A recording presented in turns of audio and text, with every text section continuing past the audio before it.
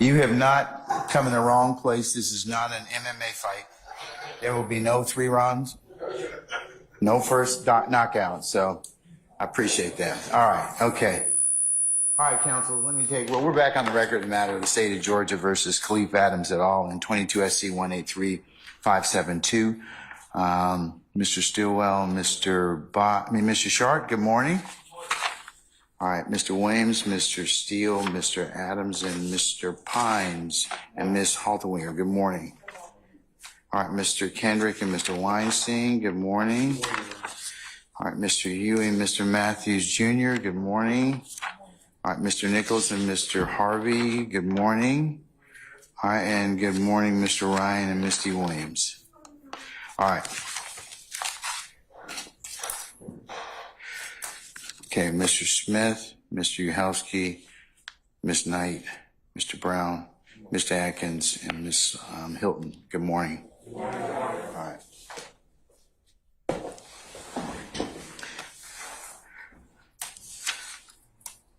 All right, councilors, for today's activities, we're going to go through the redactions or suggested redactions for the June 10th, 2015 interview of Mr.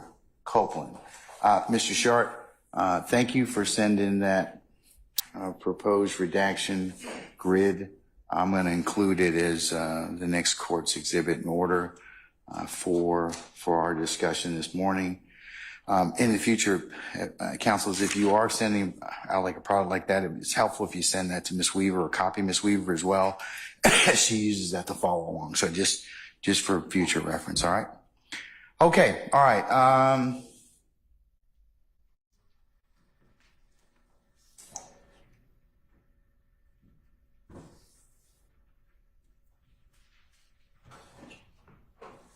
Okay. State, do you all have the June 10th interview queued up? And again, similar to what happened on Thursday last week, the state will only be focused on the redaction that the defense has, as the portion that we don't intend to play, we will not play. And if the defense wants to play certain portion of that, then at the right time we'll object at that time. They can play anything you don't include in the direct of Mr. Copeland, unless it's excluded. I'm going to let the defendants use that as part of their cross-examination. Be fair game, unless it's objected to, and then I exclude it. But if not, it will just be, they'll have that right to do so. Yes. Okay. All right. Do you all have a transcript? Yes. Okay. Can I see it? Please.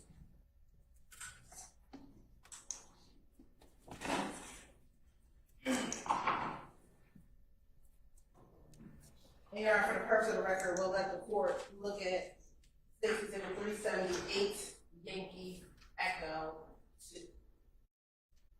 Is that the transcript? Yes, Your Honor, that's the transcript of the June 7th interview.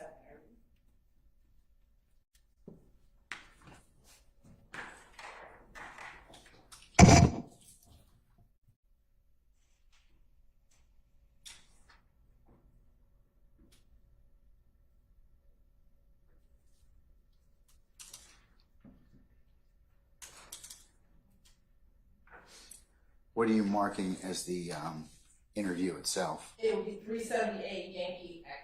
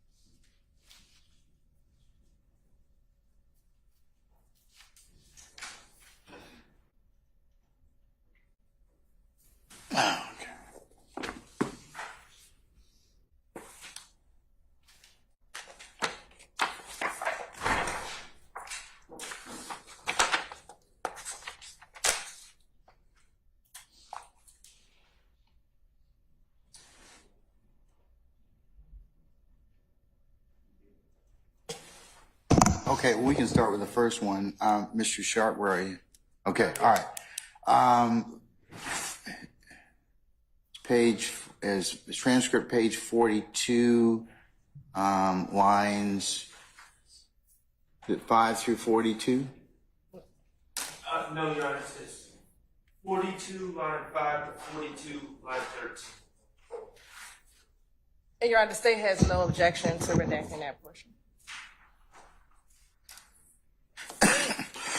Excuse me.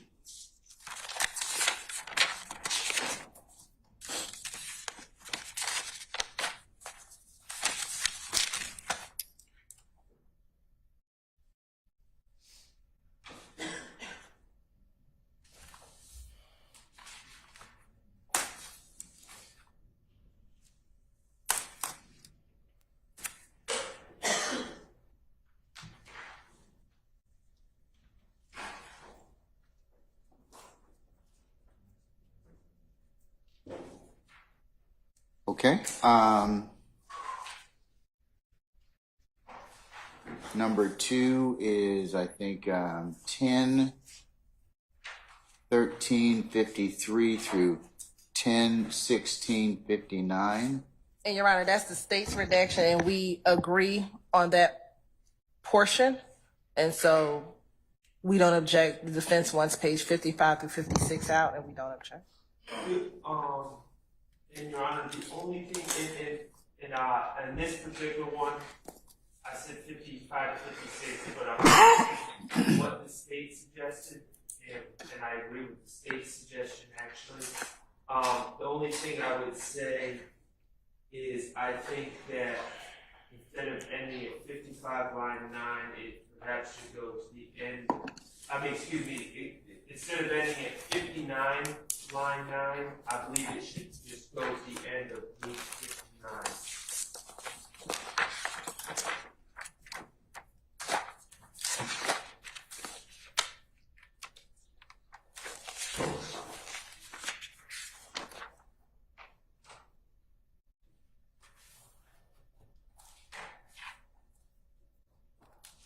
Or at least the line 16.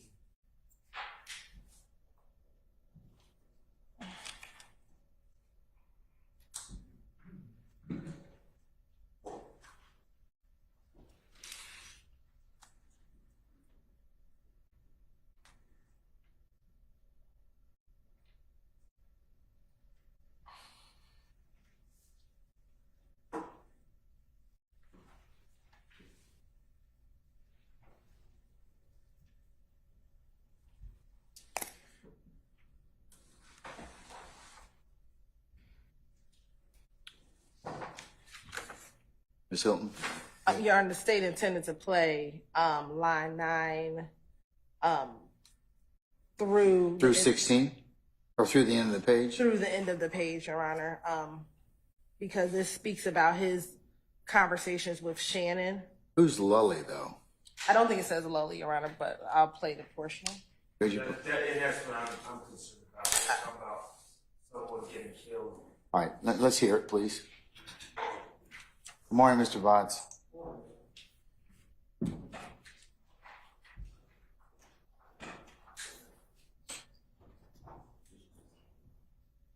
Can we plug this back in?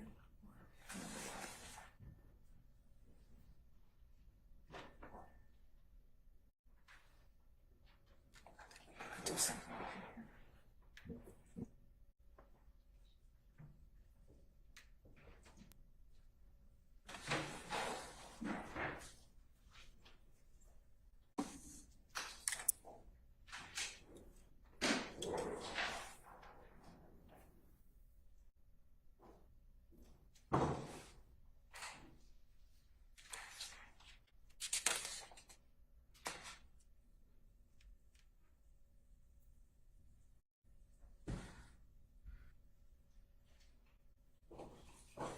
I want to start at 10, 16, 50. 10, 16, 50? Yes. So before then, you all in concurrence that you're gonna not play that portion, or what? Yeah, we're not going to play up until 10, 16, 59. Okay.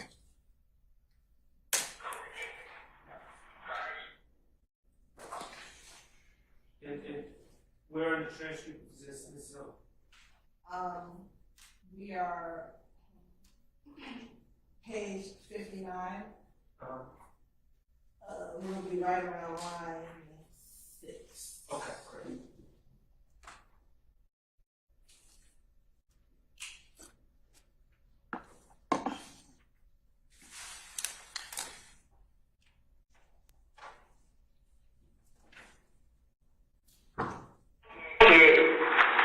Digo, mira, brother, somebody, are you lazy?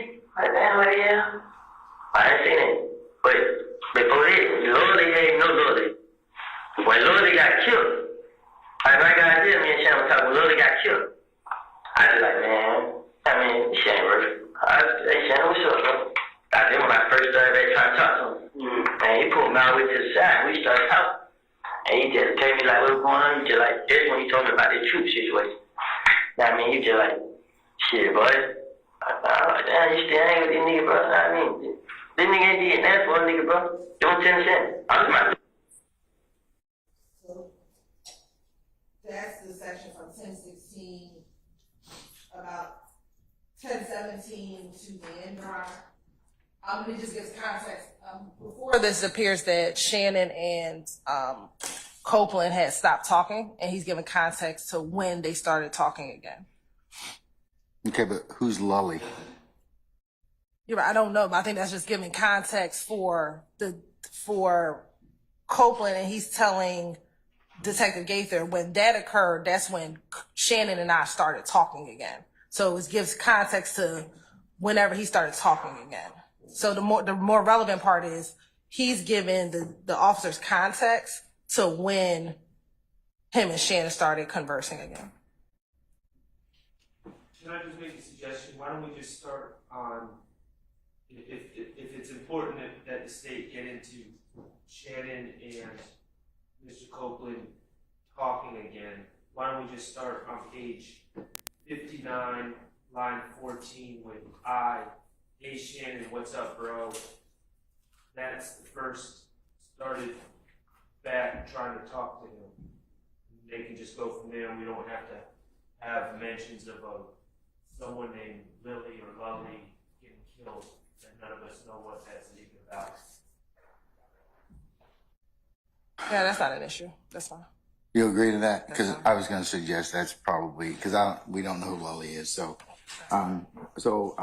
consistent with what Mr. Short recommended, we'll just start at line 14. Hey, Shannon. And Mr. Short, you indicate that KC lacks personal knowledge. And well, the state is in agreement that we're going to redact out Casey's comments about, or Kenneth Copeland's comments about the Lil Wayne bus shooting, correct? So, Your Honor, 61 through 77, those pages don't just discuss the Lil Wayne bus shooting. It discusses a variety of different subjects. And so I think the best way for me to break down 61 through 77, there's some things we agree that we're not going to play, but there are other portions of this that we do want to play. And that's fair. I think it starts on 61, page 61, line 12, is the discussion, and they keep going back to it. So they lead that discussion about Lil Wayne bus, and then they keep going back to it throughout these pages. So I'll say, Your Honor, from page 61, I believe it actually starts at line 6. From 6 to 21, we agree to redact. So, On page 61? On page 61. Lines line what? 6.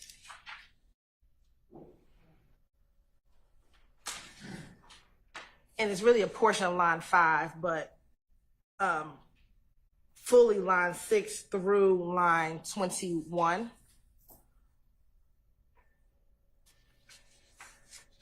Okay. And that portion is from 1018, around 1018-42 to 1019-09. All right. Mr. Short, you okay with that? I'm in agreement so far. Okay, all right. The next portion that the state wants in is page 61, line 22 through page 62, line 14.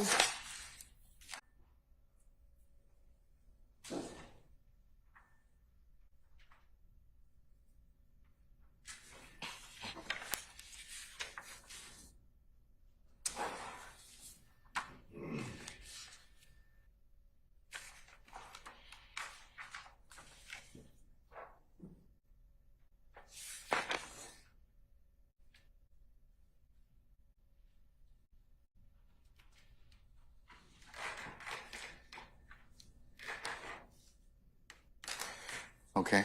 Mr. Sharp?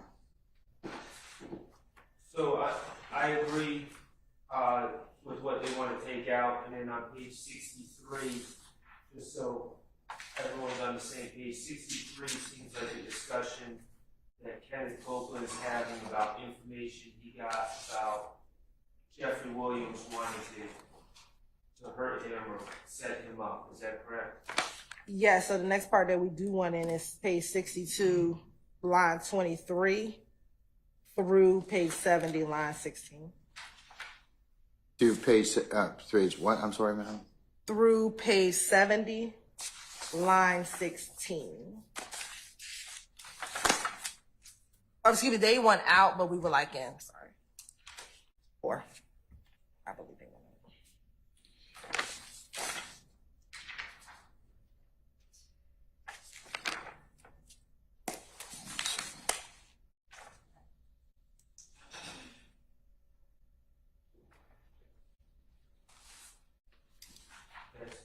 That's pretty much the top.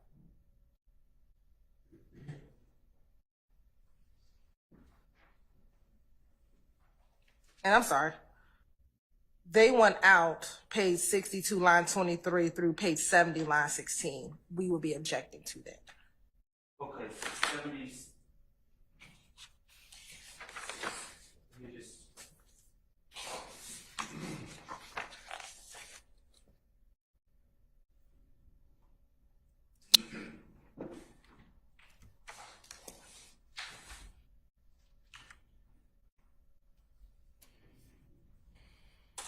So the state wants to play from 63, page 63, line 23 to page 70, line 16? Page 62, line 23 through page 70, line 16. All right, and the defense doesn't want to have that played.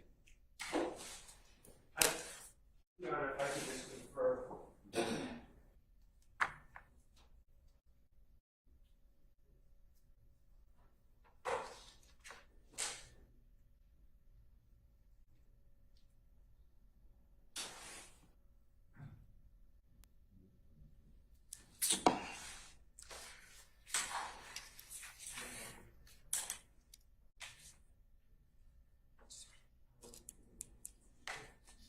I think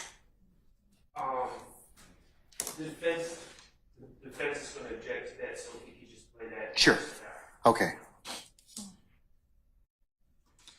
Can you, Yes. Okay, all right. What It'll be, video period is it from? yes, right. It's going to be from 10:19, probably more around, I'm going to start it at 50, but I think it's more like 10:19:58 to 10:25:22. All right. Whenever you're ready.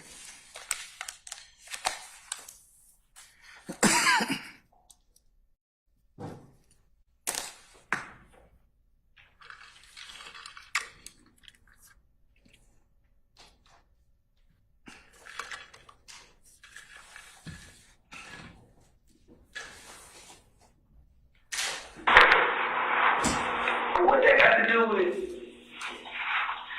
Why is Thug in the mix? Like he's a down around this motherfucker. Like and that's what the person told me. Who told me like it was a girl. You know what I mean? We had a future. I put up his baby for it. It was on the day.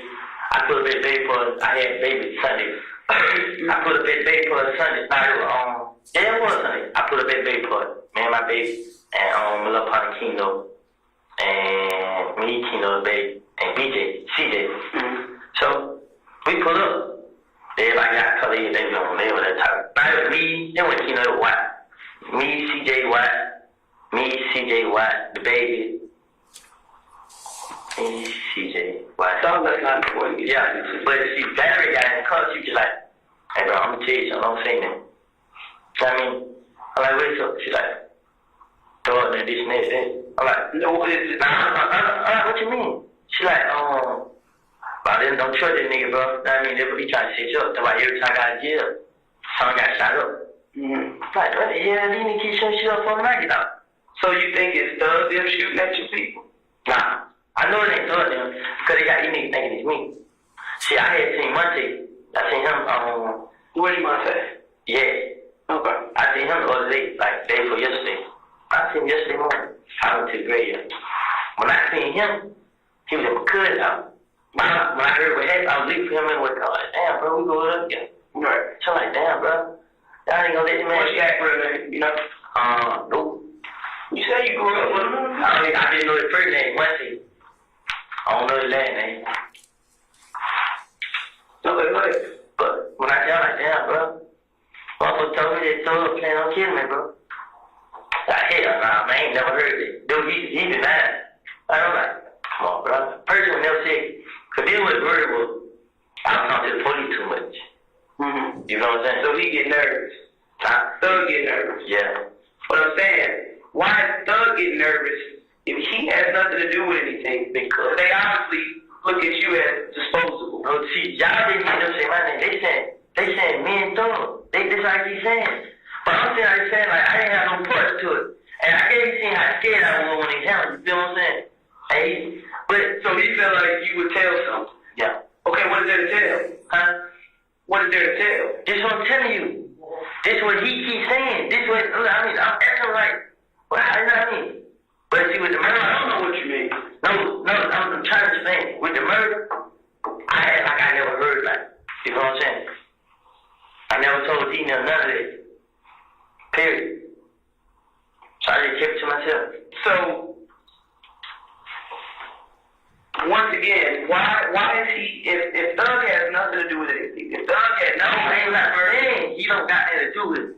What I'm saying is, he got to have something to do with it. All this shit going on. and which means he has to have told you something if he's nervous about you speaking to us. He's not listening. I'm listening to you. He's not talking to me, period.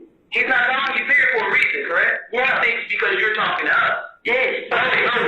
He not saying I'm telling y'all that. He just saying I'm talking to the police a lot because he heard the conversation me and the police had.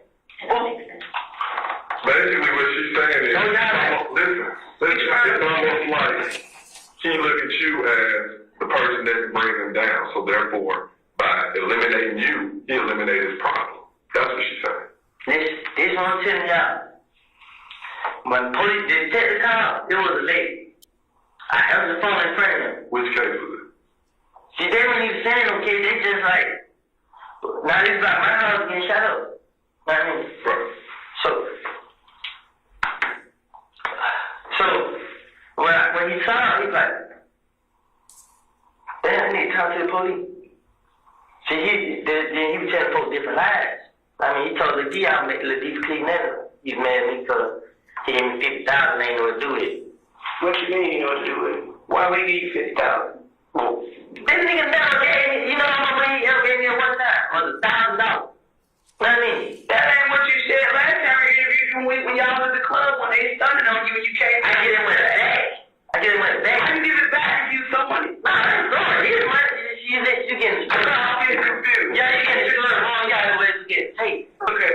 I tell you, give me the money to bless it. You feel like just to show it off. Then let me get that back. But the money he give me, the key, is like $1,000. Get the fuck out of here. I don't believe that. I don't have my own car. That's the first time I ever tried to use my car. I don't have a car. So what have you done for Thug? Nothing. That's on my mama's soul. You've never committed a crime for Thug. I never did none of that for him. So why would he say, Lil Woody against you and scared you? no? That's the song, guy. The song about Lil Woody pull up on you and pop at your 90s. Okay. Why we pick you? If she And we end at 10:25:23.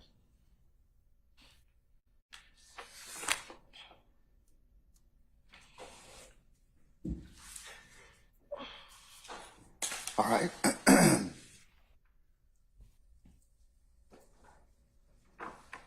I assume the next line was Shannon is the shooter. I assume we're taking that out. Yes. Okay.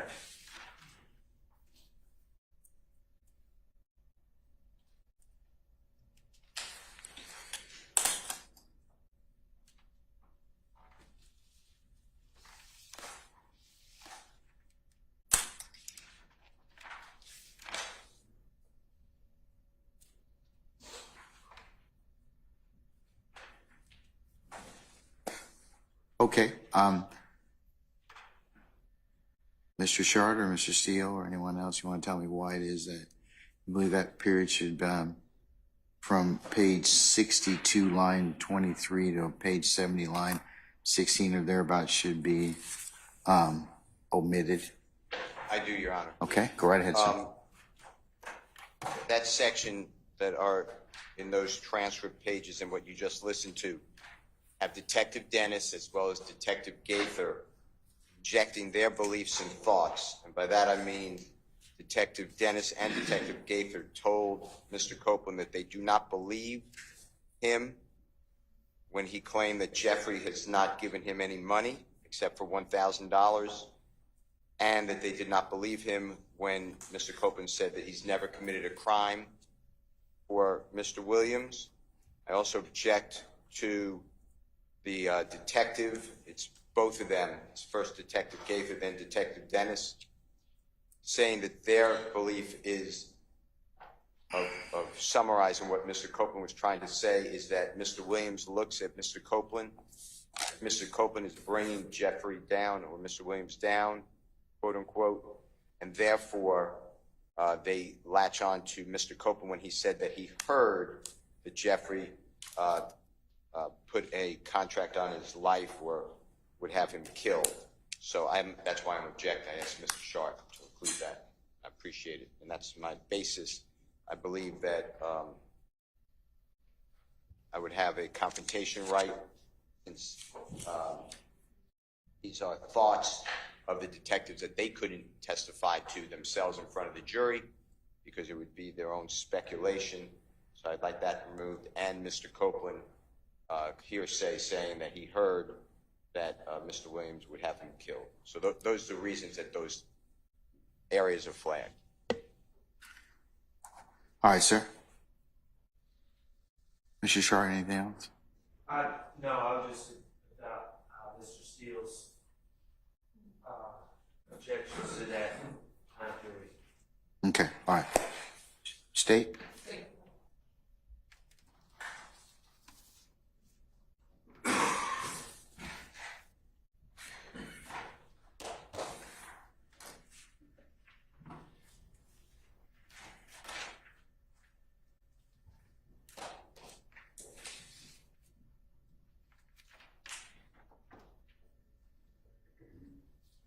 Thank you, Your Honor. This portion is relevant for a number of different reasons. This portion is relevant for a number of different reasons. First, starting on page 62, they're getting into a conversation to understand why he is concerned about the fact that he's talking to the police. Where does that concern come from? And he begins to explain a number of different things. First thing he explains is how he learned of the fact that he thought Mr. Williams wanted to harm him. And it's not so much what Valerie told him, but what he did with that information. Even on page 63, he doesn't go into detail about what Valerie told him. She said, I think Valerie told him he's trying to set you up. What he does with that information is he approaches Yek, which is one of our co-defendants sitting in the courtroom today, Mr. Kendrick, to ask him about what he had just learned. And so we believe that this portion, whatever Valerie told him, isn't being offered for the truth of the matter asserted, but the effect on the listener, which is after hearing this, he went and asked Mr. Kendrick about whatever it is that Valerie told him. And then Mr. Kendrick then assured him that that wasn't true, that he isn't trying to harm him. And the jurors should be able to ascertain whether or not they believe that this interaction occurred. Then he goes into why there was a concern with Mr. Williams, and that's about him going to talk to the police too much. And he goes into talking about an incident in which Mr. Williams was present when one of the police officers called his phone.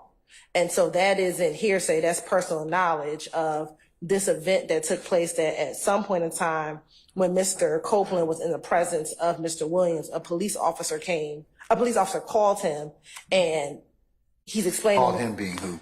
Called Mr. Copeland. Okay. So Mr. Williams and Mr. Copeland are present with each other. A police officer called Mr. Copeland in his presence. And he's telling the police officers his understanding of what that interaction meant to him. And again, that is relevant as to why he was concerned about why he thought Mr. Williams wanted to harm him. Again, because he was talking to the police too much. Let me just ask you, just to make it, see if it's clear in my mind. Are you saying that the officer called Copeland and Mr. Williams happened to be present for the phone call? Yes. Okay. And that's reflected, at least a portion of it, from what pages? That is...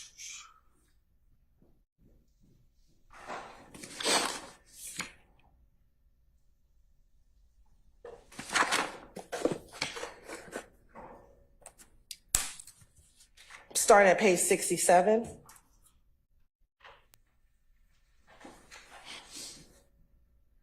Which is line 16. Madam, do you need some cleanup? Yes. Here you go.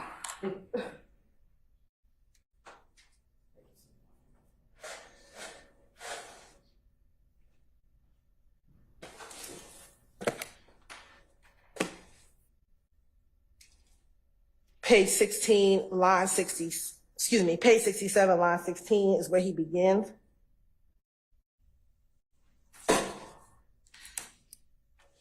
Okay, and where does that end? And it ends on page 68, line 9. Okay. And that's where he says, I'm telling y'all that. He's just saying, I'm talking to the police a lot because he heard the conversation me and the police had. And then he goes in to explain when that occurred.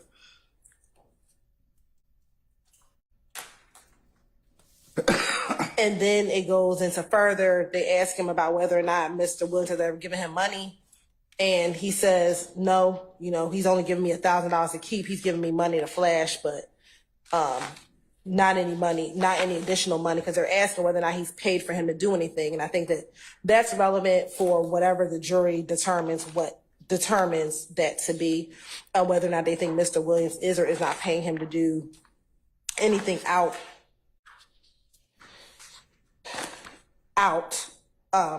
do anything on behalf of him.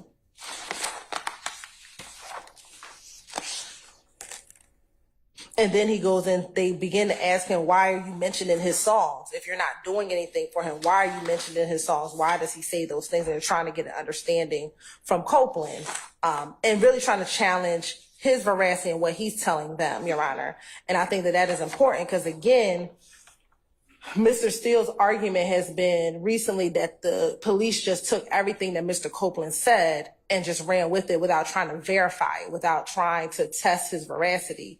And I think this shows that the police weren't just taking everything that Mr. Copeland was saying. They were challenging him on particular portions of the information that he was giving them. And I think that this goes to show a number of different things. The relationship between Mr. Copeland and Mr. Williams at the time of the interview that occurred.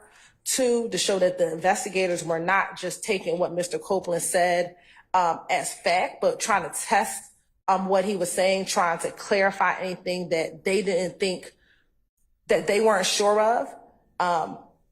And I think that is important for the jurors to be able to see the question that they're asking him and the answers that Mr. Copeland is giving, but then to determine how the investigation actually occurred, which is something that Mr. Steele has harped on, is that this investigation was not a full investigation, not a complete investigation. And so for those reasons, I think that this particular section is important and relevant to keep in.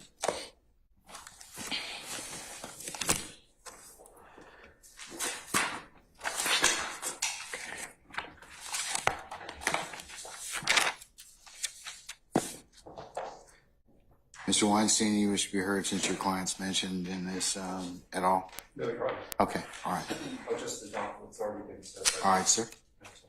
Okay.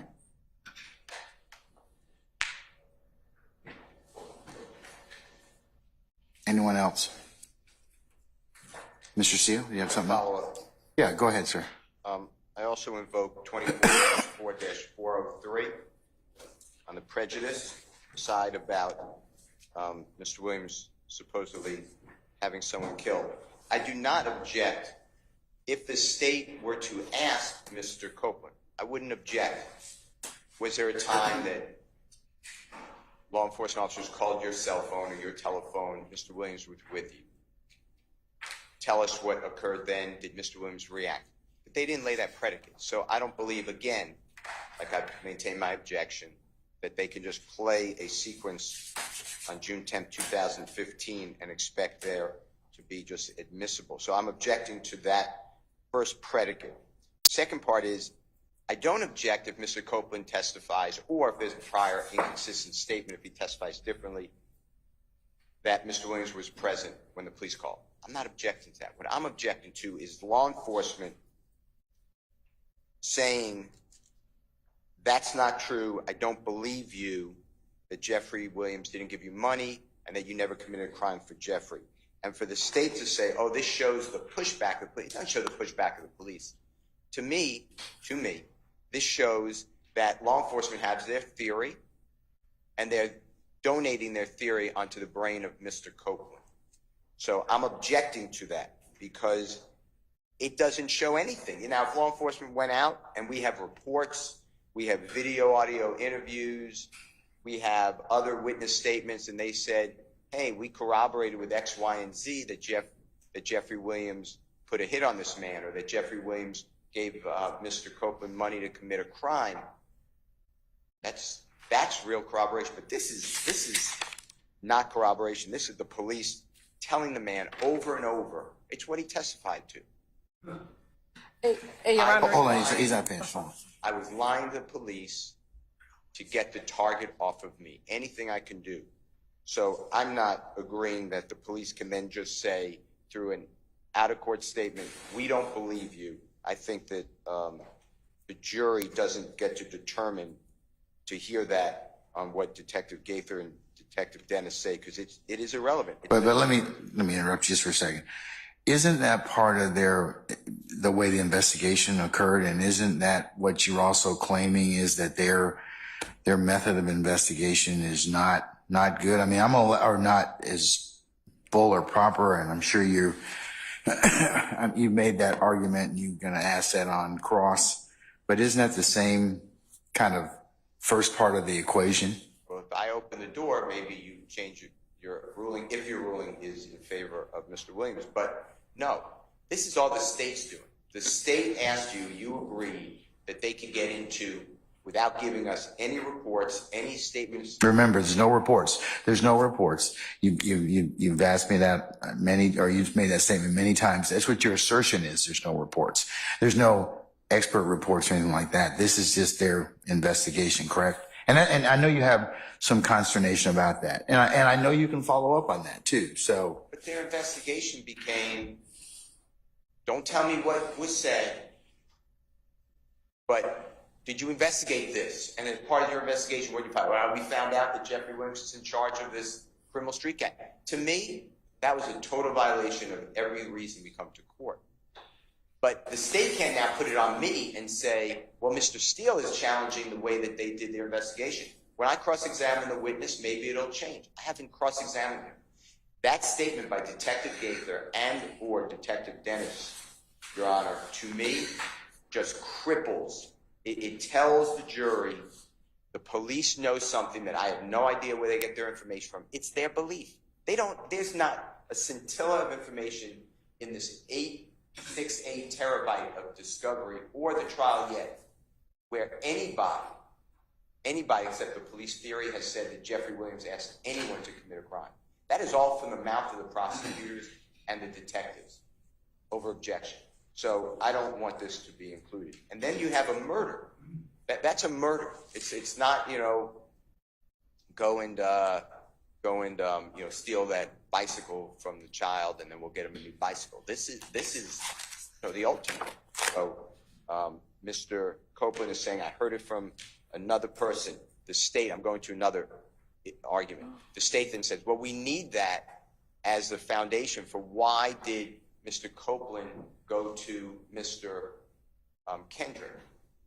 So to me, to explain conduct, to me, the fact that Mr. Copeland went to Mr. Kendrick to explain Mr. Copeland's conduct, why is Mr. Copeland's conduct matter? It's Jeffrey Williams' character that through totally hearsay statement. Mr. Copeland never says, I confronted Jeffrey and he admitted it in this interview. There are other areas, by the way, that you're not privy to potentially that are on recording where this comes up again, but that's more direct. Right here, this should be excluded to me. And I don't know why it explains conduct where Mr. Kendrick said that's not true. What conduct are we explaining? So I believe effect on the listener is just a way that this prosecution is trying to give you some choice words to have you rule with them. But I would object to for all those reasons. And 403. The bottom line is, I'm not saying it's admissible, but I'm saying it's totally the state's theory of the case, and under 403, that should not come in through detectives telling a witness that is a lie. He paid you to commit crime. He gave you money. I mean, to me, I don't know how that should come in on this recording. May I just address that? Okay, Ms. Shea, you done? Yes. Okay, all right. Okay, go ahead, Ms. Remember, the reason why we're here at the recording to be played again, and I should have started here, is this is all impeachment by contradiction. Again, in court, Mr. Copeland has said, everything I said there was a lie. So one, we're contradicting his in-court testimony by even being able to play the interview. So let's start with the foundation as to why we're even playing the video. I don't think he said, remember we looked for that? Everything I said was a lie. Well, he said that I made it all up. But I recall, I think I asked him on one of my questions, I believe to him, is why would you lie to the police? Why would you lie to the police? If you're trying to get out of jail, why would you lie? I think that I had a line of questioning that said that. But again, in court, he has said, I made everything in my interview up. I just said whatever it is that they wanted to hear so I can get out of jail. So now the jury gets to see his prior statement to see if they can determine did he just make this all up. Because again, in court, he's trying to say everything I said before, I made it all up. I made it all up so that I can get out of jail. I told the police anything I wanted to tell them so that I can get out of jail. Again, this interview is in direct contradiction to what his in-court testimony is. So the premise of why this interview comes in starts there. This is impeachment by contradiction. Once we get past the impeachment by contradiction level, then we talk about the contents inside of the interview. And again, this contradicts everything that Mr. Copeland is saying, which is the police only wanted thugs. The police only wanted to force me to say something. No, they're trying to get information out of him. And when he's talking about the money here, I want to be very clear. He's not talking about Mr. Williams paying him to do a crime. They're just asking him, has Mr. Williams ever given you money, period? And he's saying, no, the only amount of money he's ever given me is $1,000. He's given me $50,000 to flash in the club, but for me to keep has only been $1,000. So this conversation about money is not about whether or not Mr. Williams has paid him to do a crime. It's about whether or not Mr. Williams has ever given him money. And he's saying, no, that. And what's the relevance of it? what's the relevance of the money portion? Yeah, I mean, if it's not being given for for illicit purposes, what's the whole purpose of it? Again, to show the relationship between him and Mr. Williams. That the state's theory is when he's talking about Mr. Williams in this interview, we believe that he was being truthful in this interview. And if he had a great relationship with Mr. Williams, there'd be no reason for him to lie on him. That is what we are trying to show. So the fact that he's talking about the amount of money that Mr. Williams gave him, the fact that he used to travel with him, again, he's showing that he had a relationship with Mr. Williams such that here, there would be no reason for him to lie about his involvement in the murder of Donovan Thomas Jr. So that is relevant to show their relationship between one another.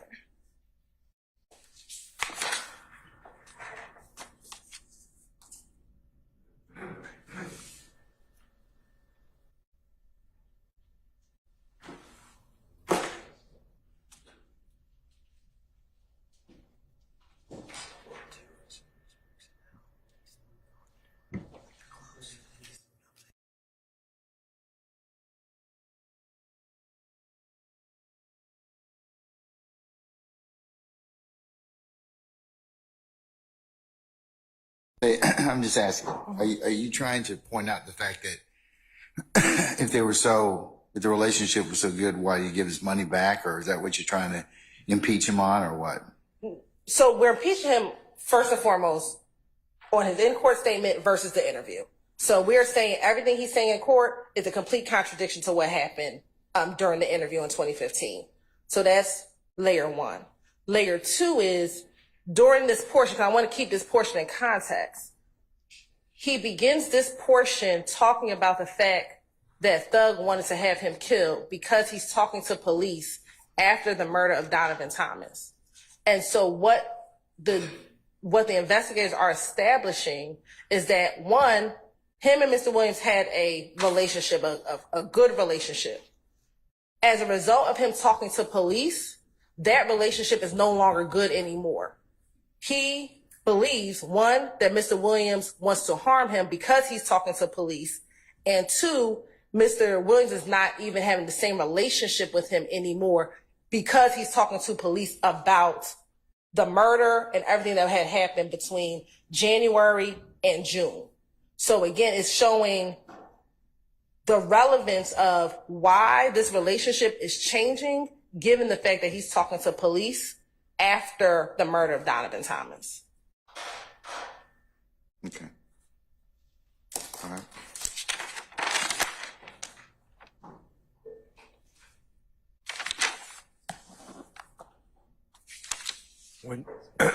When you're ready, Judge, can I add one more layer, please? Oh, go ahead, Mr. Harvey. Thank you. I understand the arguments that have been made. We also made the other day the argument that this particular statement has been made after the witness had a motive to falsify. Therefore, under Tomei and the relevant authorities, it's not admissible as a prior inconsistent statement. I don't think they're using that for an inconsistent. They're saying it's impeachment by contradiction. I understand that. So, all right, so the only, different than the only basis then is impeachment by contradiction. So if that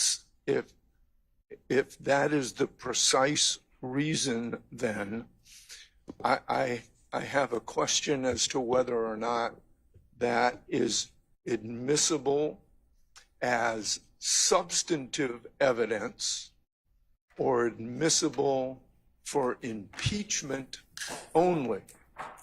So that, as far as I'm concerned, once again, if it is admissible as impeachment only, then I am entitled, and everybody here is entitled, to a 105 instruction under 801E1D. So that's I think it's being admitted for impeachment only. It is not substantive evidence, and therefore I'm entitled to a instruction under that code section. Okay, all right. Thank you, Mr. Harvey. Ms. Hilton? We have a 2004 case, but we'll find a more recent one. It comes in as substantive evidence. And the case that we have is Robinson v. State, 278 Georgia 31.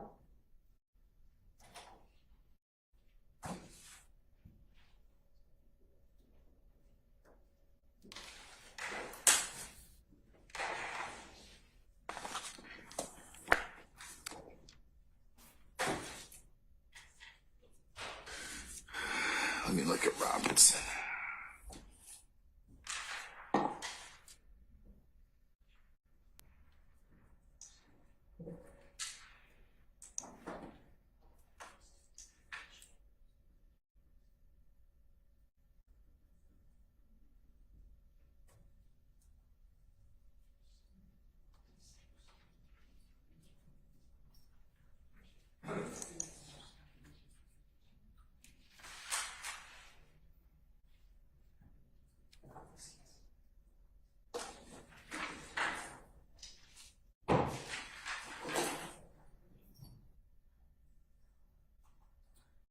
Your Honor, we're going to look up a different case. I think the Robinson case was prior to consistent statements, but give me 1 second.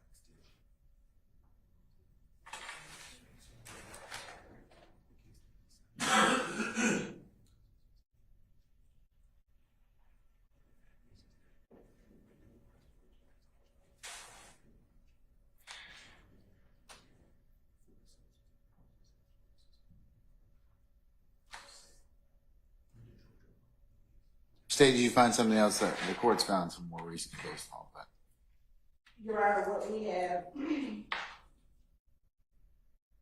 and I'm reading from Carlson's, the 8th edition. And what we have so far is just that federal jurisprudence identifies that.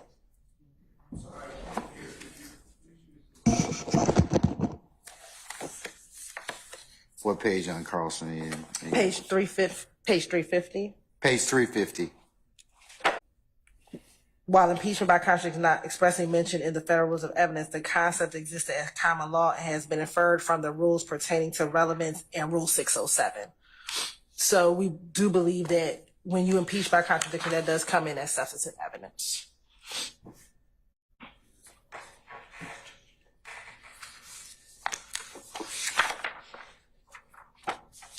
That's a pretty thin read. Well, Rozier, R-O-Z-I-E-R versus the state from our Court of Appeals, decided in August of 2022, 365 Georgia Appeals 178, seems to indicate that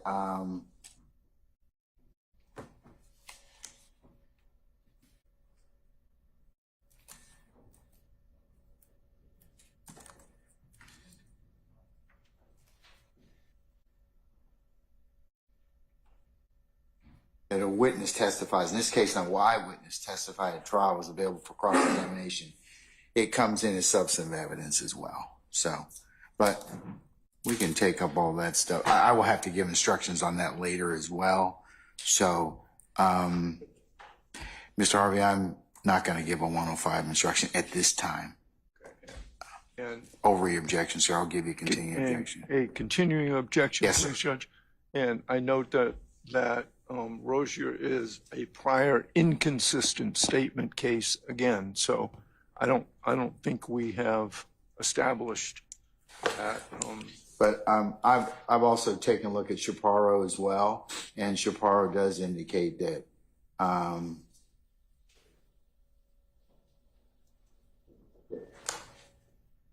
as Ms. Hilton has indicated. All right, so But like I said, we'll take up that issue. I may have to, depending upon what happens,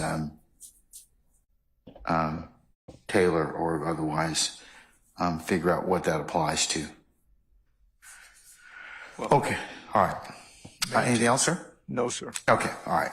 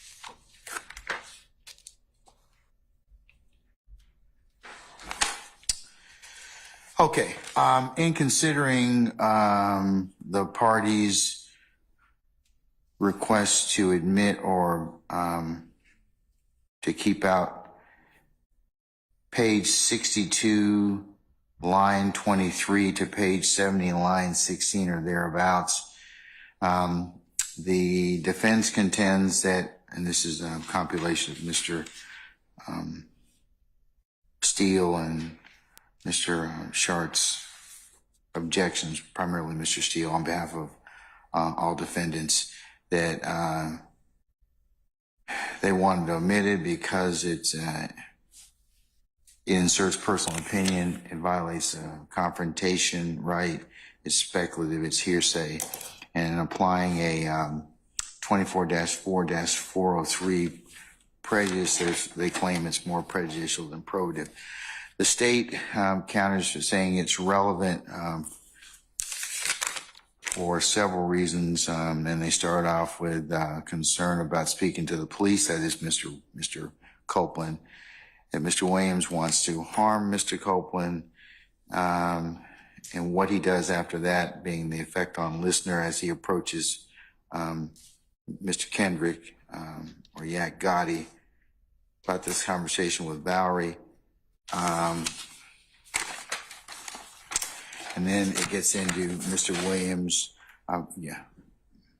giving him the witness, Mr. Copeland cash, and that he is in Mr. Williams' songs. The state is of the opinion that this is impeachment by contradiction. It shows the relationship of Mr. Copeland and Mr. Williams and the investigation thereof, and refutes that this, what was done in this particular case.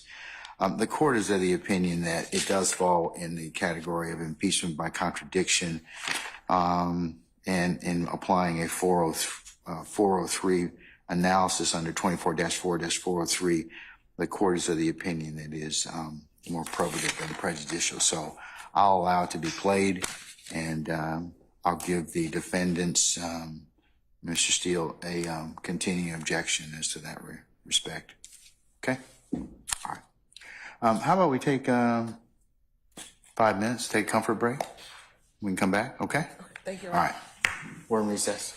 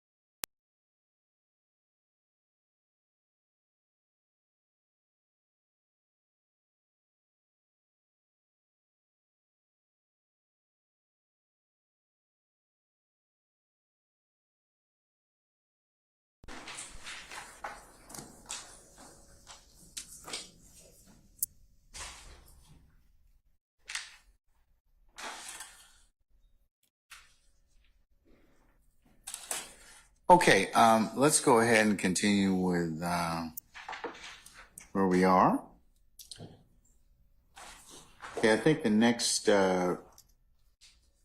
period of redaction is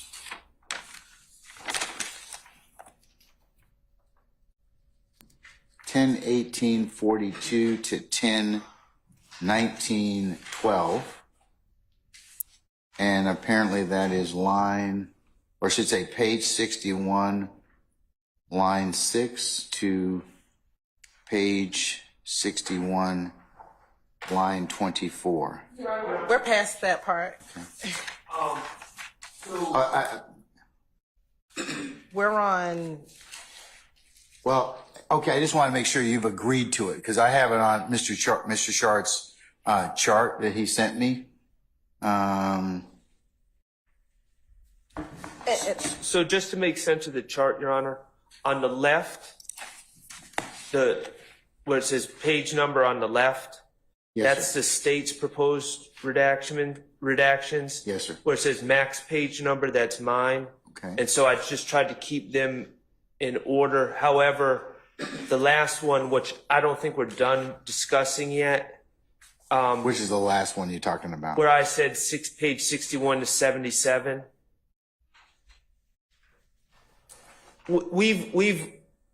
Mine was broader than the state's individualized ones. So we've already passed the next three for the state, but we're still waiting through 61 to 77 on my end. Does that make sense? Yeah, sort of. Okay. Okay. All right. Okay. So I'll take sort of. So do you have any disagreement with the state's redactions from 10/18/42 to 10/19/12, 10/19/42 to excuse me, No, that's to inclusive. 10/19/50, and then 10/25/23. No, I'm in agreement with all of those, and actually that last one, 10/25/23. right, takes us to where we left off, where there's a brief mention by or commentary by the detective that suggests that Shannon is Jeffrey's shooter. And so the state, that's the 10/25/23, which the state is taking out. Now now in my opinion, we have to wade through the time period after that until we get to page 77. So the next portion, Your Honor, that I'm not sure if it's in contention, but it would be page 70, line 21 through page 72, line 4, which is about 10/25/27 to 10/26/13. Right, and that is just to get everyone on the same page, because I have the transcript for the defense. That is there's more commentary in there from the detectives stating their opinion that Mr. Copeland has in fact committed crimes on behalf of Jeffrey. And they're saying, why would he put you in these songs if you haven't committed crimes for him? So I'm going to leave that to Mr. Steele. Okay, so Mr. Steele, Mr. Steele in the defense, for the reasons stated before by Mr. Steele, objects to that portion. And I can just play it, Your Honor. And that is the 10/25/27 to 10/26/13. Is that what you're saying? Yes, Your Honor. Okay. All right. Okay. I'll hear. Do I need to hear it? Yes, sir. Okay.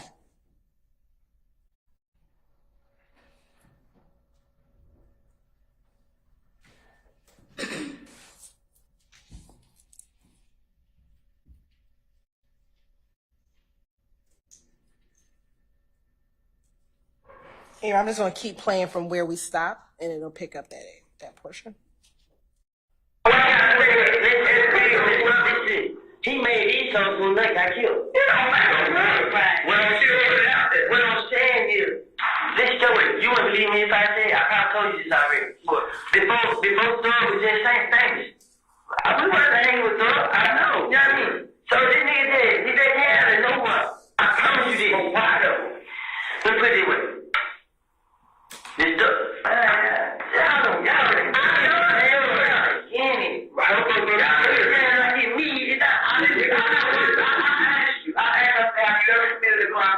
you said no. And I said, well, why would he say, if I got a problem, Lil Woody will pull up and pop it at night? Yeah, and he keep doing it. I don't even ask, like, why the hell did he put my name in these songs? He wasn't bad about it. You want to know what it sounds like now, though? What? It sounds like that you expanded. So we stopped it at 10:26:17, but that is, we played a little more because this portion will actually redact after this, but the period between 10:25:26 and 10:26:13, he's talking about the fact that some of these songs were made prior to Nut being killed, and the fact that they weren't hanging with Mr. Williams prior to him being famous. And so they're talking about just when their relationship began, Your Honor. I think it's going to be relevant for the jury. And the portion that they're talking about with the detective, she's clarifying what she had already asked him. She said, I asked you, have you ever committed for a crime for Thug? You said no. And I said, well, why would he say, if I got a problem, Lil Woody will pull up and pop at your noggin? And then Mr. Copeland responds, he keep doing it. I don't even ask, but like, why the hell this nigga put me in his songs? And so, again, that's Mr. Copeland. It's Mr. Copeland saying he doesn't know why Mr. Williams puts him in the songs. Has he given testimony about that already on direct? Not specifically, because again, once he said everything he said in here, he made it all up. We, based on the case, I have not gone line by line because he's basically said at this point, everything he said, he's making it up. All right.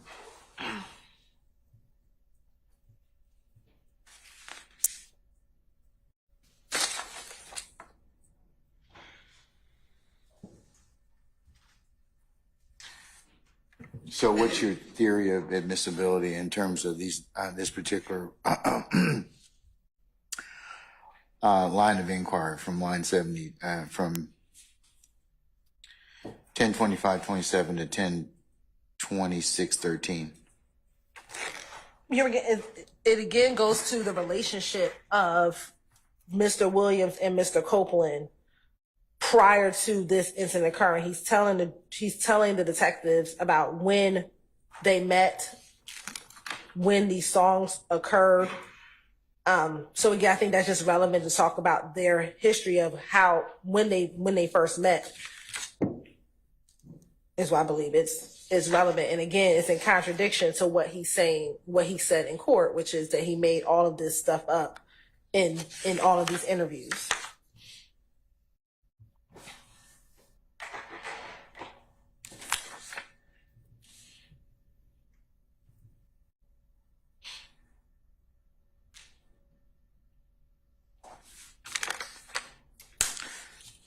Mr. Charter, Mr. Steele.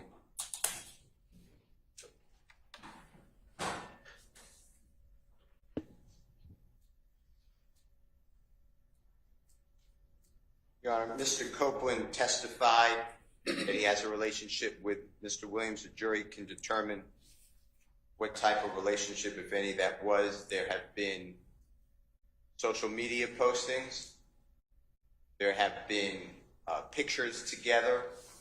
Mr. Copeland testified already that he met Mr. Williams after Mr. Williams was already an accomplished, well-known musical artist. This adds nothing. But if the state wants to put in a consistent statement, I don't know how it's admissible that they met, that one line that they met after that Mr. Copeland met Mr. Williams after he was an accomplished artist. I don't oppose that. What I do oppose is the detective's statements again, and the fact that this is getting to, if you didn't commit a crime for Mr. Williams, why would Mr. Williams put you into a song? It's impossible for Mr. Copeland to pontificate why Mr. Williams does anything in a song without a foundation saying, I discussed that with Mr. Williams, which is not his response. And that's the part I'm objecting to, because it's, again, the detectives giving their theory that you do commit crimes for Mr. Williams, otherwise you would not be in a song. And Mr. Copeland denied that, and then they followed it up with the, well, then why would he put you in a song, which clearly Mr. Copeland could not get in the intent of Mr. Williams. Those are my issues.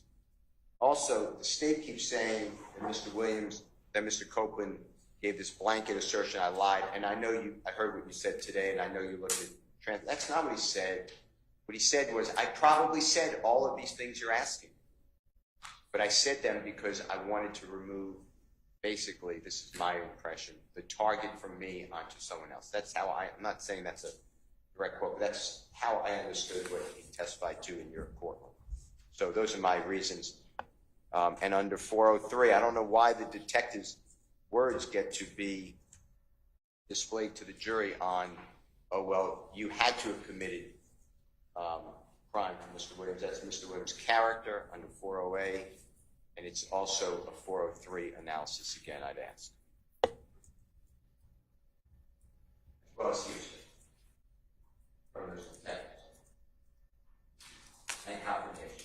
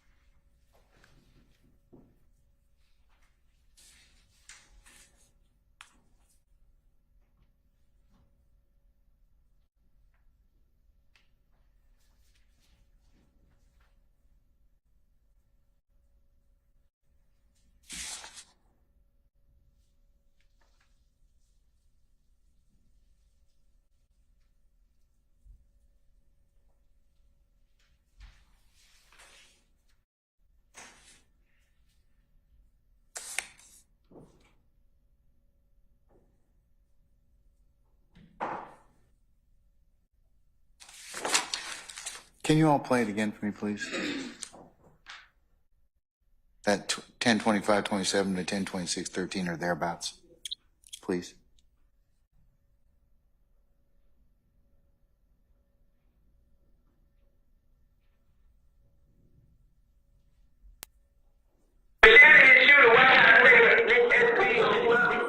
He made these songs when they got killed. It don't matter. What I'm saying is, this story, you want to believe me if I say it? I probably told you this already. But before Thug was just saying things. I wasn't hanging with Thug. I know. You know what I mean? So this nigga did. He didn't have it no more. I promise you this. Why though? Let's put it this way. This Thug. Y'all know.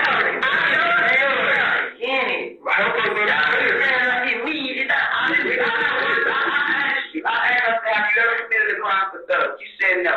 And I said, well, why would he say if I got a problem, Lil Woody will pull up and pop at that night? Yeah, and he keep doing it. I don't even ask like, why doesn't he put my name in these songs? He was bad about it. You want to know what it sounds like now, though?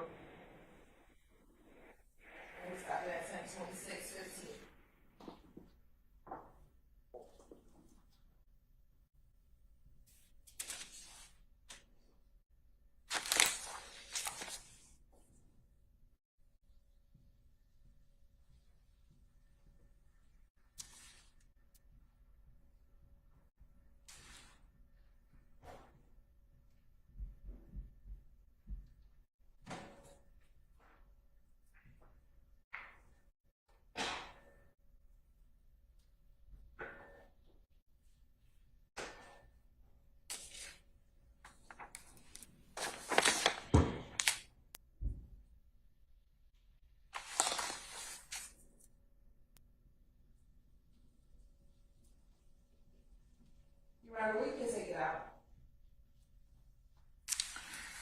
Okay.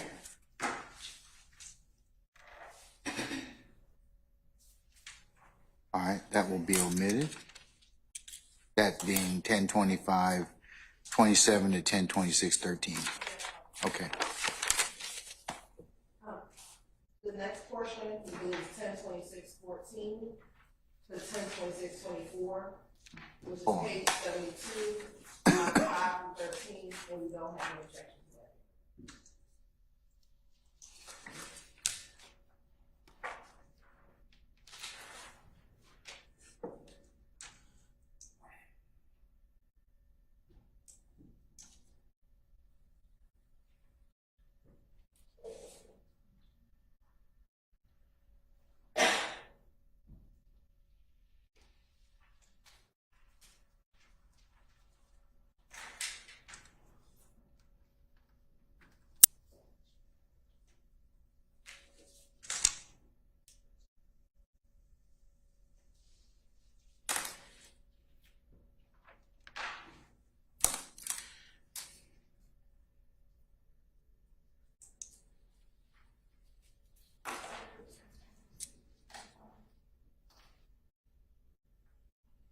All right, gentlemen and lady, any further objections? The state says they're going to omit that, so.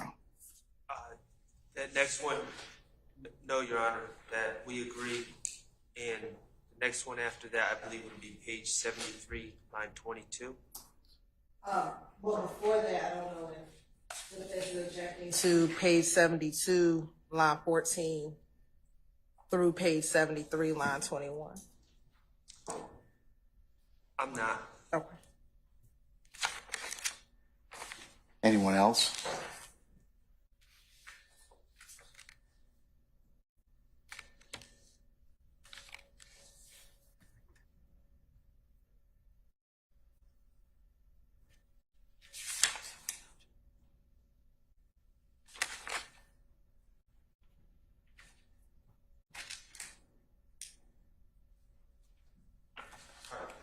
Yeah, I think we're all in agreement until we reach page 73, line 22. Yep, and so the state does not object to page 73, line 22, I think through page 76, line 12.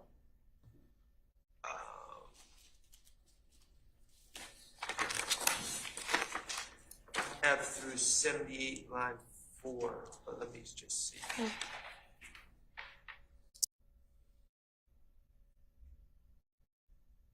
Oh, Yeah.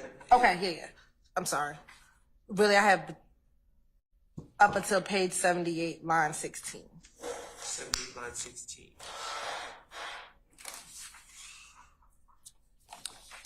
I think the whole. So the whole block. Yes, that's good. It's. Everybody, you're good with that? It's more talk about the Wayne bus. Yes, all of this section, and it really starts from page 73, line 22.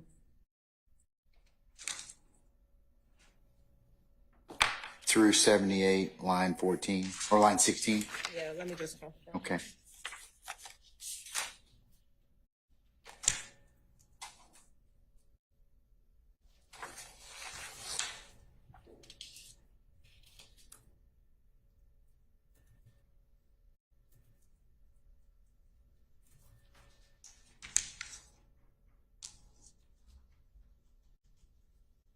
Yes, through line 78, page 78, line 16. All right.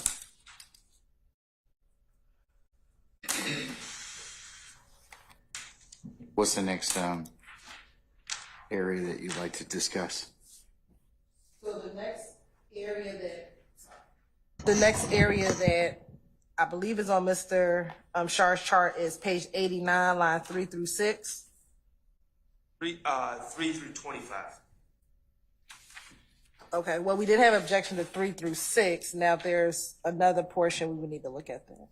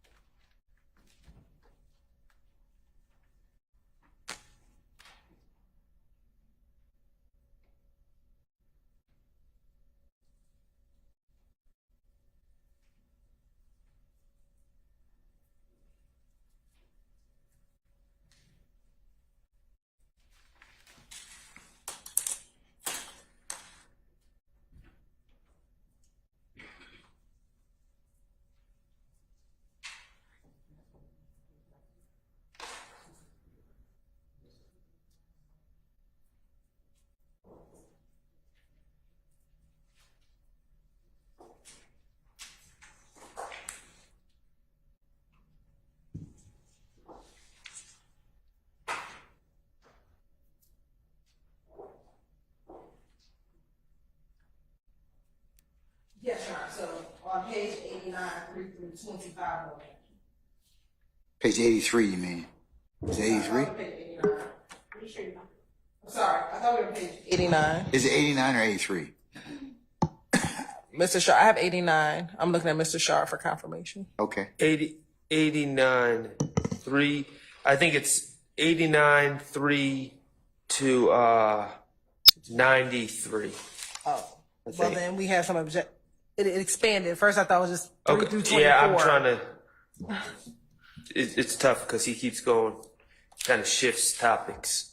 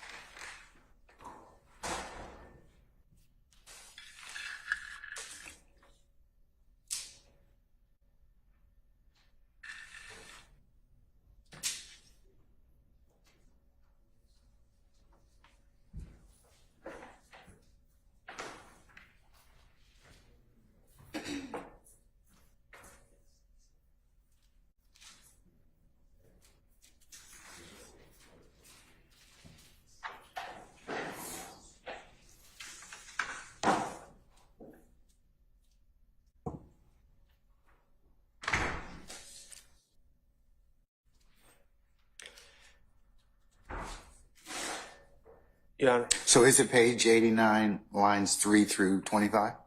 That was the original group, so we don't object to that 89, 3 through 24, but you added something. 24, I should say. So, and we appreciate the state agreeing to page 89. On 90, the difficulty with this, Your Honor, and this is going to be a call that you have to make. Mr. Copeland, when he's telling some of these stories, he begins with, this is what they said, and there's not a clear delineation from when he is speaking on what other people said to where he's speaking out of some sort of personal knowledge to where he's speculating. 90, on page 90, I'd ask Your Honor to take a look at that. He continues to, this begins on page 89 where it says, I'll tell you, they come in too because they saying Birdman wanted to sign Bloody J. So it begins with, that's line 3. yes. On page 89. So it begins with they saying. At some point, he's talking about, continues to talk about business relationships of who he calls Thug and Birdman. And then he's asked about gang membership and rankings of different individuals in the gang, including Shannon, Mr. Kendrick, and Jeffrey. So where is that particular? On page 90, as you go further down, and I am expanding it, so I will apologize to Ms. Hilton. But before we go further, is the state in concurrence that you're gonna, that line at page 89, lines 3 through 24 should be omitted? Yes, we don't. Okay, all right, so unless somebody has an objection to the contrary. Anyone? Okay, let's start on page 90 then. And you can further your argument. So which lines or which pages starting at page 90 are you saying that should be excluded? Well, 1 to 3 seems to be a continuation of the redacted conversation. But then after that, they talk about gang membership. They say, what's Thug's ranking? But Thug ranking, Thug ain't blood. They say he won't answer the phone for him. Right, that starts around line 11. 11. Okay. And so it's they say, So that's seems to be based on hearsay, and then they ask about what rank he's claiming, and he says, "SHIT." Last I heard, like, cause Shannon's supposed to be G-Shine, and Yak's supposed to be some other blood set, some bounty. I listened. I heard bounty type. SHIT. I don't know is Copeland's response. So it seems to me that this gang information on page 90 is a combination of what he's heard and speculation, and then he kind of ends it with, I don't know. So I don't think it would be appropriate to play such flimsy evidence with a source that's cannot be determined for the jury. I think it's probably best that we play this section because I don't think the transcript gives the context of what the section Okay. is. All right. Let me hear it, please.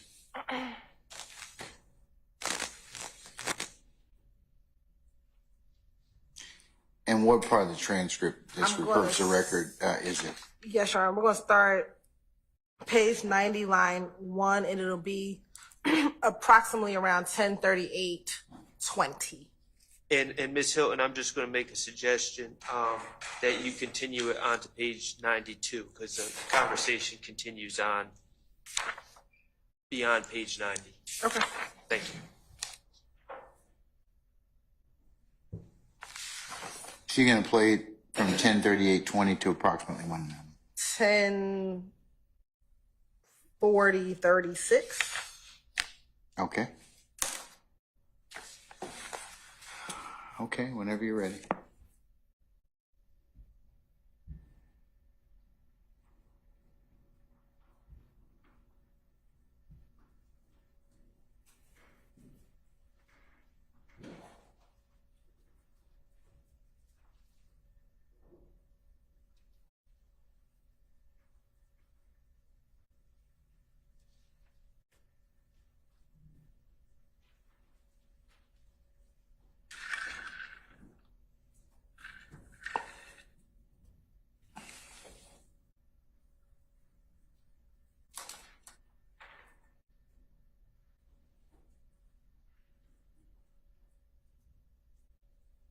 It's going to start a little bit earlier, Your Honor, at 10:38:16.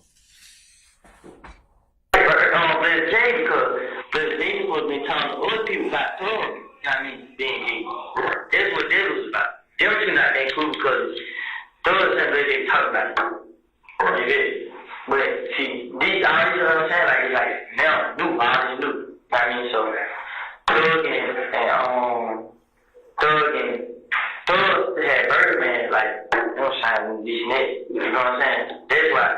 And they got to it. What's Thug at Frankie?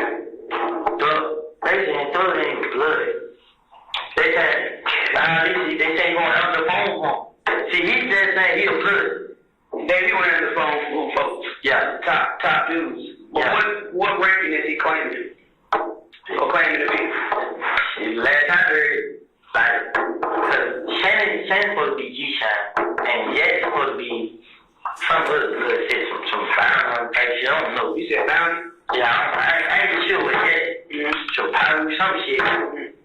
And they been arguing about everybody being this shit, and they like, so everybody 6 months Rolex and whatever, however you said. You hear me?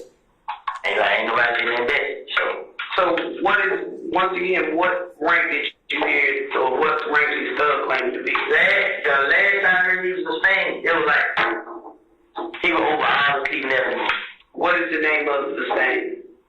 I don't know how they, like, they got different stuff for different blood cancers. Okay, he's supposed to be slurred, SMM, whatever.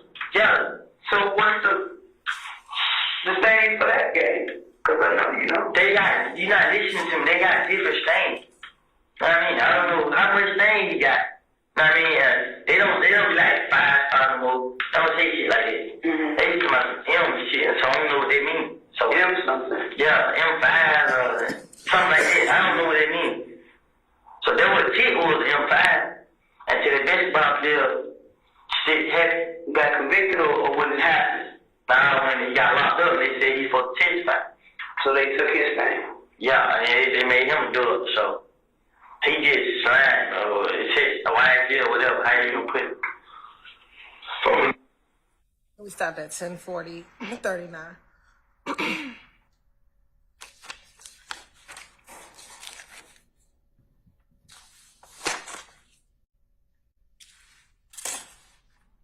All right, State, got a lot of references to third parties.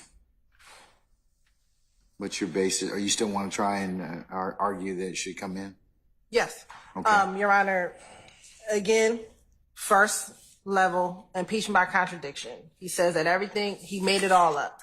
So I start there. Then secondly, when he's talking about who is a part of what set or what gang, Mr. Copeland hangs around or is around all of these people all the time. That's But we don't know who. I mean, it's they.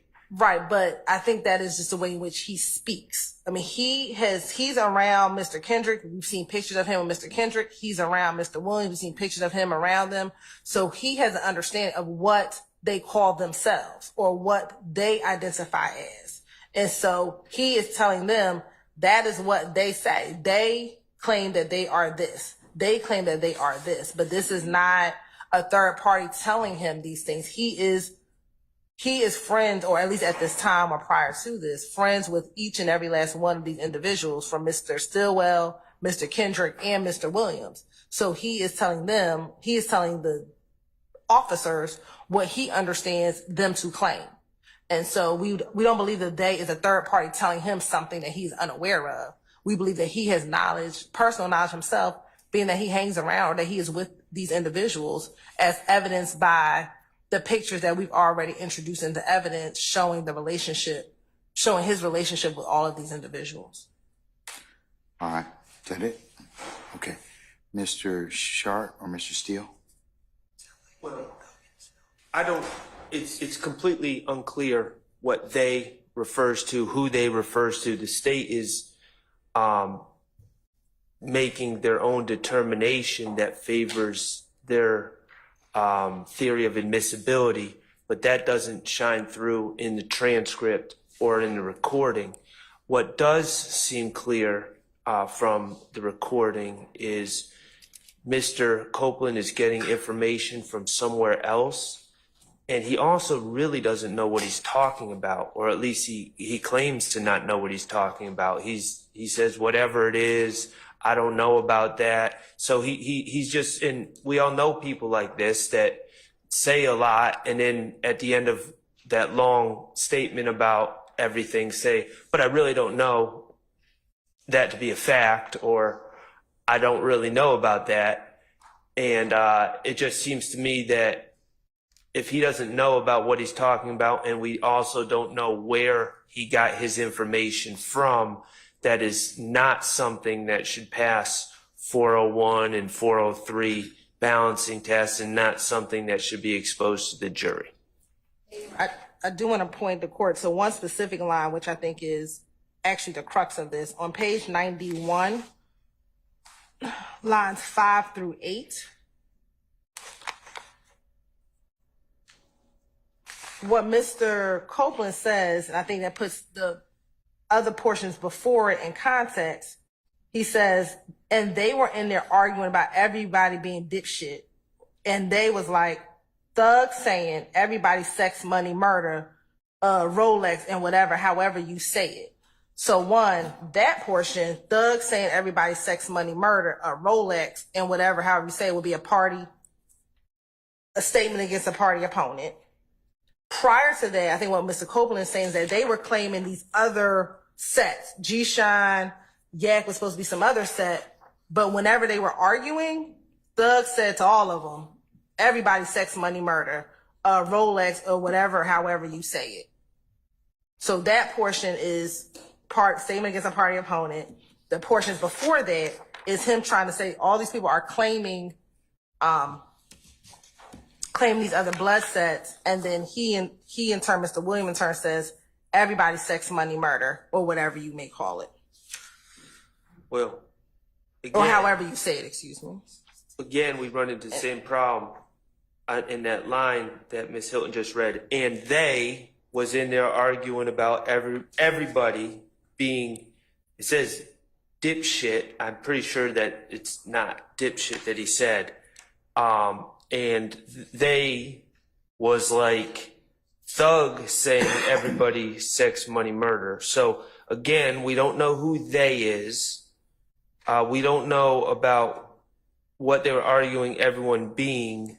And then he says, and they was like thug saying everybody. So the they is in apparently telling, the unknown they is now telling Copeland what thug supposedly said. So it's still hearsay. It's an unknown declarant. And that doesn't, and even if Your Honor were to accept the state's argument on this one particular set of lines, that still doesn't address the source of knowledge for my client's gang membership according to Kenneth Copeland and Mr. Kendrick's gang membership according to Kenneth Copeland, which right after he gives this information says, you know what, I don't know about it. So it's just a lot there, and I don't believe that this is the type of evidence that is of the quality that should reach the jury.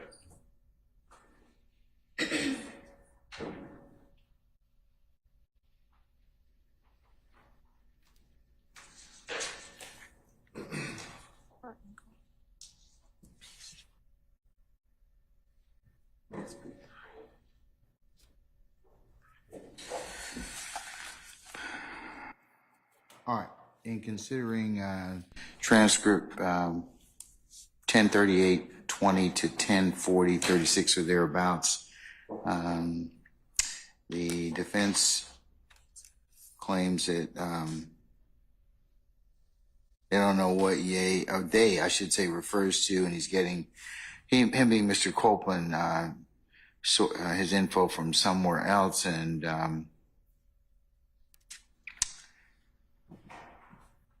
the unknown they is giving Mr. Copeland information.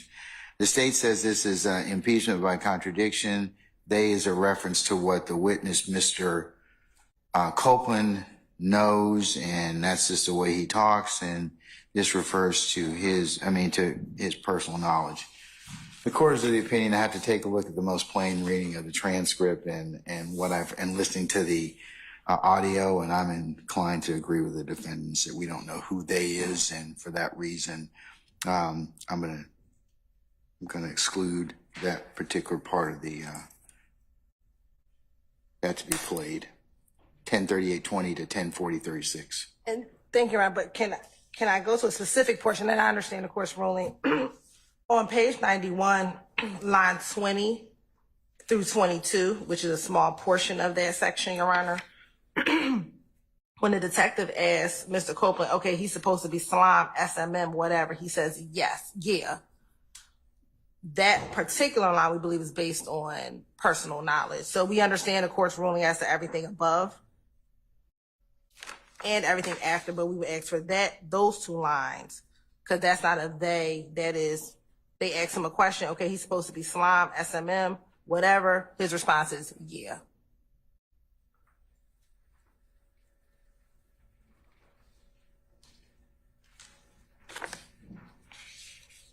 All right, Mr. Shart or Mr. Steele? The state is asking for, I'm going to exclude the previous portion, but the state is asking for me to include around line 20 of page 91, where Detective 1 is speaking. Okay, he's supposed to be slime, comma, SMM, phonetically, whatever, and then that's line 21, and then line 22 is Kenneth Copeland, yeah. We agree with all our other objections to playing statements notwithstanding. Yeah, and they're still on a fundamental Yeah, basis. You've objected to that already, so. That's fine, Your Honor. All right, Mr. Steele, anything further, sir? No, sir. Okay, all right. I will allow the state to play the line 20 through 22 over the basic objection. The defense doesn't believe that it's proper for the state to be playing this to begin with. And I've given them a continuing objection in that respect. All right.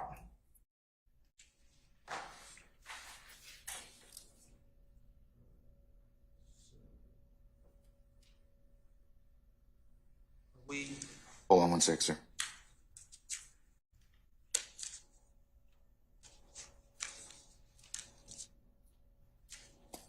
Okay, so where are we now?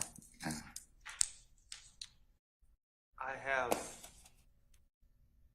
112:24 to 114:25. Said 112. Oh, I see it. Okay, 112:24 to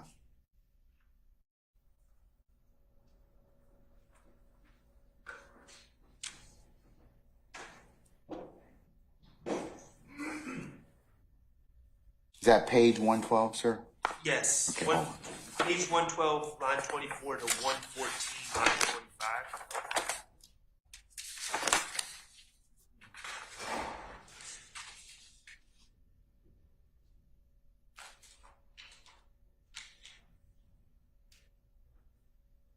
And Your Honor, the state has no objection, but I do believe the lines may start at page 112, line 21, through page 114, line 25.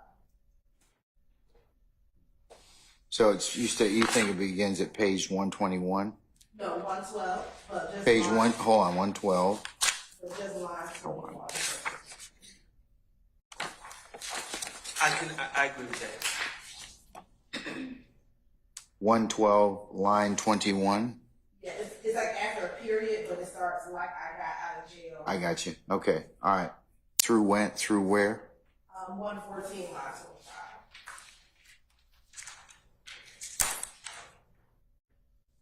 All right.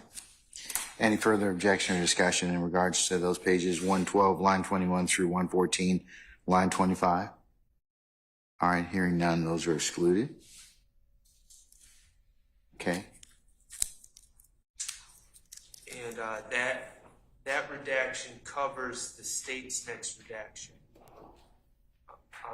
proposed redaction, which we would agree to, and it was covered in that last one.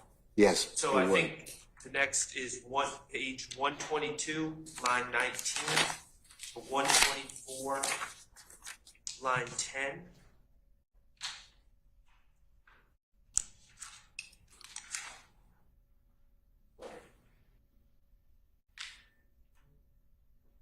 I have it started slightly differently, but you don't object to it. We have page 122 starting at line 20 and then going into 124, line 10. And that's fine. I picked a smaller part of a larger story, and we can take out the entire story. So it'll start where? It'll start, we have this page 122, line 20 through 124, line 10.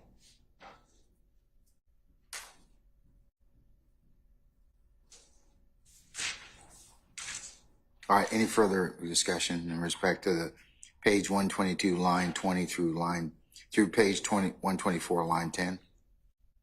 All right. And you're on the time is 11:02:31 through 11:04:01. 11:02 what? 31 through 11:04:01. Okay. All right, that'll be excluded. And you're on for the previous portion that we just discussed, the page 112. I'll give the court the time as well. Go ahead. That's 10:55:49 through 10:57:18. All right, thank you.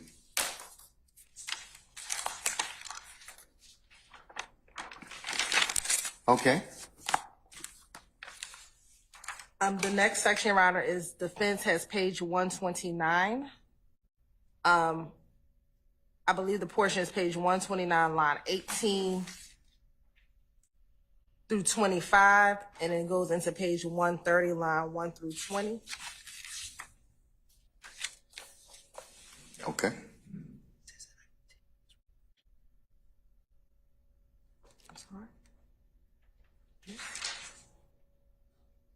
No, page 129. And we don't, You agree that should be taken out? yes.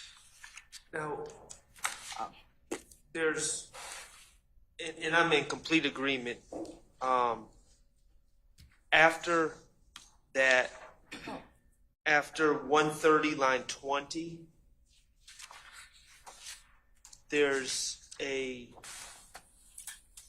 discussion that the detective has about, this is just context, Your Honor. It's the shooting of Mr. Bennett's mother's house, and then the detective talks about a gun that Quindarius Zachary had been locked up with, matches the ballistics coming back to the shooting of Mr. Bennett, who we've called Lucci before, his mother's house. Now,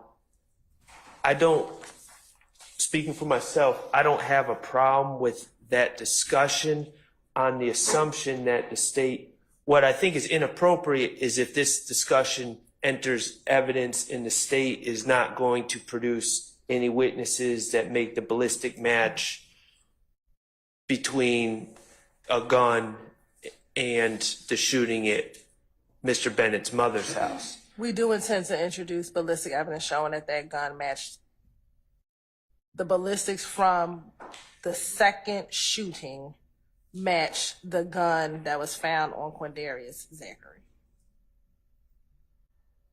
It may. So for context, Your Honor, on January 20th, Mr. Bennett's mother's home was shot up twice, on January 22nd, 2015 and January 26th, 2015. The shell casings from the January 26, 2015 shooting matched a gun recovered from Quindarius Zachary in May of 2015. The state does intend to introduce evidence that the gun found on Mr. Zachary matched the shell casings from that incident. From January 26th. Our stance is, until that link is made through evidence, that this part of the statement should be redacted. I would concur. Until that evidence is actually put forth in your case in chief. I'd exclude it at this point.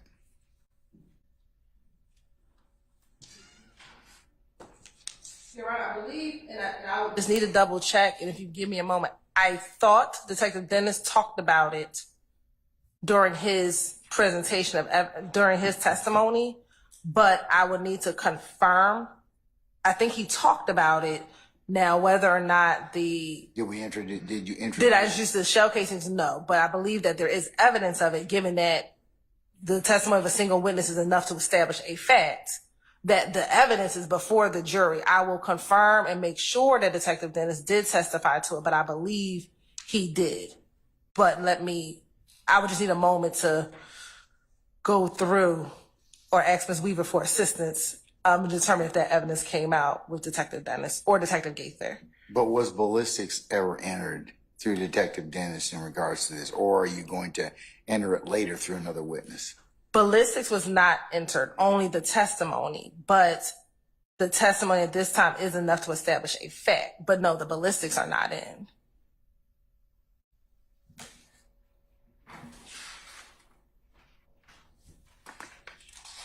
And to be clear, my strong recollection is all this overview testimony by Investigator Dennis about other alleged acts, that was all made over defense's objection. He wasn't. Yeah, I think you still need to lay some foundation on that state. I do, in terms of the ballistics. His testifying about that,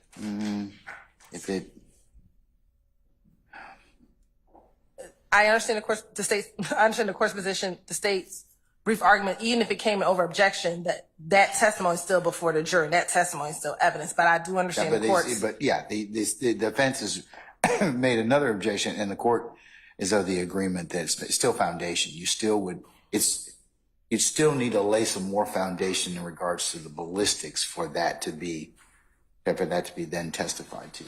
I understand what you're saying. You're saying, okay, we can testify about this because of the fact that Dennis may have already testified about the ballistics, but there's nothing underpinning that yet. So.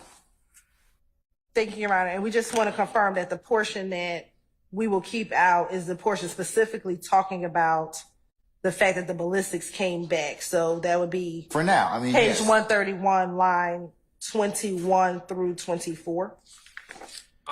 Page what? 131. I mean, no, page 130, line 21 through 24.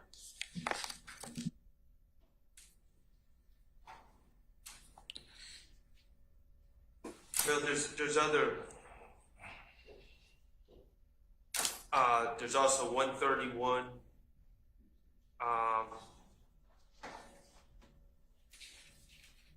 5 through 15. Oh, I'm sorry, 131, 5 through 25, pretty much. I'm sorry, Mr. Sharp, one more time. 131, 5 to 25. They keep making reference to the ballistic match.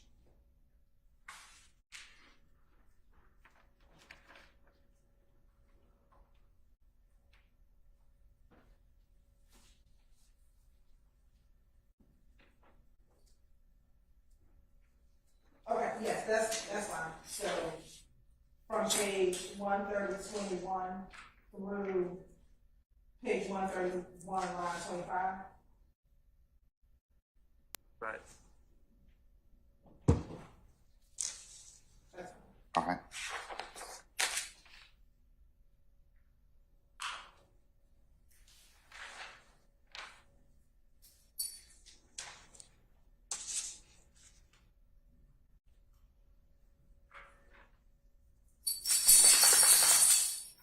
Folks, you want to stop here, given the fact it's right at lunch, and ignore the bell. That's of no consequence. Do you want to stop now, and then we can pick up at 1 o'clock? Yes, sir. Okay. All right. Where are we going to pick up at 1 o'clock?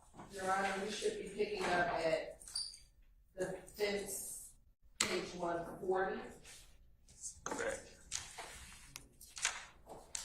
Which will be line 11, I think, through page 143, line 16.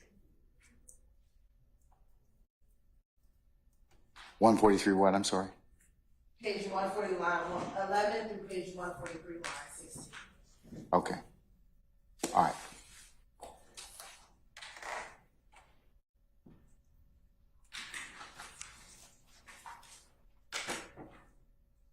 Also, for purposes of our continued discussion after we exhaust this from Mr. Sharp, I am now in possession of Mr. Adams' proposed redactions that pick up from there, and I will include that email and its references to Ms. Weaver as the next court's exhibit in order, and we'll begin to exhaust that once we finish with Mr. Shart's. Okay? Thank you, Your Honor. I think I emailed that to Mr. You did, sir. You did, sir. All right, okay. So we're in recess. We'll see everybody back at 1 o'clock. Okay? Thank you, Your Honor. All right.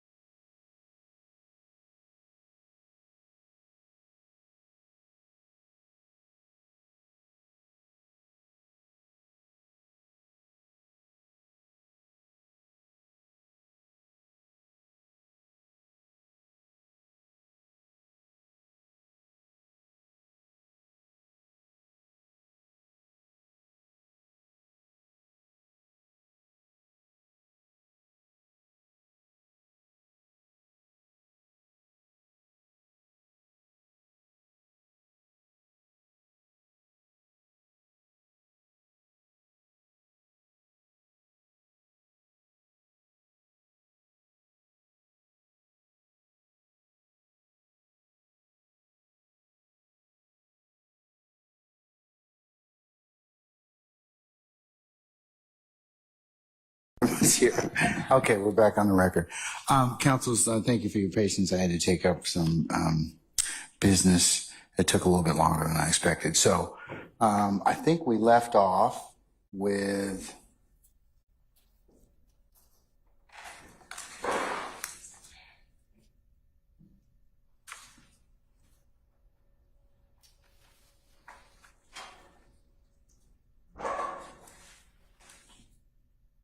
page 140, line 11 to page 143, line 16. Yes, Your Honor. And I'll just play that portion.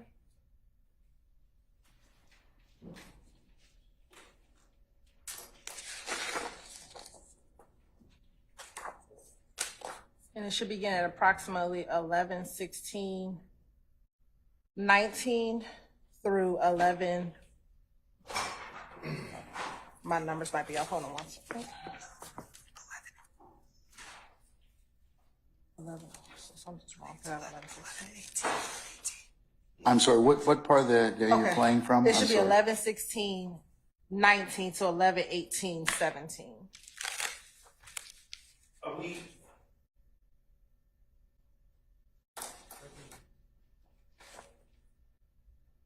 This is the page 140? Yes, page 140, line 11 through page 143, line 16. Oh, okay. All right.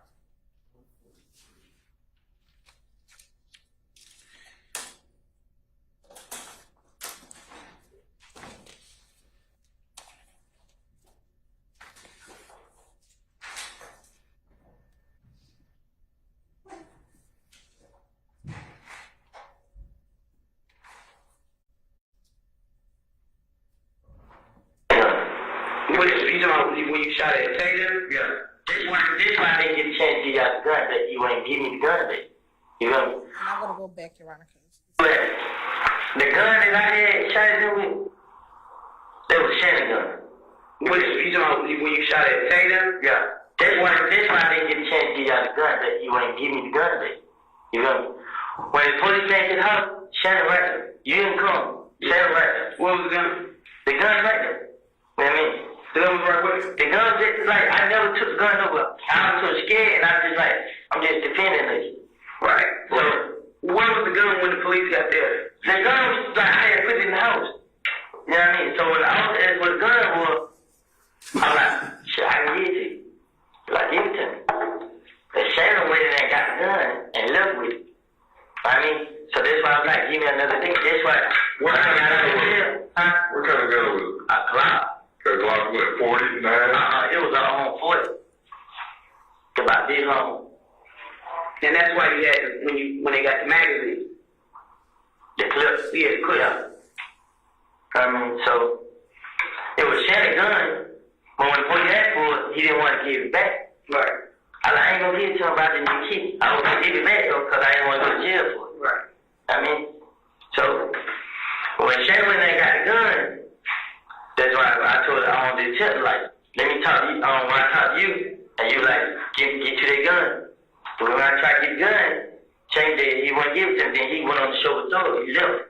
But that's not exactly what you said. You said that Walk down the street. Tay or D or somebody you wanted to purchase the gun for. No, you getting wrong. Okay, well, You saying it's not the Glock. from the night of the shoot. They shot at your girl more. Yeah. Right. Shannon left with the gun. Okay, well, this is the first you telling us about that. I'm just going Nah, I told you, I just like somebody that can't got the gun. Right. You get it? But Shannon got the gun. He still got the gun though. What do y'all use to get all these guns? It was stopping at 11:18:20.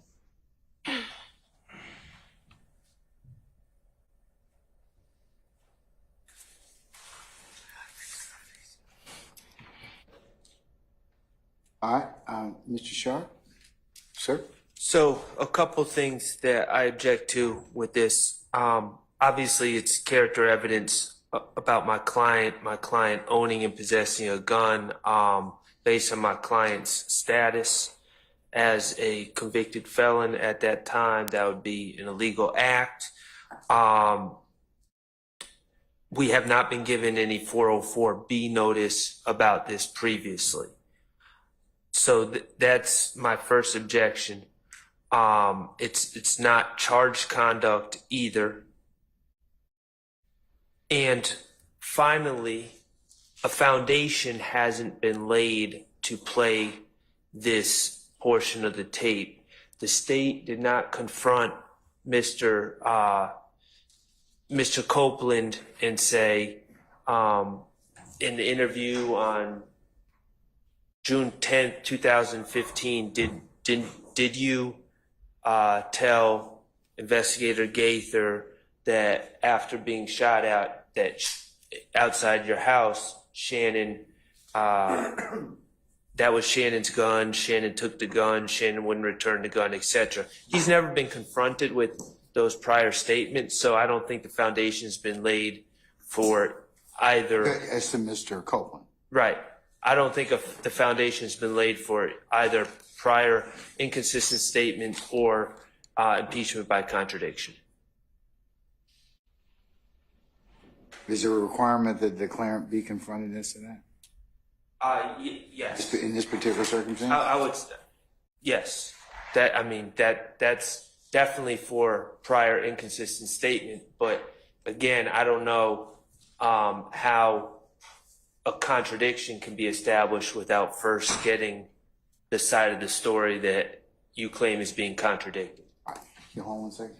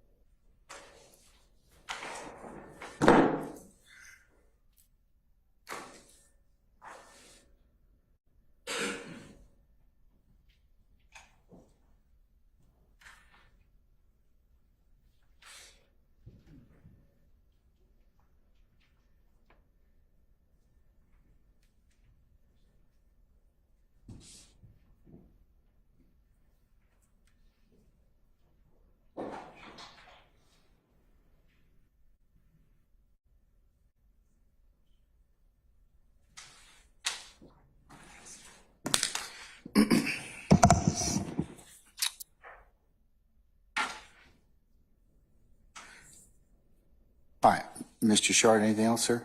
I know. Okay, Mr. Steele, anything, sir?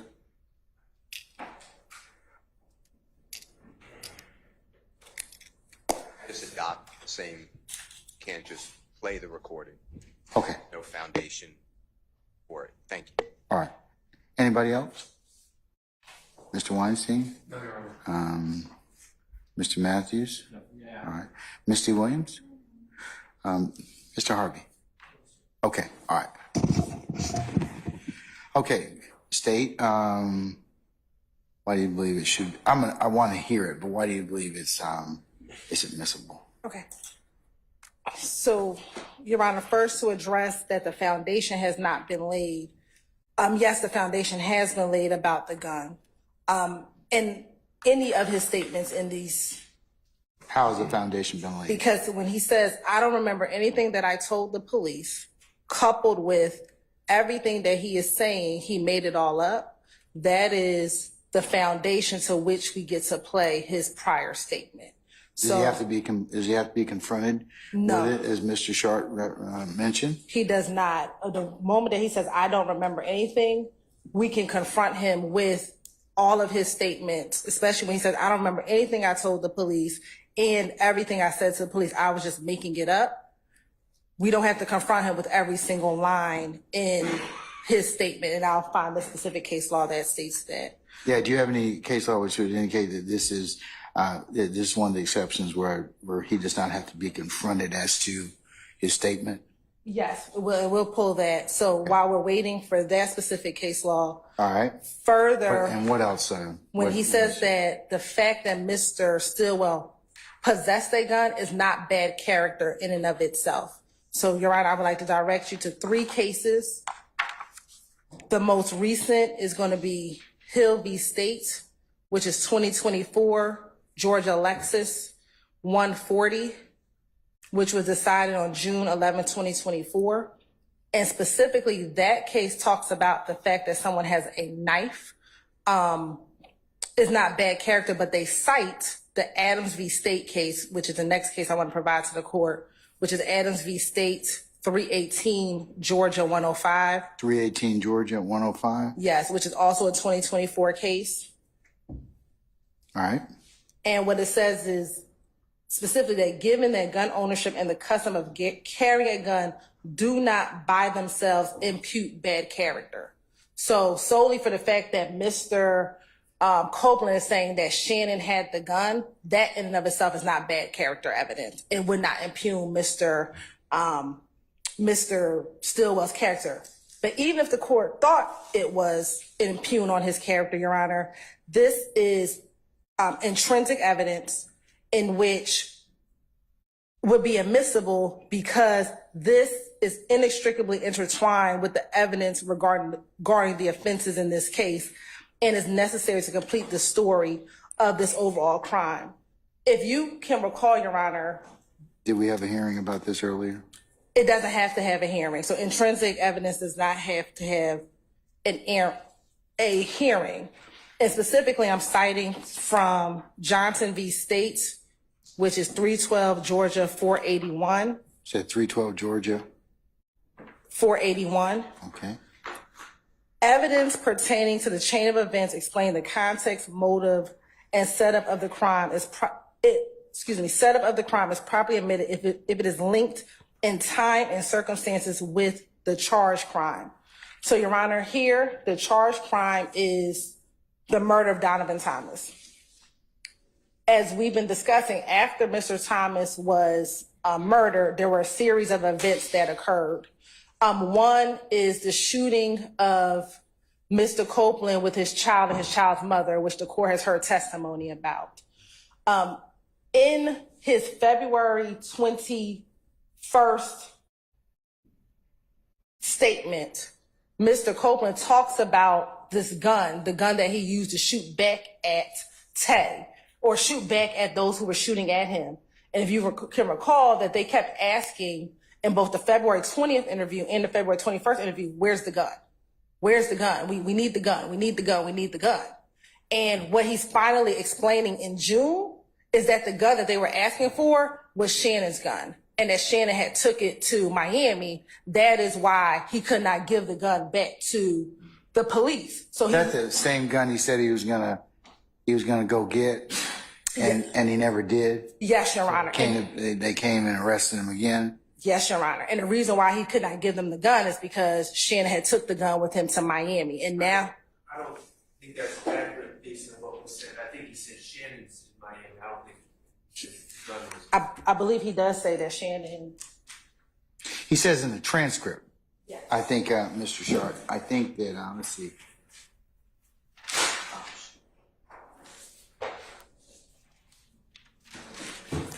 Well, he says, remember, this is page 142. Mr. Copeland purported speaking. You know what I mean? So when Shannon went in there, he got the gun. That's why I told the detective, let me talk to you. When I talked to you, he was like, get you that gun. I remember I tried to get the gun. Shannon says he wasn't giving it to me. Then he went on the show with Thug. He left. And if you go to page 143, around, he further says, and maybe I made the inference, Shannon left with the gun on page 143, line 7. Yeah, Shannon left with the gun. That's so okay. I just deducted by inference that Shannon left with the gun when he went on the tour with Thug, Your Honor. Okay. So, Your Honor, we believe that it comes in. One, it's intrinsic evidence. Two, it's not bad character in and of itself, the fact that he possessed the gun in this case, and also citing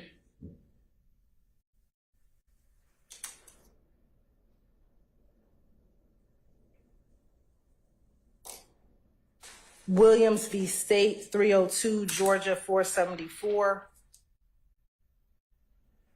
And I'm just going to read this last line. Intrinsic evidence remains admissible even if it incidentally places the defendant's character at issue. Again, we don't think that Mr. Stillwell's character is at issue, but if the court thought it was, that the fact that it's intrinsic to Mr. Copeland now further explaining why he was unable to turn that gun in, it would not be an issue if it incidentally places Mr. Stillwell's character at issue, but we don't believe that this is character evidence at all, given that solely the fact that he possessed the gun in and of itself is not bad character.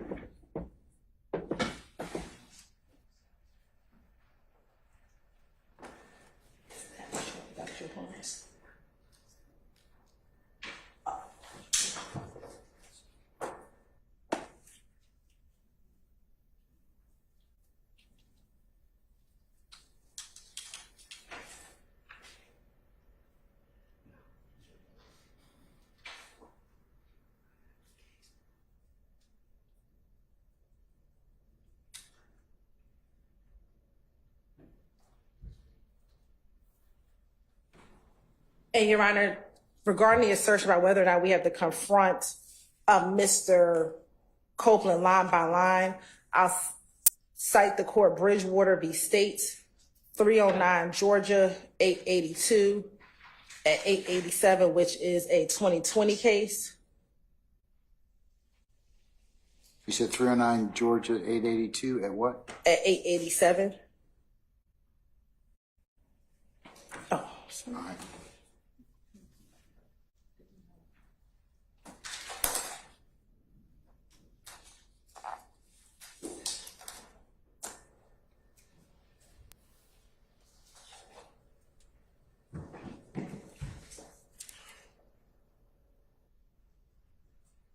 And again, Bridgewater specifically addresses prior inconsistent statements. However, we believe the principle remains the same for impeachment by contradiction, and that we do not have to go line by line once Mr.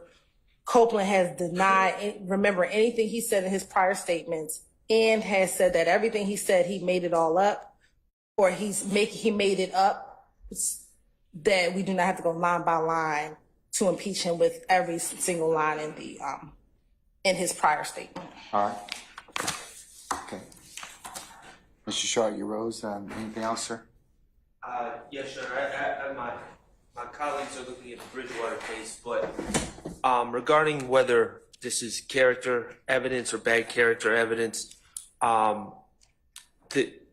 my understanding, the cases that are cited by the state are a little bit different than the facts here, and simply because, yes, I understand it is, according to the Supreme Court of the United States and according to the Second Amendment, it's pretty much everyone's right, citizen of the United States, to have possession of a handgun subject to certain restrictions. However, Mr. Stillwell, it can be distinguished, his situation can be distinguished from the individuals in those cases that the state cites, and that's because Mr. Stillwell is a convicted felon, meaning his possession of a gun would per se be a crime, and the jurors, as the state has made it clear by admitting probably 4 prior convictions of Mr. Stillwell, they've made it clear to the jury that Mr. Stillwell would have been committing a crime if he was in possession of a firearm at that time. So that's the difference. It is bad character evidence. All of this is subject to 403 balancing, and I'm not sure what probative value. Again, the state is labeling this as intrinsic. We have a murder case from January 2015. Then we have an unrelated shooting case upon Kenneth Copeland at his house, which happens approximately a month and some days later, the state, I understand their theory, but there's really been no hard evidence that shows that these two events are at all linked. So now we're getting into the weeds of what happened to a gun in an unrelated shooting that happened around the same time, where the target was Kenneth Copeland, and what happened to the gun that he used to shoot back at the people that were shooting at him. We're way off in left field at this point. These are collateral matters, and the ownership of the gun that Kenneth Copeland was shooting on that day when people were shooting out of a car at him is of very limited probative value as to who killed Donovan Thomas on January 10, 2015. And I think we need to keep that in sight and what we're actually trying to prove and what this case is about. The February 20th shooting that this gun was used in is not charged conduct in this case. And now we're getting into the weeds about whether this was potentially my client's gun that was used. And again, there's prejudicial harm towards my client that comes along with that information being given to the jury. All right, sir.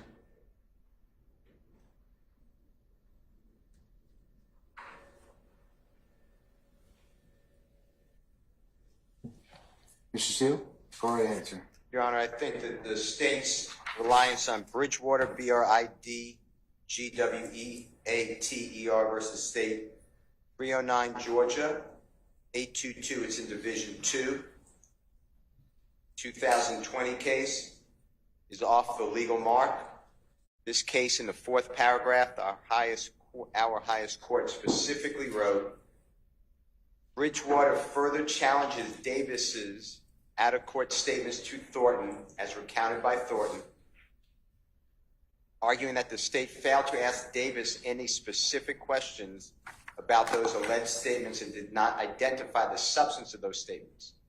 As a result, Bridgewater argues Davis was never, and this is from the statute, which is 24-6613, afforded an opportunity to explain or deny prior inconsistent statement to Thornton, and the defense was unable to interrogate Davis about them.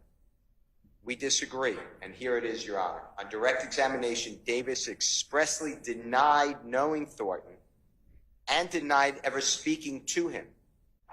Although Davis appeared to contradict himself by saying that Rashawn, which is R-A-S-H-A-W-N, gave him a ride to Short's mother's house, the prosecution later asked whether Davis recalled any conversation with Rashawn Thornton at all, and Davis replied no. And this is what the holding is. Davis's unambiguous denial that he had ever spoken with Thornton, as well as his assertion that he did not recall ever speaking with him, obviated the need for the prosecutor to ask Davis about specific statements made to Thornton and to provide specific foundation for the state to present extrinsic evidence of such statements. And Your Honor, here what we have is Mr. Copeland never said, I denied speaking with the authorities, or I deny ever discussing Mr. Williams et al. With the authorities. He is saying actually the opposite. I probably did say all that. Let me explain to you why. So the state's reliance on Bridgewater respectfully is not on point. And then in Bridgewater is cited in Rozier, which is R-O-Z-I-E-R. Mr. Steele, can I ask you a question? No, it looks like on in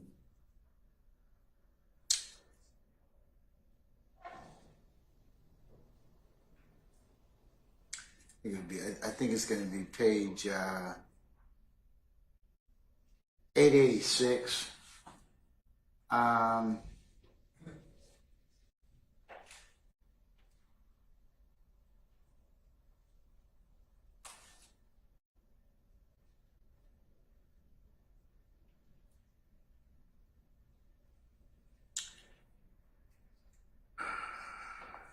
it's got,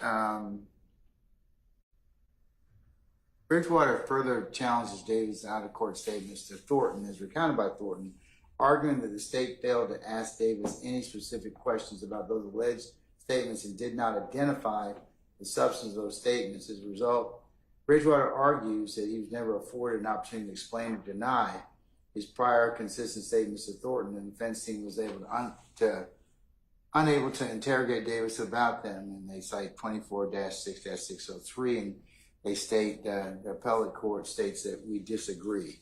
So how are you saying that's not applicable or potentially applicable here? Because if you just go the next two sentences, specifically, Mr. Davis, the witness, denied ever making a statement to the police at all, and denied ever even knowing one of the parties. Well, isn't that kind of similar what we have here in terms of Copeland saying, hey, I made up this stuff, or worse to that effect? I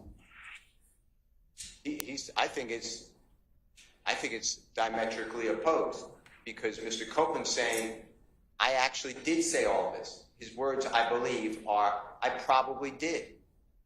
I was making it up. Well, I think he says that, but I think he also says I made up a lot of stuff just to get out of jail. So, well, I think that is in concert. So they hold hands. I think the way I understood it, I'm not looking at a transcript. Mr. Copeland said, I probably did say that. I would do anything to get the authorities to take the target off me and put it onto someone else. That's how I understood basically the totality of his testimony. So he is not denying. Mr. Davis here said, I never spoke to the police.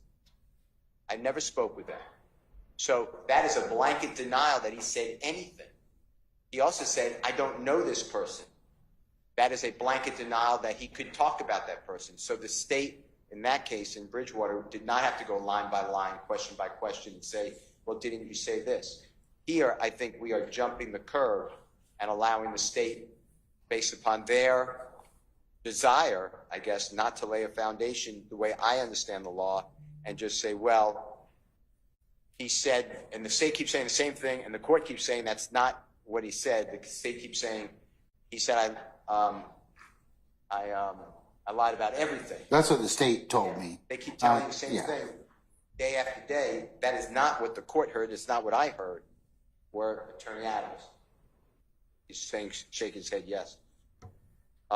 He's just explaining it. But if they want to get in a specific, like Shannon had the gun, Mr. Jackson, excuse me, had the gun, then I would also join Mr. Sharp and say that he needs to be given an opportunity to say, did you say this? And then he'll say, I assume, yes, I did say this. Why did you say it? Because I lied. And then you don't have to play the recording. I'm going to ask you one other question. What say you about the extrinsic evidence argument from the state? I think that it's specious. I think that, and I could give you the case right now, actually. I just have to flip my computer. What Mr. Sharp said is right. This is not, yes, gun, if I possess a gun, there's no problem. I could possess a gun like I could possess this highlighter. It's not bad character. But Mr.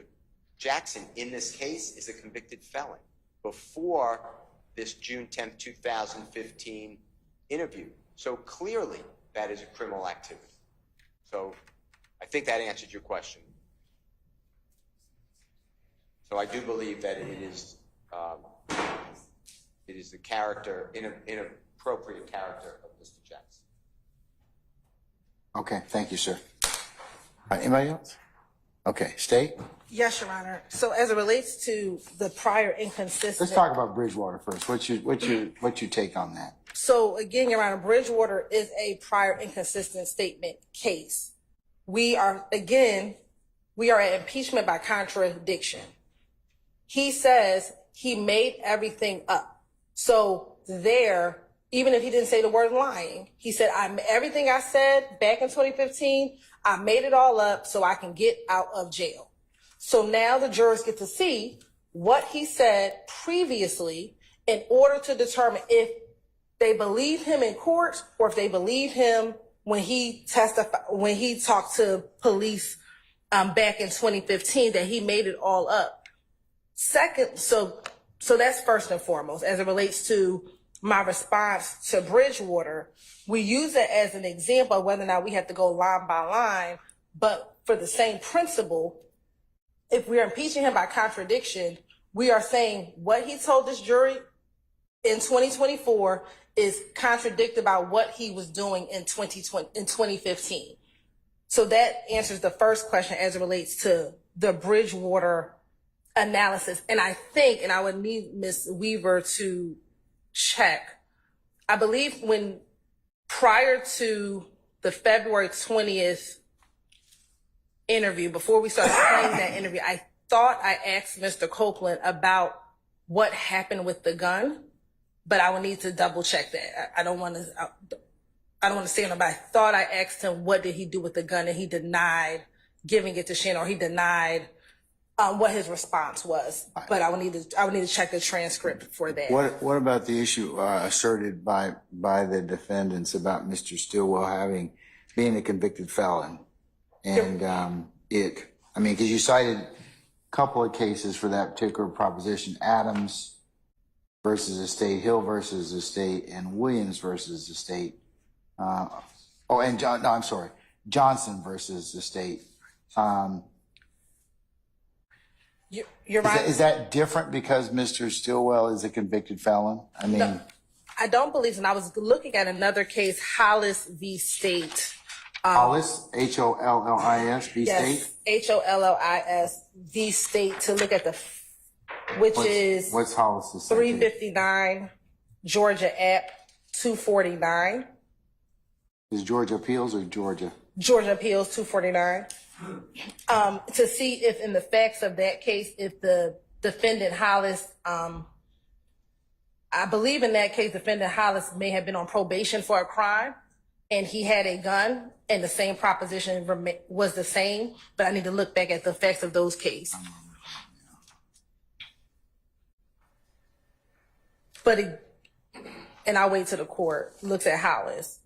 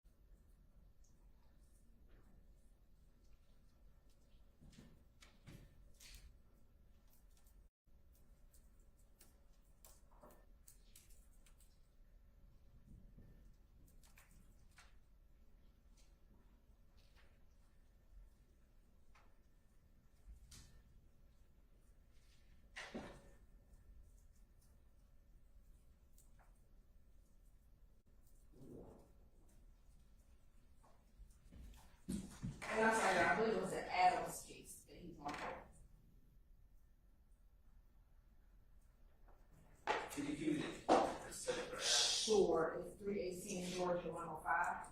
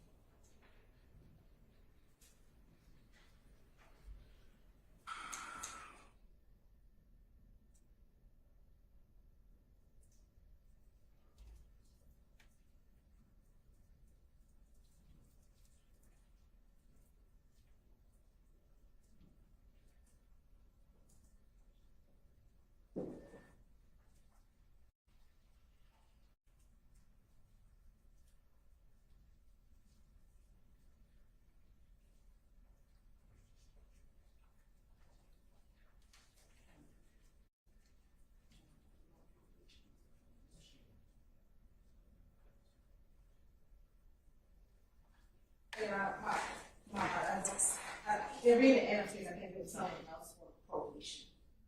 So I have not found a case out at one point. Speaking directly to the issue of Mr. Stillwell being on whether or not the fact that Mr. Stillwell being on probation would impugn his character, but Your Honor, the state will go back to the Johnson v. State case, which is about inextricably intertwined evidence, Your Honor. And again, not forgetting that the prosecution that's currently going on is not relegated only to the murder of Donovan Thomas. We are in a RICO conspiracy. And so the sole fact that Mr. Copeland, in the midst of a retaliatory shooting in which the opposition gang believes that he killed one of their gang members, uses a gun that was given to him by Shannon Stillwell, is one, inextricably intertwined into this case. And although it's inextricably intertwined, and although it incidentally places his character although it places Mr. Stillwell's character at issue, it is inextricably intertwined into the overarching story and conspiracy that we are attempting to prove in this case, Your Honor. And here in the Johnson case specifically, this court let in an entire aggravated assault shooting as intrinsic evidence. Is that Johnson at 312 Georgia 481? Yes, 481. All right. And interestingly enough, this case involves the Atlanta Blood Gang as well, But here, the court let in an entire aggravated assault shooting as intrinsic evidence. But I think that, like, let me go back to Adams. I think Mr. Shart's argument is his specific grounds of objection are that his client is a convicted felon. So, And so that's why the fallback plan, or not the fallback plan, but that's why if you think that that is a character issue, what Johnson v. State says is if an act is inextricably intertwined, one, it comes in, and then two, when I cited the court to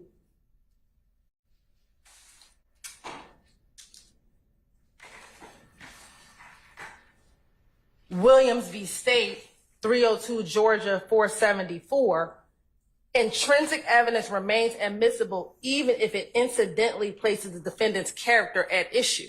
So even if you believe that his character, which the state still contends that it is not, because it's intrinsic, even if it incidentally places the defendant's character at issue, it would still come in. This incident in which Mr. Copeland is now explaining to the investigators why he was unable to turn in this gun is inextricably intertwined into the series of events that occurred.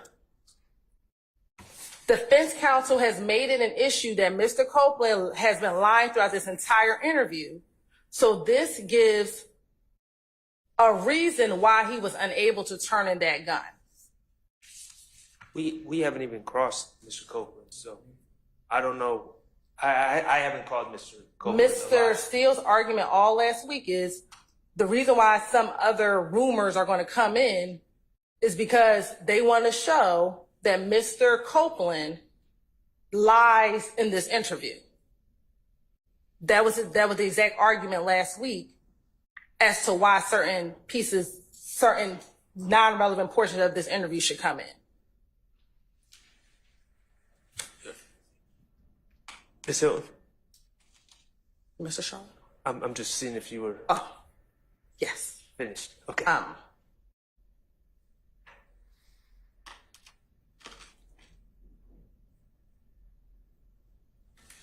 So, Your Honor, couple things I disagree with. First of all, this is not intrinsic. The state can say, oh, well, this is a RICO conspiracy. We are dealing with the January 10, 2015 Donovan Thomas homicide, and that's allegedly what all this is related to, according to the state. But even if we took an expansive view, this indictment alleges, I should know the number, near 200 different overt acts. 191, okay? This February 20th shootout outside Kenneth Copeland's house is not one of the alleged acts.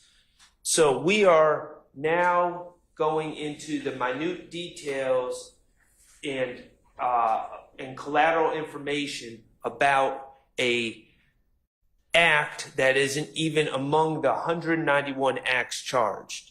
Secondly, even if we were to label this as intrinsic, which I don't believe it is, the state said it's admissible as long as, even if it incidentally puts the character of the defendant at issue. This is more than incidentally. Let me just engage in a little conversation.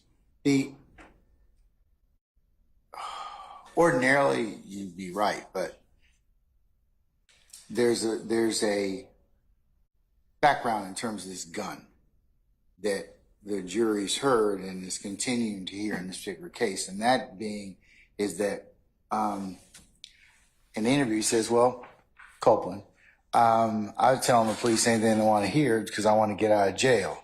I'm gonna go get that gun. This kind of fills in that particular narrative about this particular gun. So it is kind of, it's relevant, and it is kind of inextricably kind of intertwined in that respect. And, Well, and And it kind of, in looking at Johnson at 370, at 312 Georgia 481,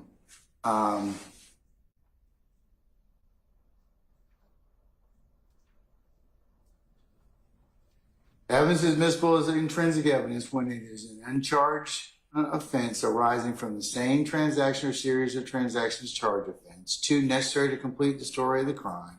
Or 3, inextricably intertwined with evidence regarding the charged offense. And it's like Smith versus the state. So in this particular circumstance, I think that's why they're trying to complete the picture about the weapon. I understand what. Okay, and I know you fundamentally disagree, and Well, I'll take that. Let me just say a couple things. First of all, this weapon, I think this is important to know. This gun is not involved allegedly in any other crimes or acts. So there's no loose ends that need to be tied up later with who had this gun or where was this gun. This gun, the story about this gun ends here.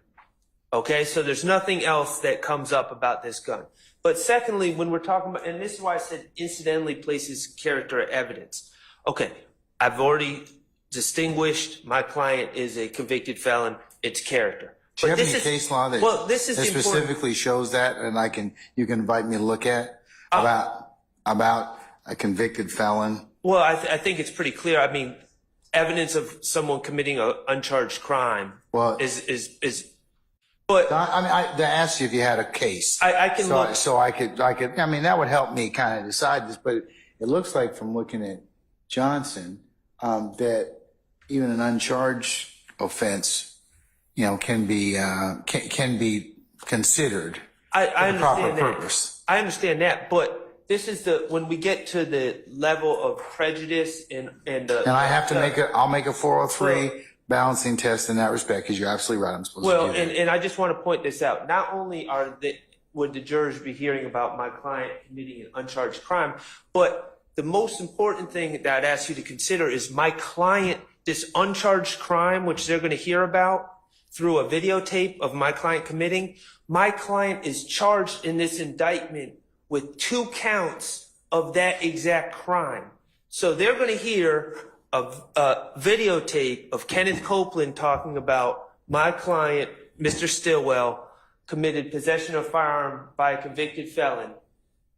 They're not supposed to consider that for propensity, I guess. But then at the same time, they're going to be asked to weigh in on his guilt or innocence of 2 separate counts of possession of a firearm by a convicted felon. To me, that increases the prejudice, because, I mean, it's obvious. If you were charged with check fraud and someone brought up that you pushed a lady down the stairs one time, yeah, that would be prejudicial. But if they bring up the fact, oh yeah, he's been convicted of, or he committed check fraud on this day and committed check fraud on that day, and then we say, hey jurors, what do you think about Mr. Stillwell? Do you think he's guilty of these check frauds? Of course they're going to say yes, because they're going to have heard about these prior uncharged acts. So that's what I'm dealing with.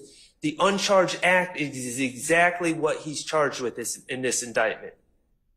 Okay. And that increases the prejudice. All right, you're saying just the fact that the state's trying to complete this. So you're saying the state's trying to complete this story about this weapon, and this weapon is not used in any way in this particular case? There's no story to complete about the weapon. The weapon is a dead end. Nothing happens with that weapon. I could see if this weapon was used in another crime and they need to track it. This weapon is not part of the story at all. It's not intrinsic. It's a dead end. Well, I'll weigh that, but I think they're saying it's intrinsic to the fact of this completion of the weapon. I understand now. I understand your point is it's not really this is not the gun that's charged with anything in this case. Right. There's no ballistic matches. All right. Okay. State. Your Honor, again, the state's intention is not to impugn that this gun was used in any other offense. It is solely to complete when Mr. Copeland says, I told you all I was going to turn in a gun. The gun that I was supposed to turn into you all, I did not turn it in because it was Shannon's gun. That is what we're trying to complete, because again, defense counsel will purport through whether it's their cross-examination, but what they have indicated is that they want to show that Mr. Copeland is a liar. Mr. Copeland is now explaining to the detectives, in February, I told you all I was going to give you a gun. I never gave you all a gun. Well, let me tell you in June why I didn't give you all the gun. I didn't give you the gun because it was Shannon's gun. And Shannon took the gun with him. And that's why I could not give it to you all. But there's a reason behind the gun. But what it does is, nobody's been able to kind of tell me otherwise that being a convicted felon. I mean, I know it's a status offense, but even looking at Johnson, Your Honor, the Johnson case in which they're allowing an intrinsic act of an aggravated assault, the case itself was a murder case. And they allowed into evidence another aggravated assault. It was a murder and a shooting incident at a gambling house. uncharged aggravated assault, or Yes, it was the an one that was on charge in the indictment. It was uncharged. It was uncharged in the indictment, and they allowed it an entire. It was not charged in the indictment. It was not charged in the indictment. So here, Your Honor, we're not asking for a crime to be admitted. We're asking solely for the playing of the fact that the gun was not turned in because it belonged to Shannon. Shannon went on tour with Thug, and he went to Miami. We're not even saying that. Let me say about that. What about Mr. Shart's argument about it? I have to do then a 403 balancing test. Is it more probative than prejudicial? He's saying you've already charged Mr. Stillwell with 2 counts of possession of firearm by a convicted felon, which are going to be brought up later on. He's saying this increases the prejudice. So what would you say about that? Because, and I'm listening to it because it's a road to nowhere. It's kind of like, in terms of what you have to prove, it kind of just, the jurors may think, well, this guy's, who's a convicted felon, has this gun and it's not really involved in anything that's charged in this case. Your Honor, Mr. Stillwell is charged with a murder in 2022. And that's, I believe, one of the offenses. Okay, but is this gun tied to anything? The gun is not tied, but okay, that increases the prejudice though, because if it's not tied to anything, I mean, I understand what you're saying, I'm sorry, I apologize. No, go ahead. I'm apologizing. No, you go. I'm sorry. No, what it does is it increases the prejudice in terms of, because you don't want the jury confused on the fact that, okay, we've heard Shannon's got a gun, or that Copeland's saying, hey, Shannon, the reason I didn't turn it in is because Shannon took it and he took it down he took it. But it doesn't go anywhere because it's not used in anything other thing. It's not used in any other criminal offense. It's not tied to a murder. It's not tied to anything. It's just the fact that this shows where this gun went on a guy that's already who's a convicted felon, and it's not charged in the indictment. I know I could probably let it in, but my concern is Mr. Sharp's concern, and that's whether or not it's more prejudicial than probative, given everything that he's charged with.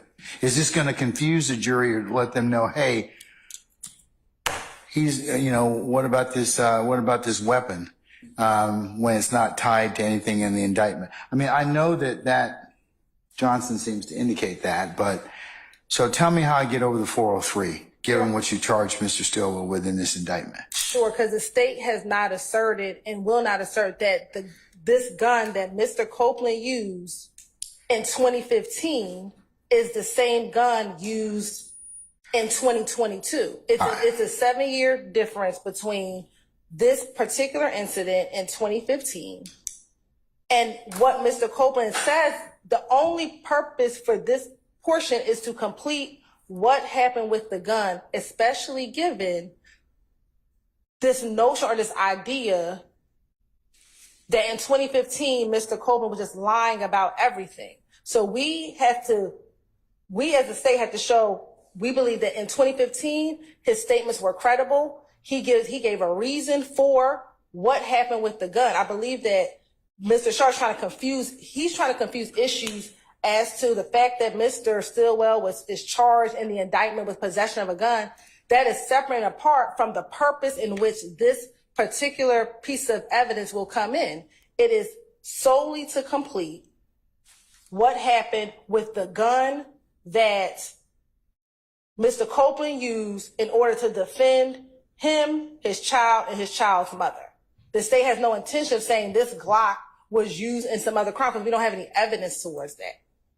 Furthermore, when we talk about what happened in 2022, as the court will instruct the jury, they have to look at every crime individually.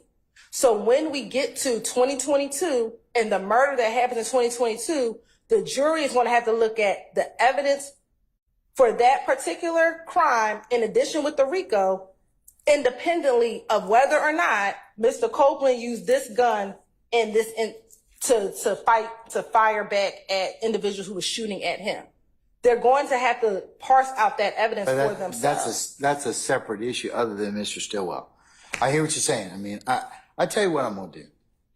I'm inclined to apply the 403 balancing test and find it's more prejudicial than probative. But here's the take, defense. If you open the door as to it, I'm going to let them bring the truck. So you got to be very careful about not opening the door about this particular issue and this weapon, okay? Because if you open the door as to it, I agree with you, Mr. Sharp, Mr. Steele, that it is more prejudicial than probative, but if you dance around the issue and open it up, I'll revisit my decision, okay? Yes, Your Honor. All right. And then, Your Honor, can we then ask him if he gave the gun to someone? Because I believe that it is important that the jurors know something happened with this gun in which he expressed that to the officers back in 2015. I mean, not to say that it was Shannon, but to say that. I think you get in the same issue about if you name Mr. Stillwell. No, we're saying not to name him, but, and I don't know what Mr. Copeland's response will be in court today, or in court whenever he comes back. But to ask him specifically, did he give, without telling me who, did someone take that gun? I mean, because I believe that we have to there's a reason why that gun was never turned in. Sure.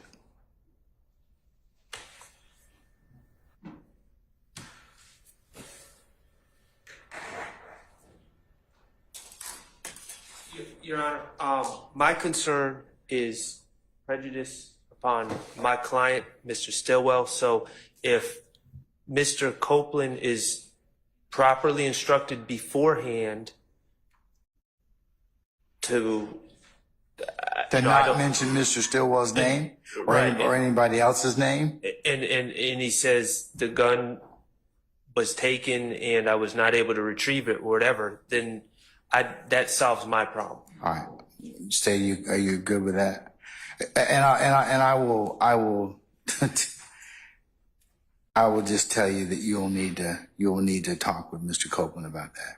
He needs to make very clear that he cannot mention Shannon or anybody else. And again, given his current, how he's been testifying in court, we don't want to allude. I want him to give whatever answer he's going to give. But I think you're going to have to tell him that the court has already ruled you cannot say it's Mr. Stillwell. Okay. I think I think that would be a proper witness admonition about that. Yes. Or you could lead him at that point in time. Okay. All right. Thank you, Your Honor. So you do both of those two things just to make sure he doesn't get into anything that would be inappropriate. Okay. Yes, Your Honor. Thank you. All right. Okay.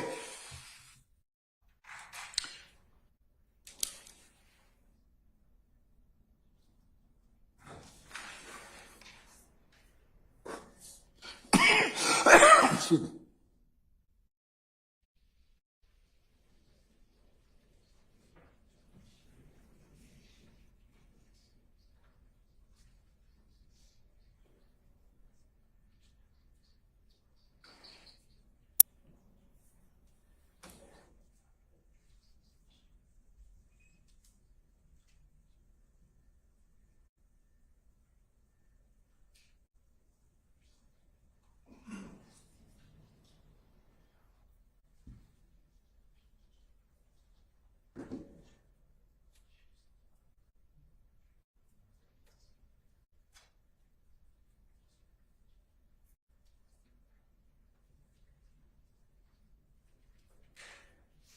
Okay.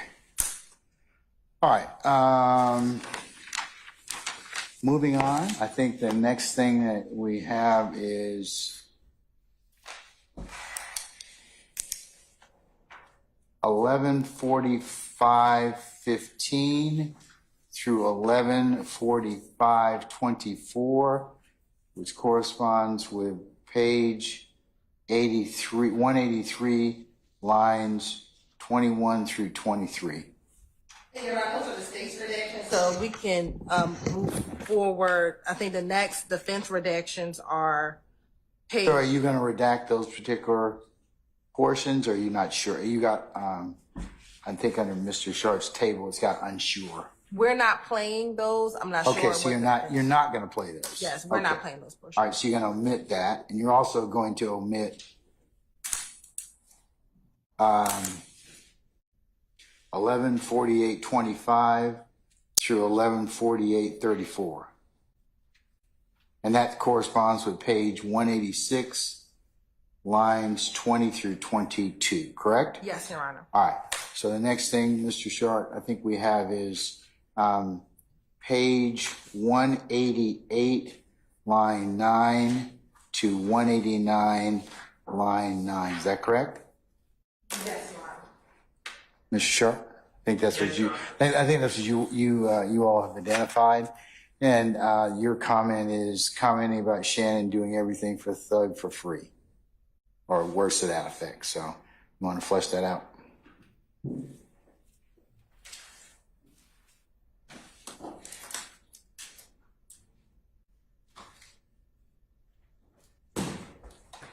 Yes, Your Honor. I don't know what Mr. Copeland is specifically referring to when he makes these very generalized statements. But he essentially just goes on to say that my client doesn't have many earthly possessions, which I don't have a problem with him saying that. But he also insinuates that he commits crimes for Jeffrey Williams and doesn't get paid to do so. He just does it to do it. He doesn't give specifics. I'm not sure what he's referring to, and it's bad character evidence, violates 404A and B, and that's why I'm objecting. And I don't know. It's entirely unclear what his personal knowledge to any of this is. All right, sir. Ms. Hilton? Yes, ma'am. Okay, go ahead.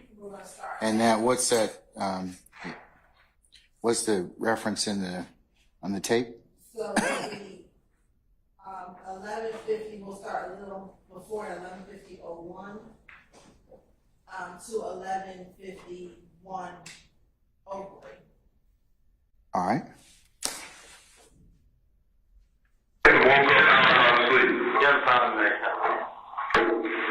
Whatever he say, he does it. How much you get paid? Nothing. There's no way. There's no fucking way. It's my mom graveyard. Why? Well, why is he doing it? He that guy. Kenneth told me he wasn't getting paid next. So. Wait a minute, what? He said Shannon. I mean, but why, as it sounds, Shannon don't trust you. Why would I tell you anything? Okay, put it this way. He ain't got to send there. What does he got? Shannon got a truck. He gonna take you for $3,000 to get his truck back. He ain't got $3,000 to take him. Know what I mean? The shit out here, man. I know Shannon. So like I got something and say, now Woody, come on, man. You right, I don't have to do it. You know what I mean? I'm not saying that you ain't got shit, Woody, but you. And it's at 11:51:06.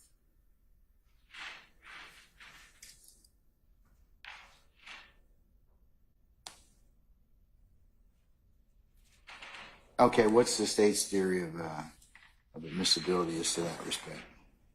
Your That Honor, particular line, those particular lines. one, I don't believe that it's character evidence at all. When we start this portion, prior to this particular section,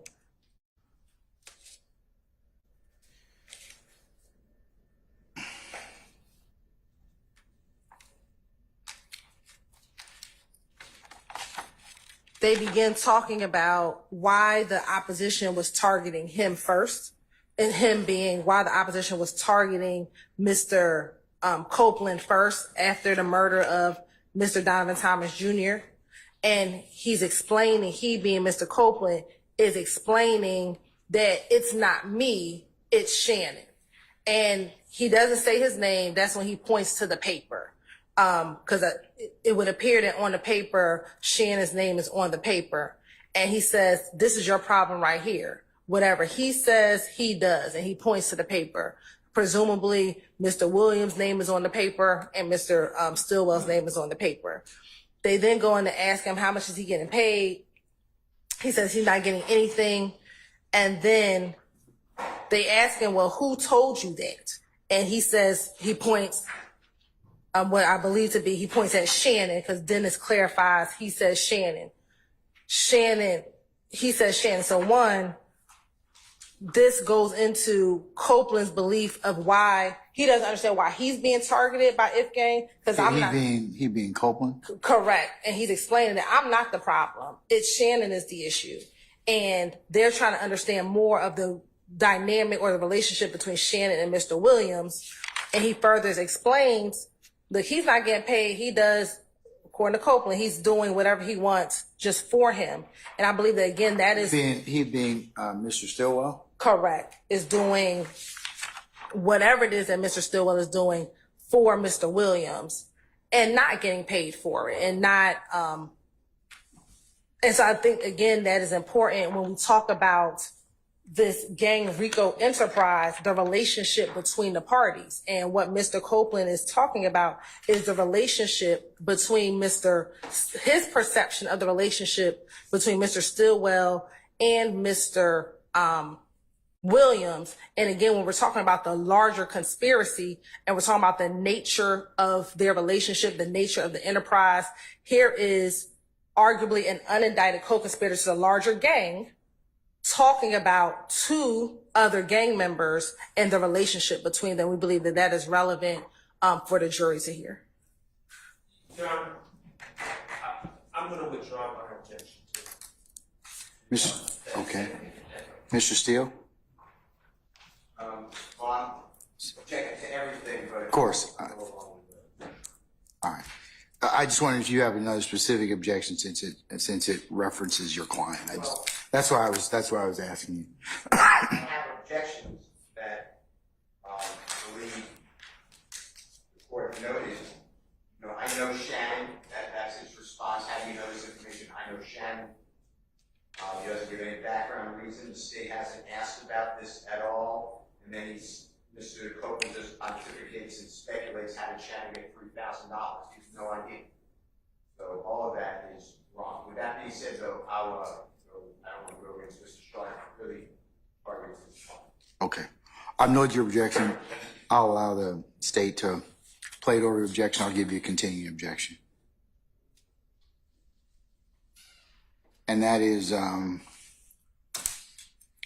page 188, line 9 through 189, line 9 or thereabouts. Okay? All right, next, I think you all have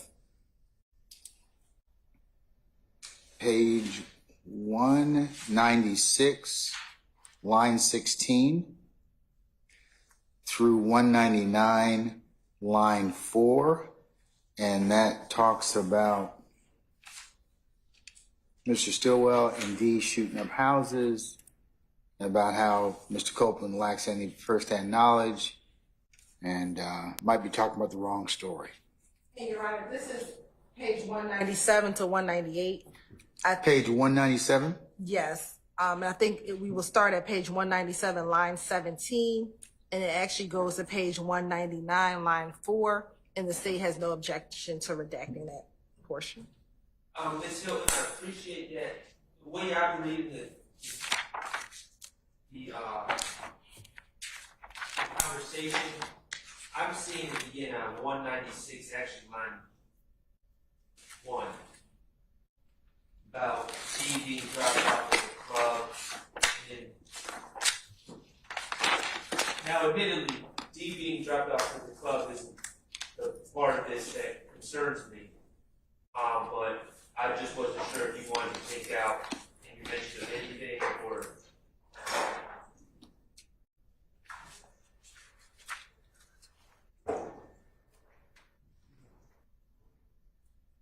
I think it all involves the same event. No, we believe that it's important up until line 121. Excuse me, line 20. Line 17.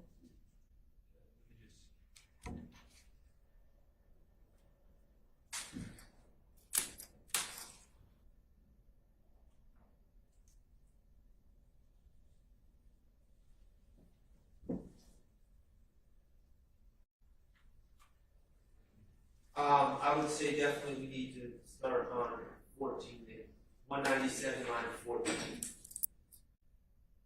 Where, you know what I'm saying?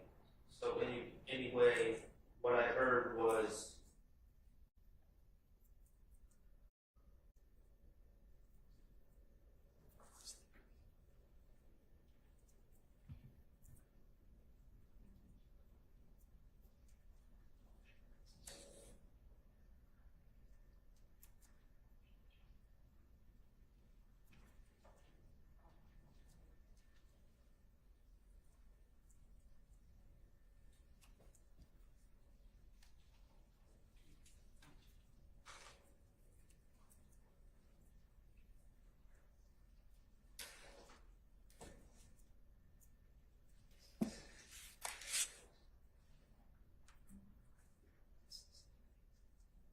Your Honor, we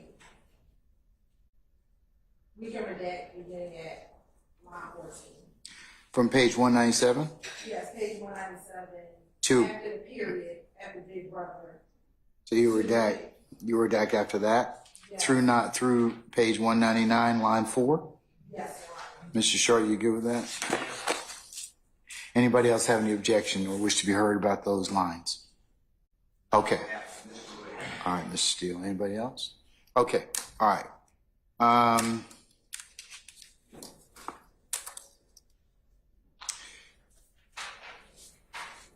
Next is page 202, line 5 through 202, line 19. Before we go back there, Ms. Hilton, can you give us the transcript page, the tape references for 197, line 14 through 199, line 4? Yes, Your Honor. Okay. It's going to be around 11:57 and 22 To 11:58:29. All right, thank you, madam. All right, going back to the next one, page 202, line 5 through page 202, line 19, and I believe that that is comments about Mr. Stillwell carrying a firearm.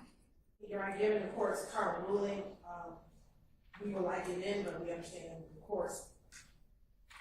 court's previous ruling. Okay. And so I think that would be consistent with his previous All right, ruling. I'll omit that. Any objection, Mr. Sharp? No, Okay, all right, I'll omit that. All right, the next one is page 213, line 20 through 214, line 16. And I believe that that goes to hearsay.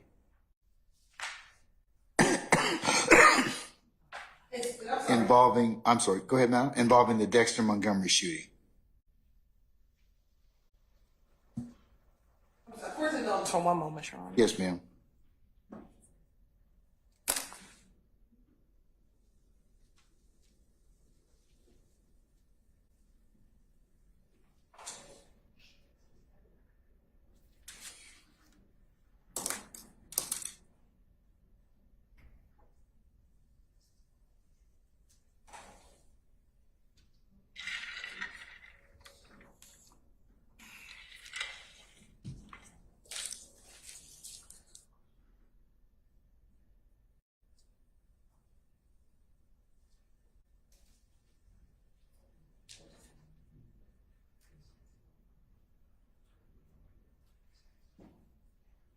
I'm sorry about that. Thank you, Your Honor.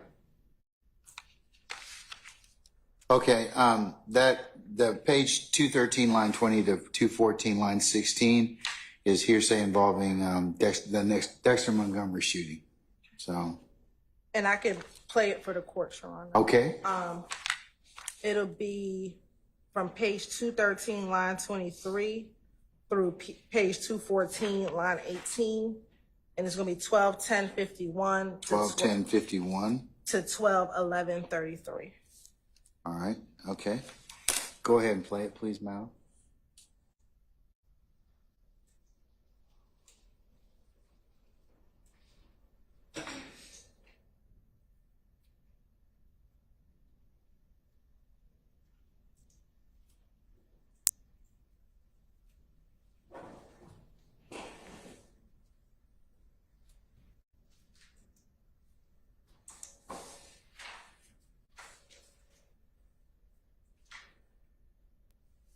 It's going to start a little earlier at 12-10-48. Yes, ma'am. They were talking about damn Wayne Buzz. I know OG Bentley shot the boy in the head over there. No, he didn't. Who shot? DK? Nah, this ain't know it. No, I knew. Cause two people got caught with sticks. Yeah, no, DK. And why did not shoot him? I don't know. They just destroyed details. I mean, they just like, no, without me, then went down for a question on the murder. I'm like, what murder? I was thinking I killed this gas station in Lakewood. I mean, like that. So, but how do you know Nar did it? D. How do you know Nar did it? He said you been in trouble. They talk about it. I mean, like I'm telling you, yes, what it was. And we're stopping at 12-11-34. All right. State, you want to tell me? Go ahead. Go ahead. I was just going to point out that in this, we've heard testimony about that incident. Mr. Copeland, no one said he was there. He obviously wasn't there. He says his source of information when he was talking to the police was D. I take that to mean there's two D's. I take that to mean Lil D, meaning Demekion Garlington. But we don't know. We don't know for certain. It could also be Quindarius Zachary or another D. But if it's any of those people, none of the people that were there are known as Lil D or D. So he got it from someone who must have got it from somewhere else. And so we're just kind of rehashing rumor and hearsay. All right, sir. State. And Your Honor, we should start with page 23, page 213, line 23. The reason that they even get into a conversation about the Dexter Montgomery shooting is Detective Gates. Let me say this, let's get to context. This interview is in June of 2015. The police don't know the full details of the Dexter Montgomery shooting till about July of 2015 and August of 2015. And that is, if you can recall, Your Honor, that is when Walter Murphy was interviewed, both in July and August of 2015. So in June, they don't know the full details of what occurred. So Detective Gaither in the line right before this says, I know OG Bentley shot the boy in the head over there, talking about the Dexter Montgomery shooting. And Kenneth corrects her and says, no, he didn't. And she said, who shot him? And he says, they're saying Nard. Nard who? Because two people got out the car with sticks. And he's confirming Nard and DK. And he says, then why did Nard shoot him? I don't know. This is what D's telling me. I believe he's talking about Demekion, because either earlier in the interview or later in the interview, he says he gets a lot of his information from Demekion. He says, you know what I mean? They just like, Nard went down, Bentley went down for a question on a murder, and I was like, what murder? And some nigga got killed at the gas station in Lakewood. You know what I mean? Like that. And then they go in, but how do you know Nard did it? Said D. The reason why we believe that this is important, one, the evidence about the Dexter Montgomery shooting has already come in. The jury has heard that. They heard that over a course of a few weeks back, I think now in April of this year. The reason why this is important, again, Mr. Copeland saying everything he said, he was making it all up. One, this shows that he had knowledge of this gang's activity in 2015. And he's disclosing that information that he knew back in 2015 in this interview. And if the assertion is Mr. Copeland is lying throughout this entire interview, which is what defense counsel has purported or said that they plan on impeaching him on, this shows, one, he's not lying. Two, he knows how to correct inconsistencies or things that are incorrect. And it shows, it gives even more credibility to Mr. Copeland back in 2015 when he's giving information specifically about what happened the night of Donovan Thomas's murder. So we believe that the jurors can see from Mr. Copeland's ability to, one, correct the law enforcement officers, two, advise what he knows of the gang's activity, is relevant for this jury to assess his credibility, Your Honor.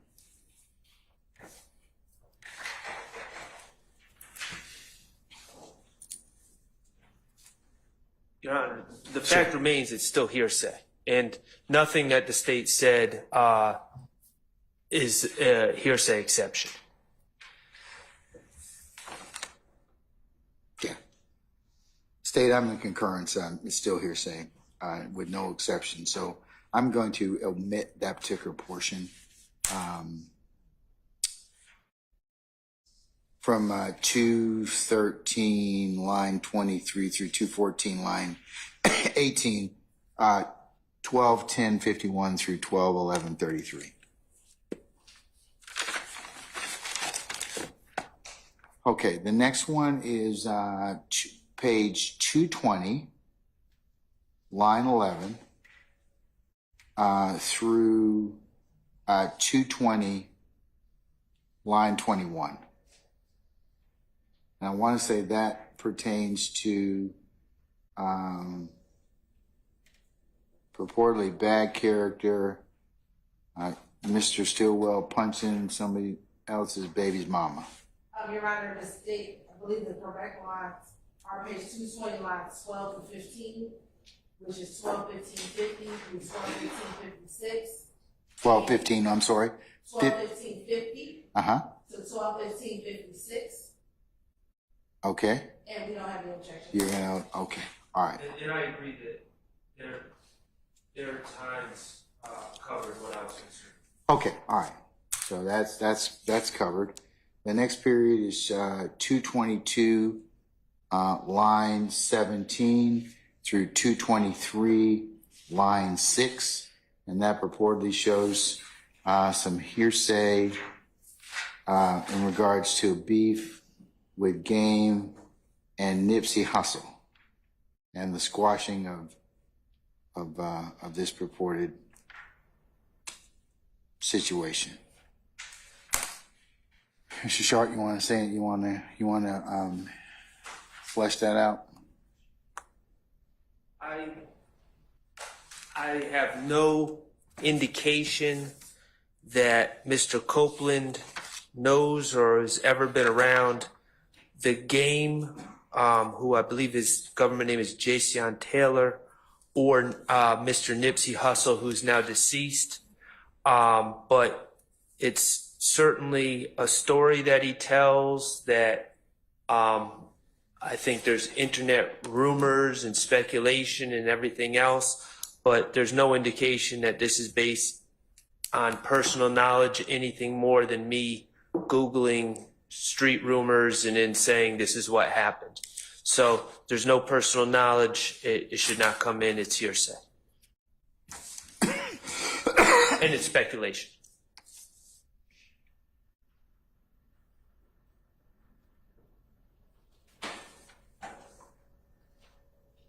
All right, Ms. Hilton. Yeah, I'll play the second. Okay.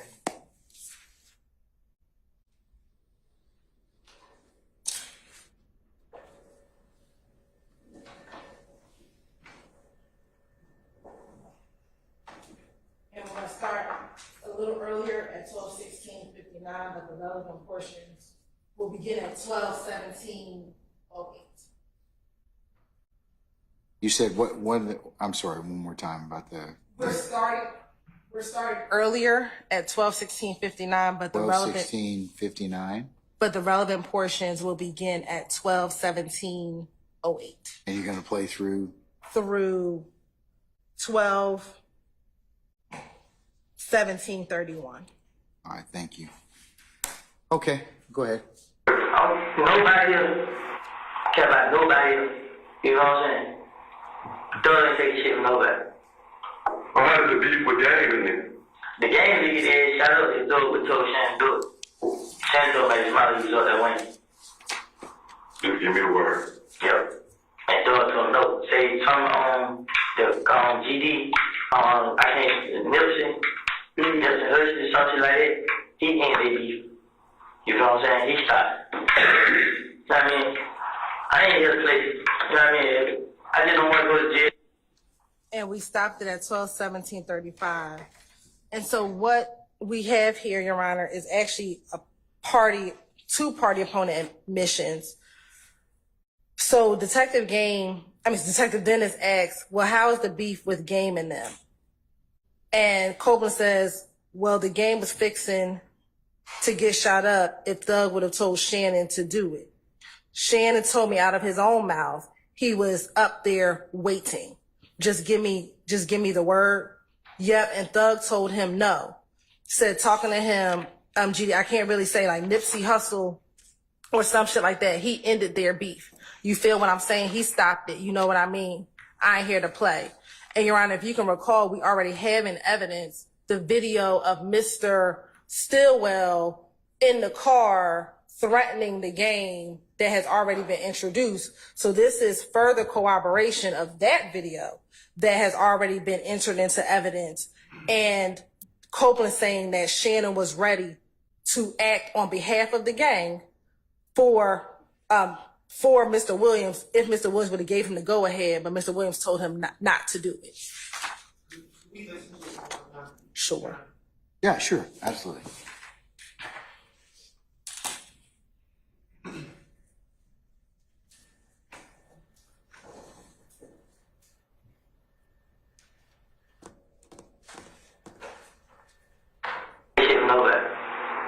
How did the beef with Game in it? The game nigga did shout out to Doug with told Shan do it. Shan told me his mother was up that way. Just give me the word. Yep. And Doug told him no. Say something on the GD, I can't Nipsey Hussle, something like that. He ain't the beef. You know what I'm saying? He stopped. You know what I mean? I ain't here to play. You know what I mean? And we concluded the playing again at 12:17:34.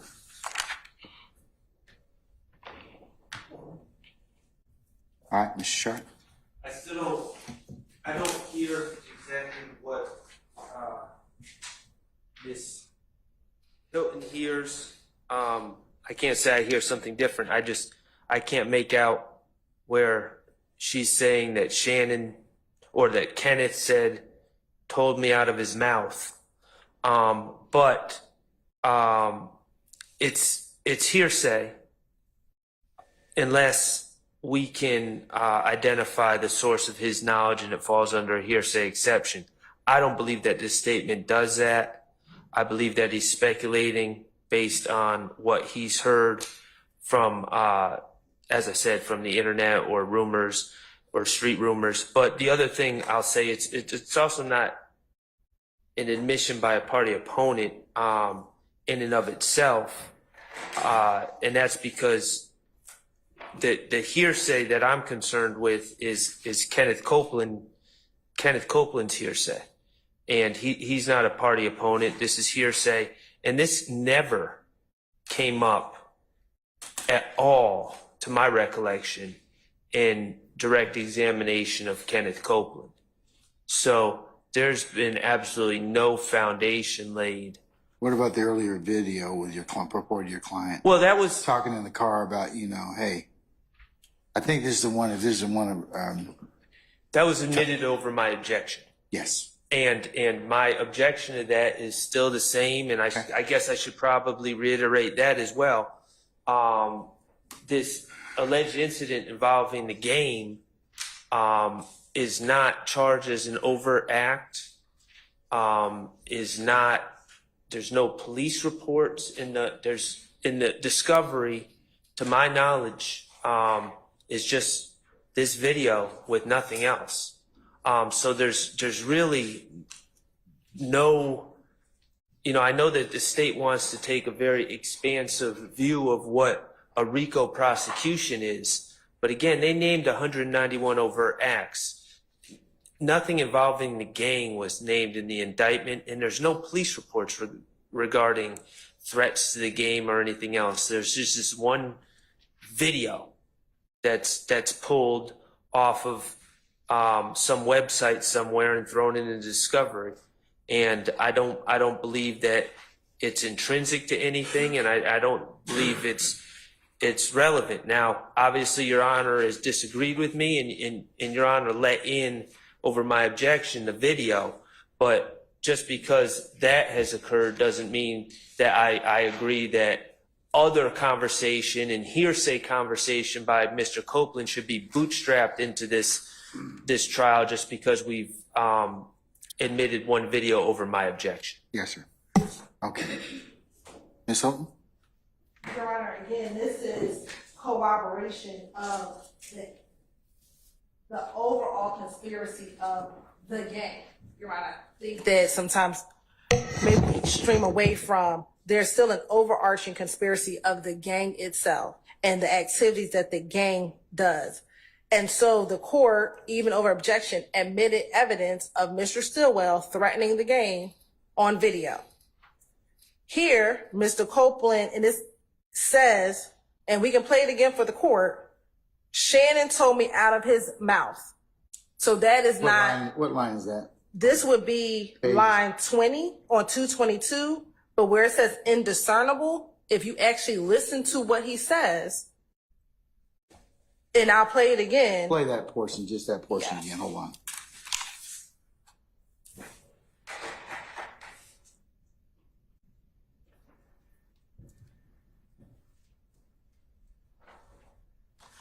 I'm not too far.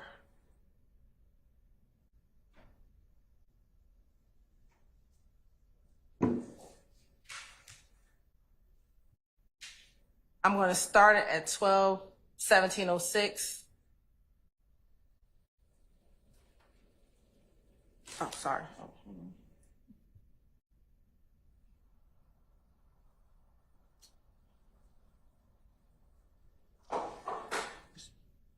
I care about nobody, you know what I'm saying? Don't even take shit from nobody. Well, how does it beef with gang then?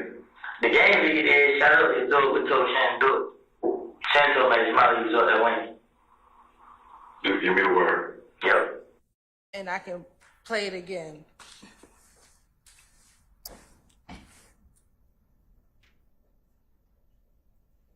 The game league is shout out to those with told Shannon do it.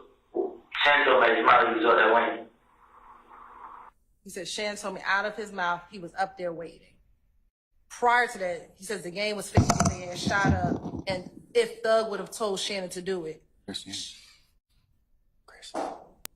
can I listen to your?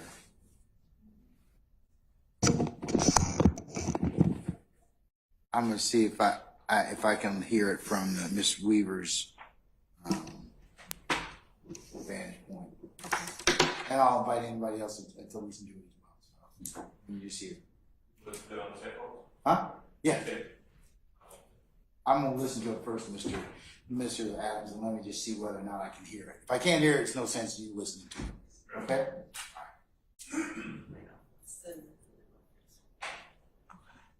I'm going to start at 12:17. You're not ready yet. Oh, not ready yet? Okay.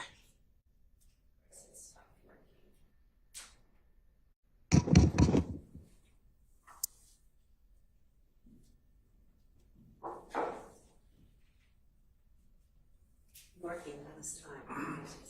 Of course. Oh, wait.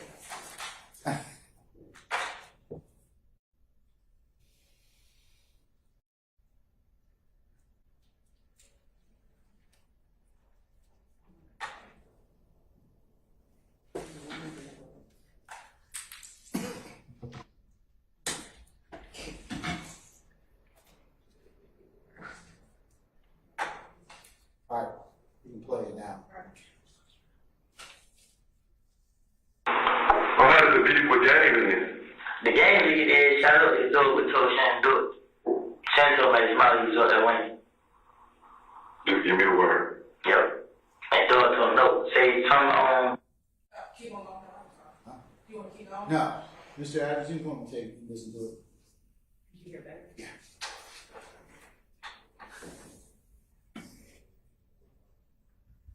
I think he's, at least from what I hear, he says, Doug told Shannon to do it. So, go ahead and listen to it. Any other counselor who wants to come up and listen to it, you're welcome to do so. And I don't believe he said, I think he said if Thug would have, they were about to get the ass shot up if Thug would have told Shannon to do it. Shannon told me out of his mouth he was up there waiting, and then Dennis responds, just give me the word, give me the word. Yep, and Thug told him no, so I want to be clear. I think Mr. Woods told him no, but he was prepared to go.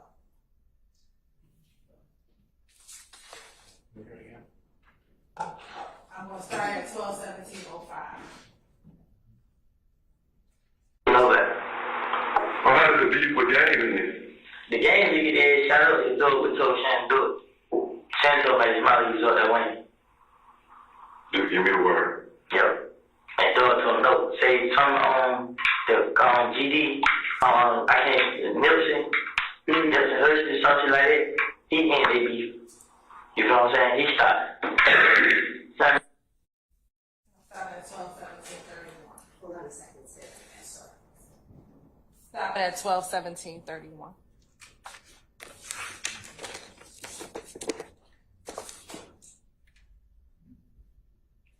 Can I listen to it one more time?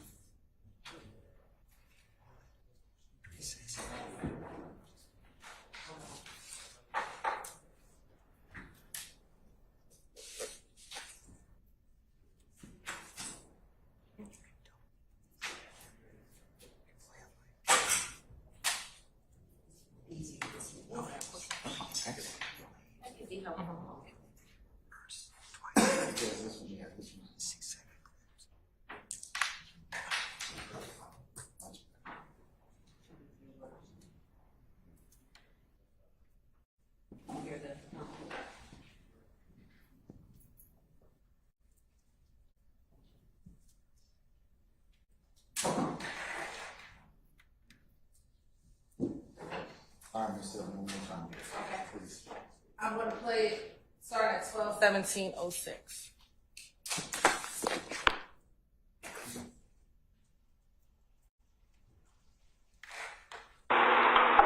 did the beef with Game end?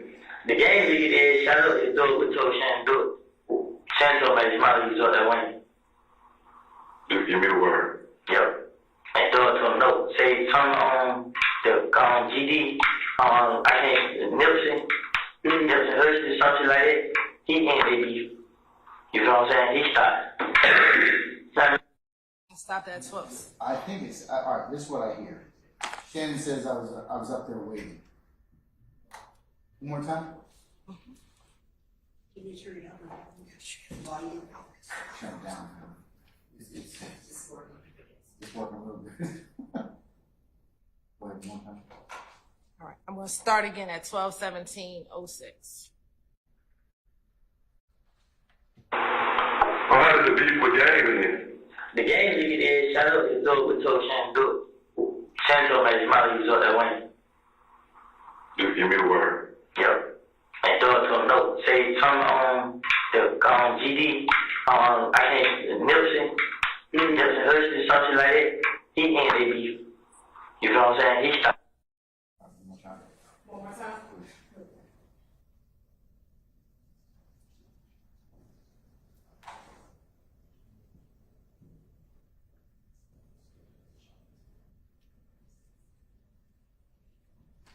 It started a little bit earlier at 12:17. Throw that take shit from nobody. How did the beef with Game end?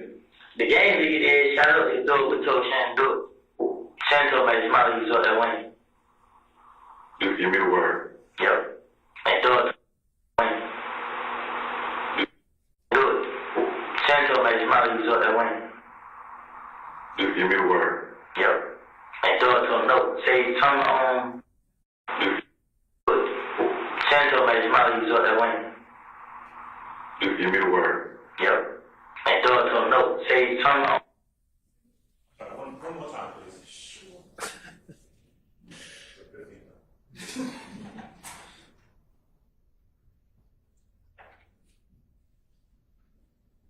shit from nobody. How did the beef with Game end? The game nigga is shout out to do with told Shan do it. Shan told me Molly was up that way. Just give me the word. Yep. And throw it to him no. Say something on the GD, I think Nipsey Hussle, something like that. Yep. And throw it to him. The game nigga is shout out to do with told Shan do it. Shan told me Molly was up that way. How did the beef with Game end? The game nigga is shout out to do with told Shan do it. Shan told me Molly was up that way. How did the beef with Game end? The game nigga is shout out to do with told Shan do it. Shan told me Molly was up that way. Oh, yeah. Just give me the word. Up there, Yep. that's the last part, that last sentence. I can't hear the first part. And I don't hear what the state's saying, and I don't even hear enough syllables to get to what the state's saying. I will stress the obvious, which is in an indictment where an overt act alleged is the shooting of a high profile hip hop entertainer's tour bus is included. This statement, the admission of this statement is highly prejudicial against my client. I don't hear anything in the statement that cures the hearsay aspect of this statement. And I still say that Mr. Copeland is giving information. The end of this, by the way, the end of this statement is, I want to get out of jail. That's how he ends this, right when the state's turning it off. He says, I want to get out of jail. He's giving all sorts of information that he knows, but he's not a lawyer. He's not limiting it to personal knowledge, and he's passing on hearsay that he thinks he knows, I should say, and it shouldn't be admitted for that reason. All right. Mr. Adams, what were you going to say, sir? Just to add to the record, I will say that listening to that the number of times I've listened to it, I did not hear what the state says that they heard. I didn't hear it either. All I can hear is that last little bit. Yeah, I'll tell you that I heard one of two things. Either Shannon and them was on Metropolitan waiting for him, or Shannon was probably up there waiting. That's what I thought I heard, but I can't be certain I can't be certain because I can't hear the first part of it. Right, I'll tell you, I'm not 100% certain of, it's one of those two, I know I didn't hear the state said they heard anything about Shannon told me out of his own mouth. I didn't hear that at all. Your Honor, and I can play it again, but if you read it in context, that's what makes sense. Literally says But the game. I gotta be able to hear it. Yeah, and I'll play it again, but this is the context of it. The game was fixing to get his ass shot up if Thug would have told Shannon to do it. Shannon told me and I'll play it again, out of his mouth, he was up there waiting. And Dennis responds, just give me the word. Copeland says, yep. And Thug told him no. So when you read that in context, that is the only thing that he would have said is Shannon told me that he was waiting for him. And we can play it one more time. That's the only thing, the only word that could have been said. And again, I think he didn't hear. Nowhere do I hear out of his own.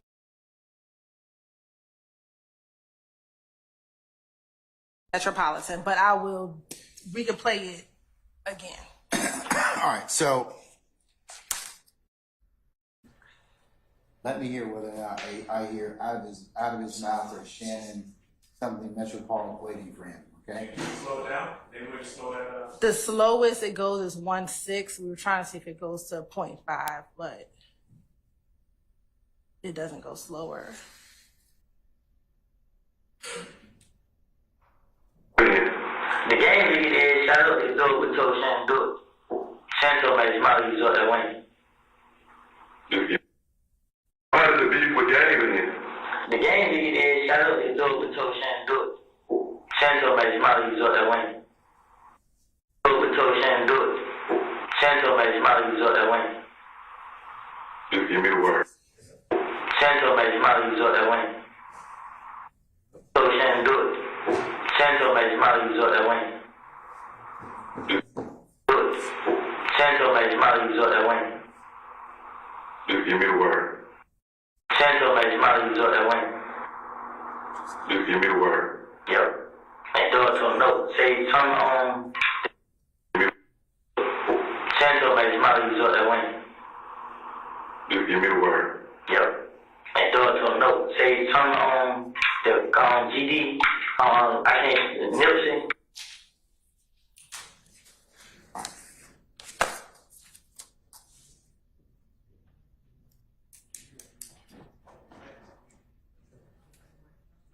Oh yeah. Miss Weaver has told me, authorized for me to tell you that you now see how difficult her job is. Okay, I'll be honest with you. I don't, Miss Hilton, I do not hear out of his mouth anywhere. But I have to be honest and say I don't hear. I get beat. I like Mr. Adams.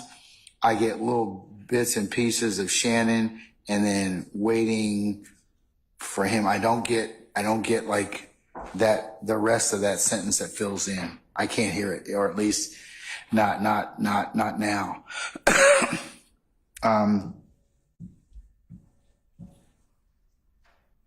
Okay. All right. Thanks for y'all indulging and letting me hear it a bunch of times.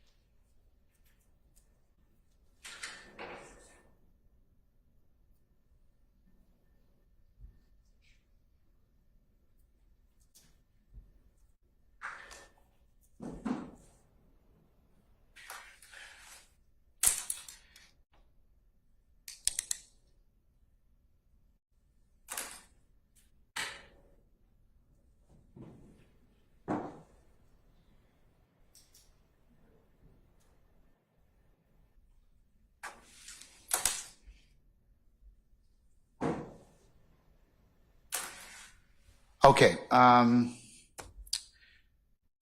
in considering line 220, I should say page 222, line 17 to 223, line 6, and corresponding audio video portion 12:16:59 through 12:17:35, in regards to this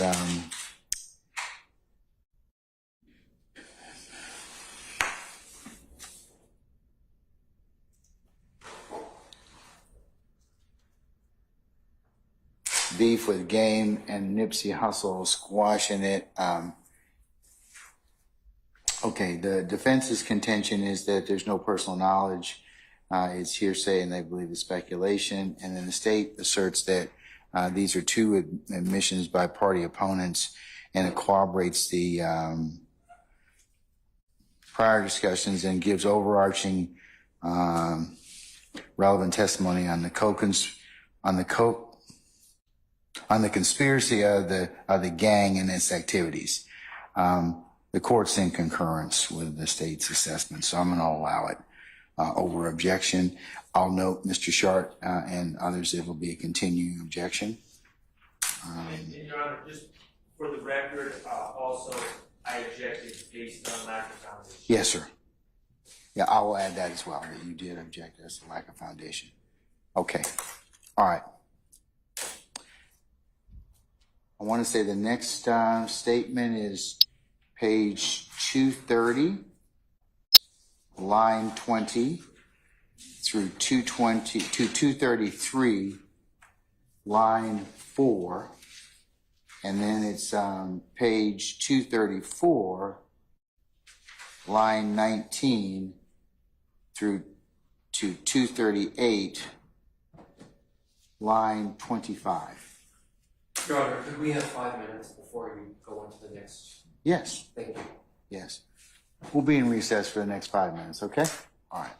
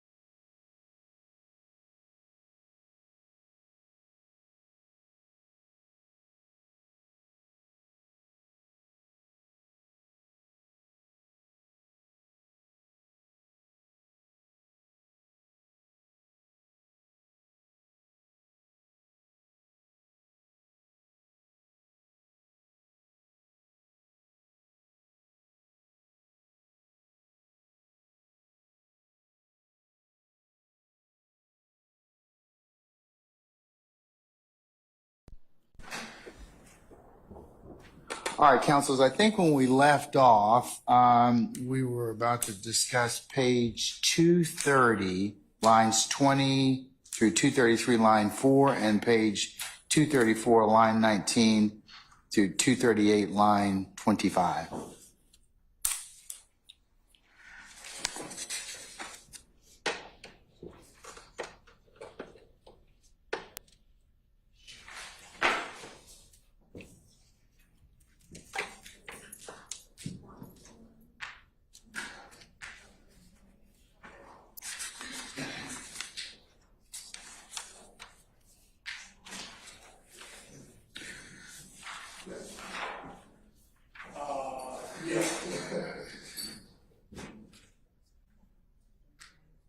Okay, we ready? All right. So, I believe that's hearsay in regards to the Lil Wayne bus shooting. So where are we, councils? Your Honor, the state has. Your mic. The state has.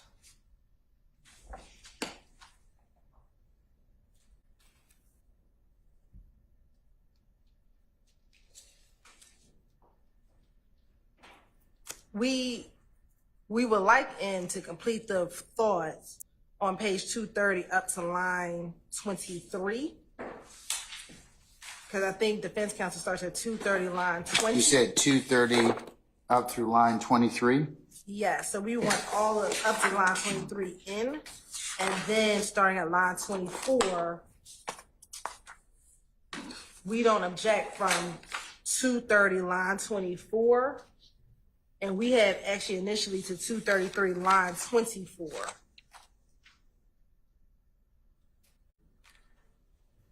All right. So, Mr. Shart or others, do you, Mr. Steele, any other, the state wishes to just, they want to play, they want to play up until 230 what, madam? 230 line. So 230 line, starting the redaction at 230 line 24. You want to, I don't have any problem with that. okay, going through 233 line 4? Going through.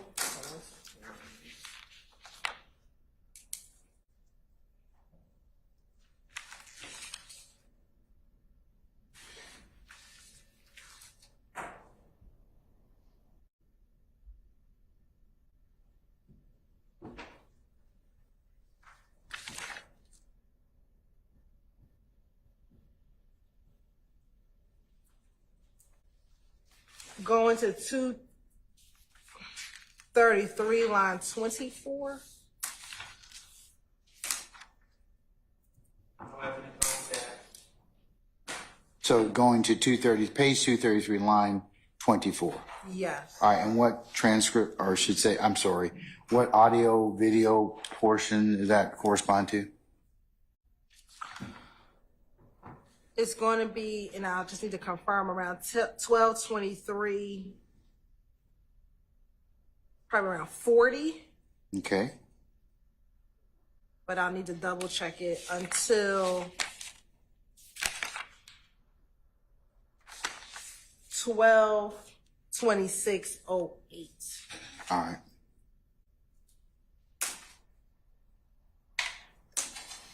All right, what about page 234, line 19 through 238, line 25?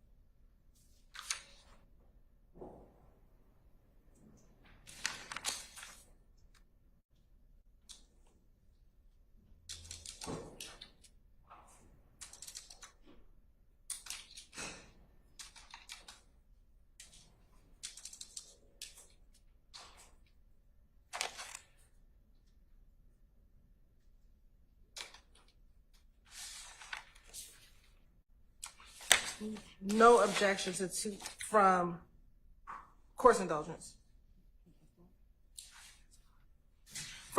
No objection from 234 line 19 through 238 line 25.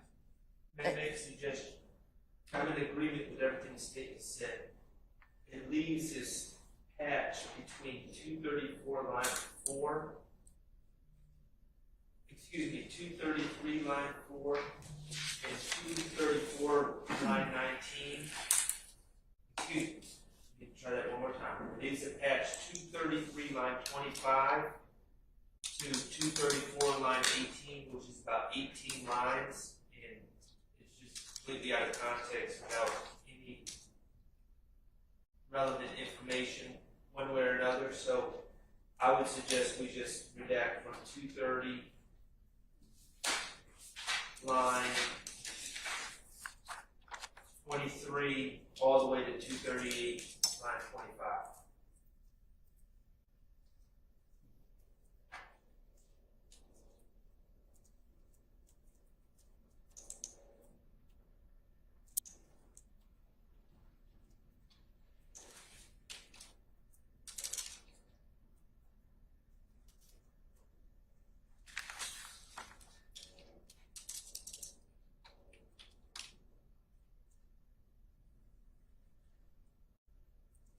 Okay. That's fine, Your Honor. So what are the redactions to, ma'am? I'm sorry. So I think we're really starting back at 230, line 23. To Through 238, line 25. And that's going to be 1223, so approximately 40 to 1230. I think it's going to be 15. okay.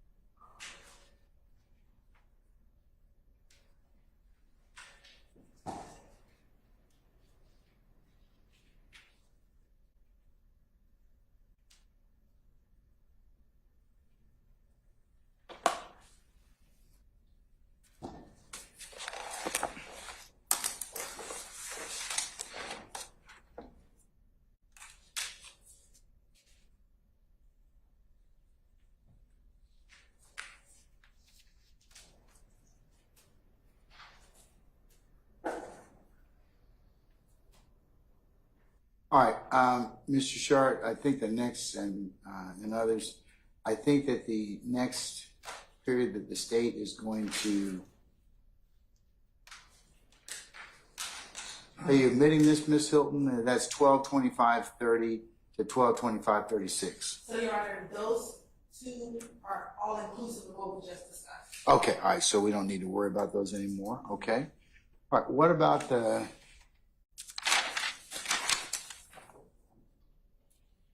241 line 3 to 242 line 21, and then I've got 243, I guess, pages 243 to 248, line 11, and then it's okay. So let's talk about those next. Yeah, Mr. Shard, I think you've got discussion about not relevant matters. Right. So,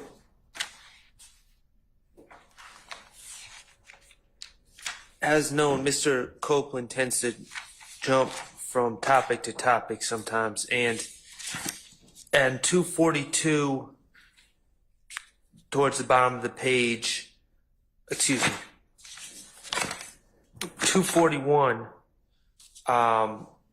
he starts talking about how the owners of Club Lacora thought that he had shot at the club or into the club, and it was one of Pee Wee Longway's people that had actually done it. And it's a big story about how he had to prove to the Allison brothers that he wasn't the one who shot, and it was proven by videotape that he was wearing some other types of clothes. And then he also talks about Tick robbing Bentley for a necklace. So that's all mentioned in the first part of what I would like excluded.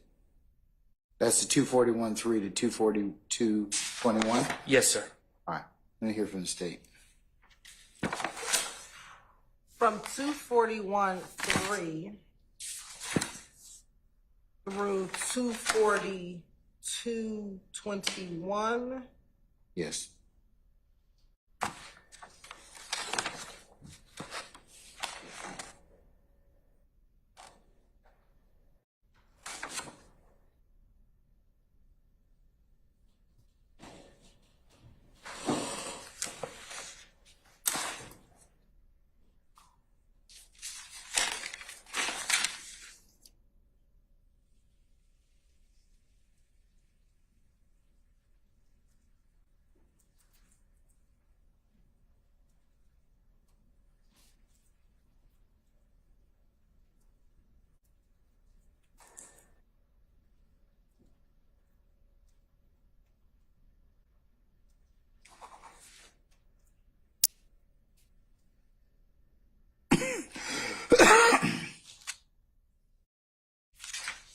So, Your Honor, we would agree from page 241, line 3 to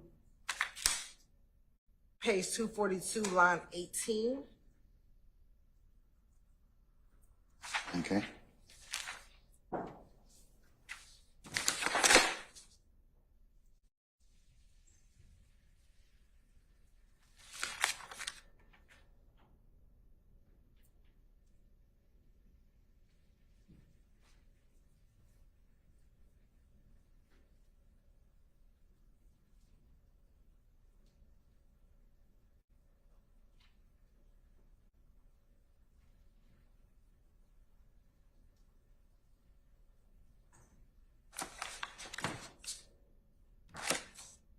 What's your stance on that, Mr. Sherman? Well, the problem is, in there is a small area where Mr. Copeland and the detectives start talking about loyalty and how he's loyal to his friends and how these other guys weren't raised the same way he was. But then they immediately after 5 lines or so, they start going into Bentley. He says Thug got his necklace back. Okay, I think that's all part of what they're not going to play. They're saying they want to stop it at 18 as opposed to 21. Right, but then it picks up again, the second part of, And that's 243. right, and then they're talking about Thug going to what's the name spot with a whole bunch of choppers, and got his gun, got his necklace, and then they're back on the Allison brothers, talking about the Allison brothers, and then he's back on the topic of shooting up LaCoura again on 244. So, there's a couple lines, I guess, that could be played. The bottom of 242, the beginning of 243, but again, it's kind of like the last one. They're sandwiched in between two sections that I feel should not be played, and I don't know, standing alone, how much context or value they have.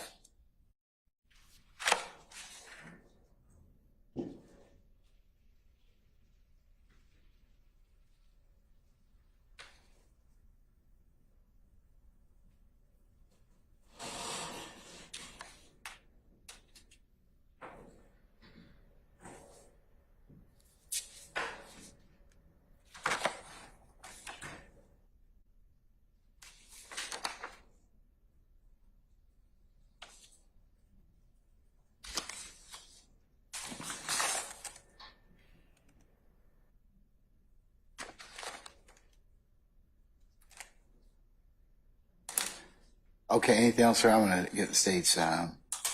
No, that's it. I guess I need to hear what the state's view on the second part is, and then we can figure out if there's any use of keeping that little bit in the middle. Okay, all right. Ms. Hilton, what's the state's theory of playing 243 to 248? I'm sorry, I didn't realize we were on 243. 243 to 248. I thought we were still on the decision regarding. Can you turn your mic on? I'm sorry. Decision rather in regards to 18 versus 21? Correct, because Okay. I don't think. Let's see if we can get to the other one then. I think the defense is going to go back to that. But whether or from not it's 243 line 9 through 250. You said 243 line 9 to what?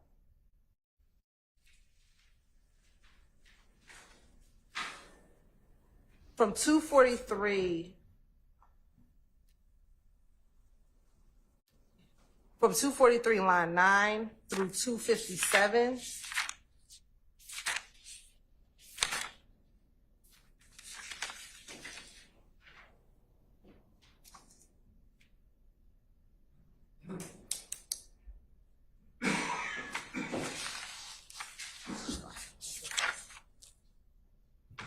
Well, let me start here. From 243 line 9 through 248, the state has no objection to. To the end, so 248 through line 24. I guess that's the end of the page, right? Yeah, so 243 line 9 through 248 line 24, the state has no objection to. Okay, all right.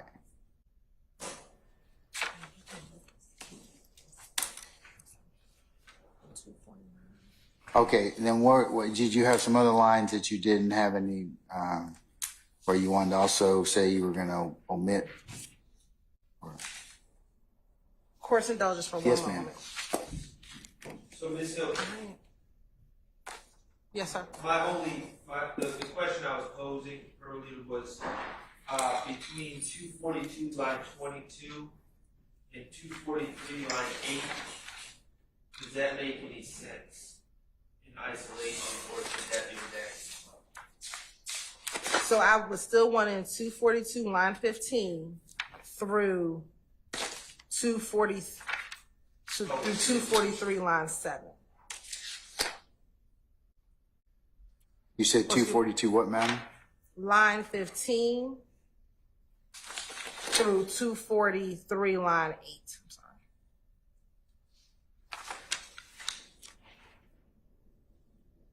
And that's fine, Your Honor. All right.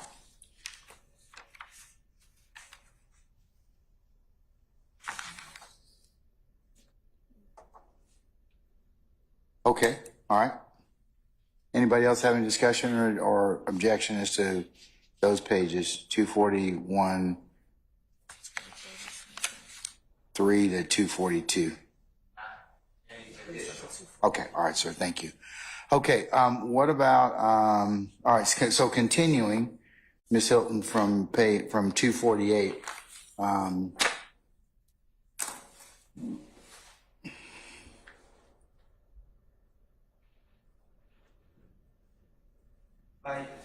By changing it, I suggested 248, line 11, the state put forward line 24. yeah, okay. And that chops off the first half of the conversation regarding shell count and Tay shooting each other.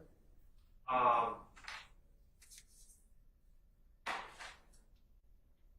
don't have a strong opinion about whether it comes in or not, but I would suggest if we're gonna take it out, we should just take out the second part of that conversation. If we're gonna leave it in, we should leave it in the first part of the conversation.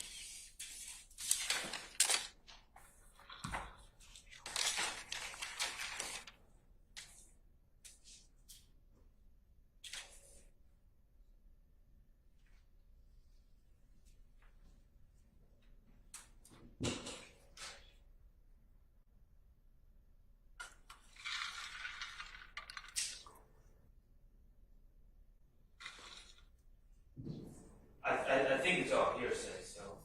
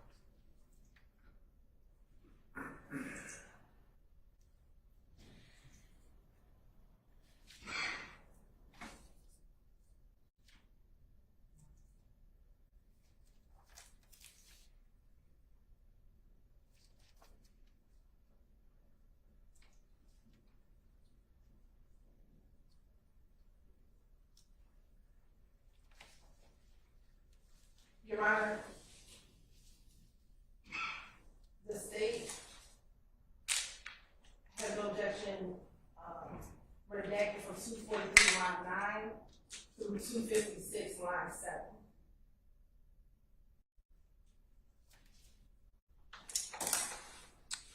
All right.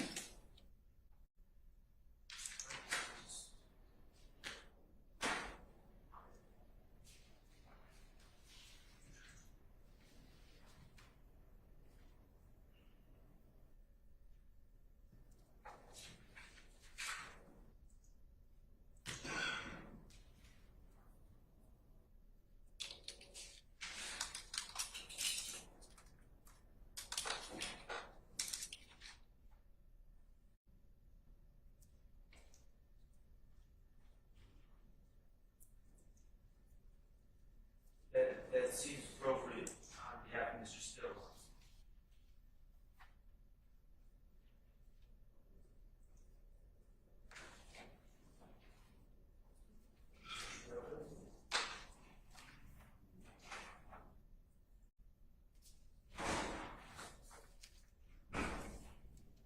All right.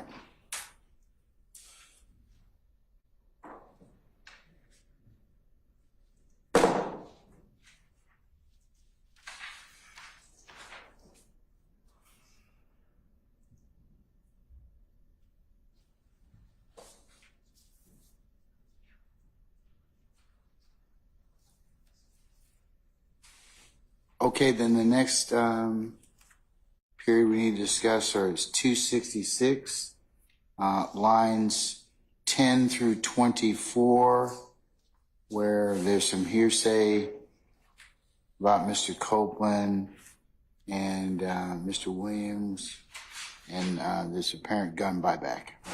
Right. So this is regarding the gun that was left at the rec center, I believe. And Mr. Copeland says, I heard that Thug was told Lil D go back and get the gun, like from Indiscernible, You Feel Me? That's 266 line 10. And so what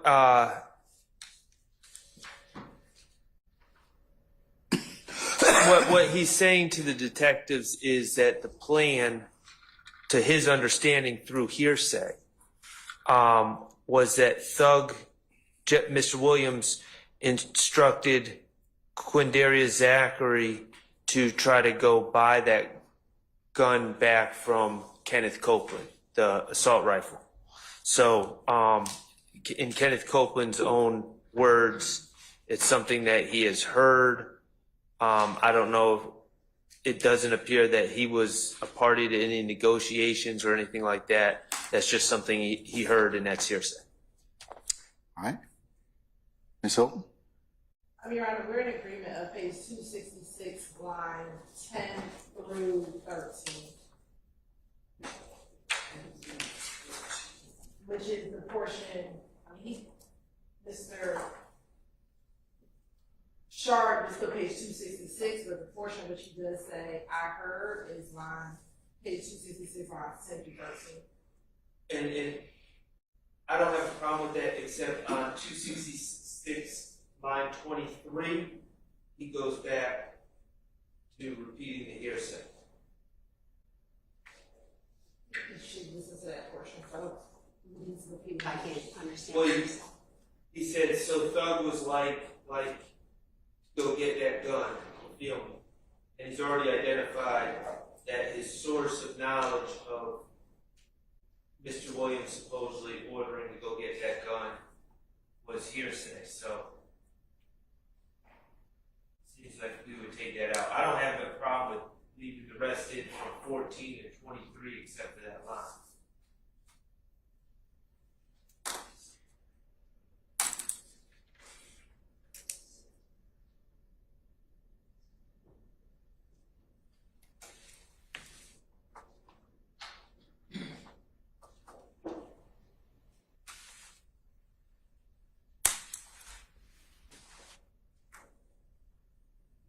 I'll play a portion, because we believe this could be categorized as co-conspirator hearsay as well. Are you talking about from 13 through 24? Yes, 13 through 20. Yes, 13 through. Because you're agreeing that 10 through 13 should be omitted on page 266, but you want to play, I guess, 14 through 24. Is that correct? Yes, Your Honor. But we do, I mean, now in looking at it all, 10 through 24, we believe could be co-conspirator hearsay. But given that we just told the court we could omit 10 through 13, we'll play 14 through 24. All right, let me hear that then.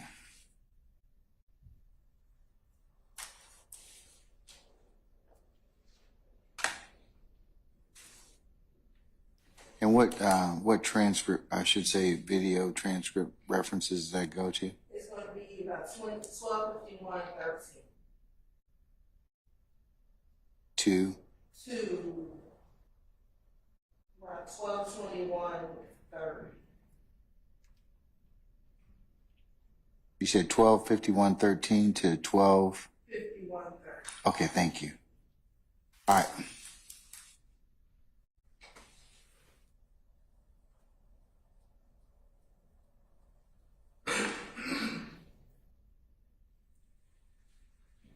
It's going to start a little bit earlier, around 12:50. Yes, ma'am.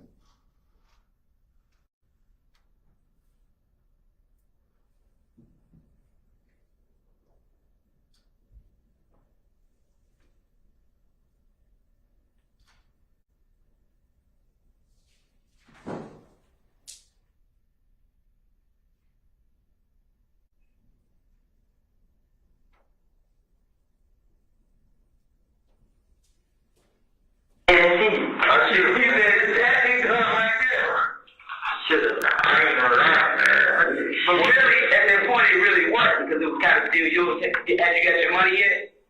Huh? Because they were gonna pay time. It's what I did here. I heard it. So, totally did go and get done. Like, from the house.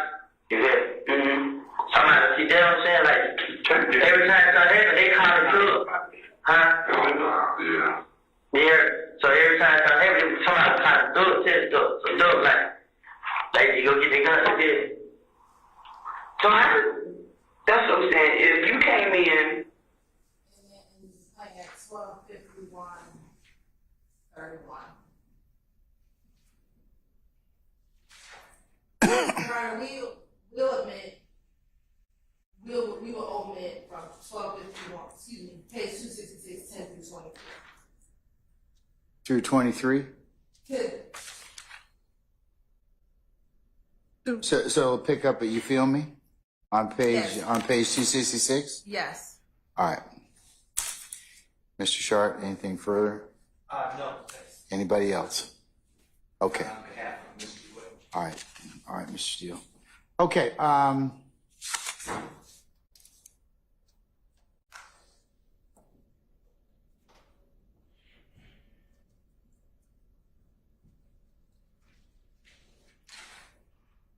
I've got 270 pages, page 270, lines 11 through 21.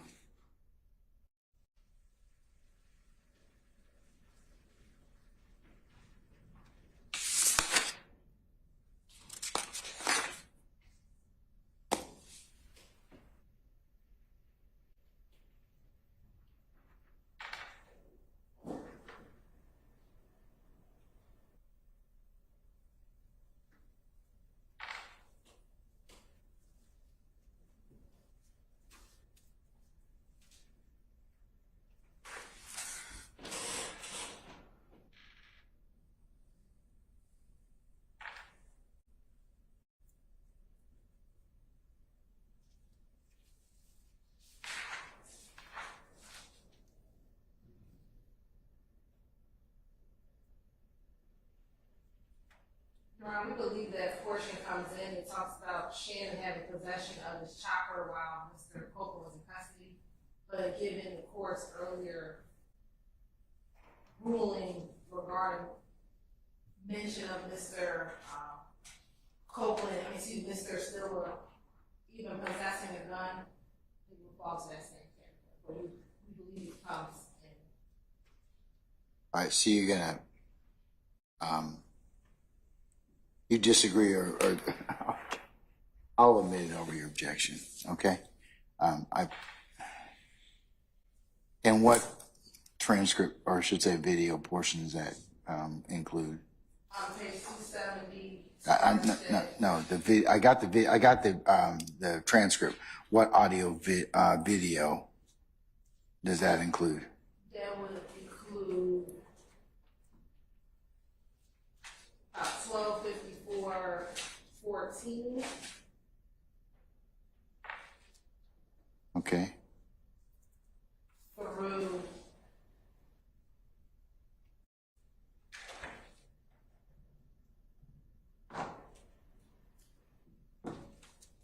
12:54:30. All right.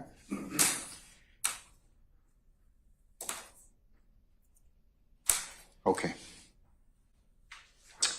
The next one is page 275, line 4 through 276, page 276, line 15, and that supposedly is a reference to hearsay about Lil D, D'Amica and Garlington setting up someone to get robbed. It appears to be hearsay, Your Honor, but it's also about some robbery or alleged robbery that I know nothing about and there's nothing in the discovery about, and I believe it's wholly unrelated to this situation. So it's not relevant, and it's also based on hearsay.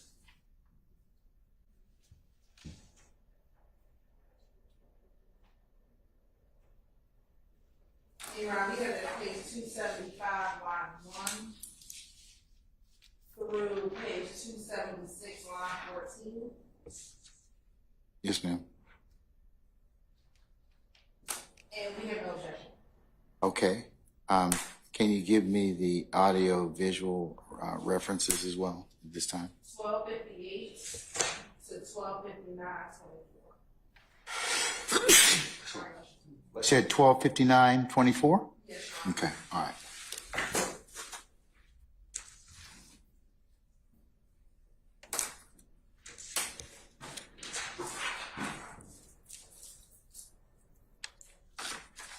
All right, anything else in regards to these pages? Mr. Sharp, Mr. Steele, or anybody else? No, Your Honor. Oh. On behalf of, not on behalf of. All right, sir. Okay,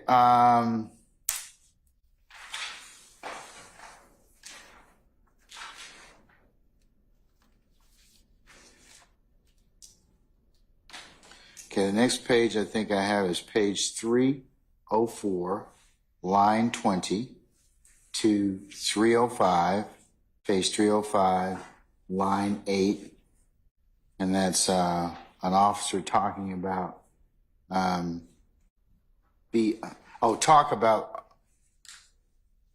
talk about Officer BB. And Your Honor, I believe last name was Robinson. He's referred to as Officer BB. This is the officer who there was some litigation earlier about possibly not being on the up and up, and I believe that where we are right now, we're not getting into that, so that would be irrelevant.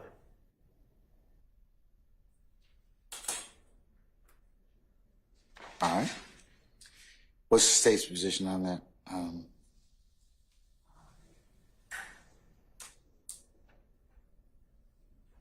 We don't plan on introducing page 304, line 20 through page 305, line 11.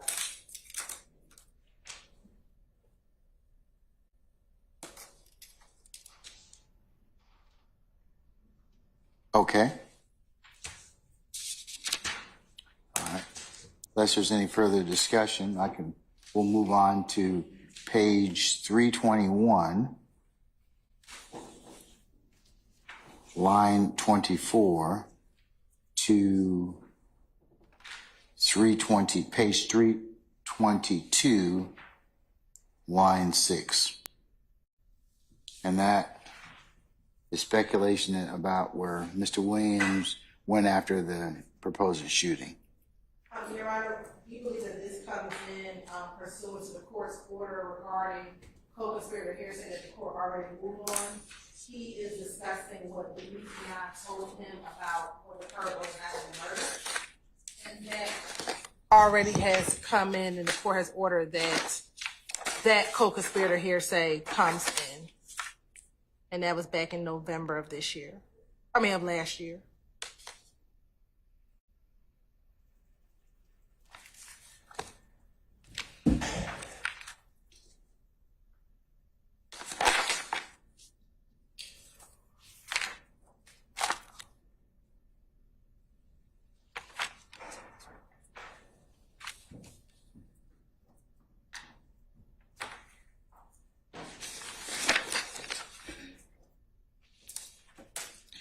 Are you saying, oh, I'm sorry, Mr. Sharp, go right ahead.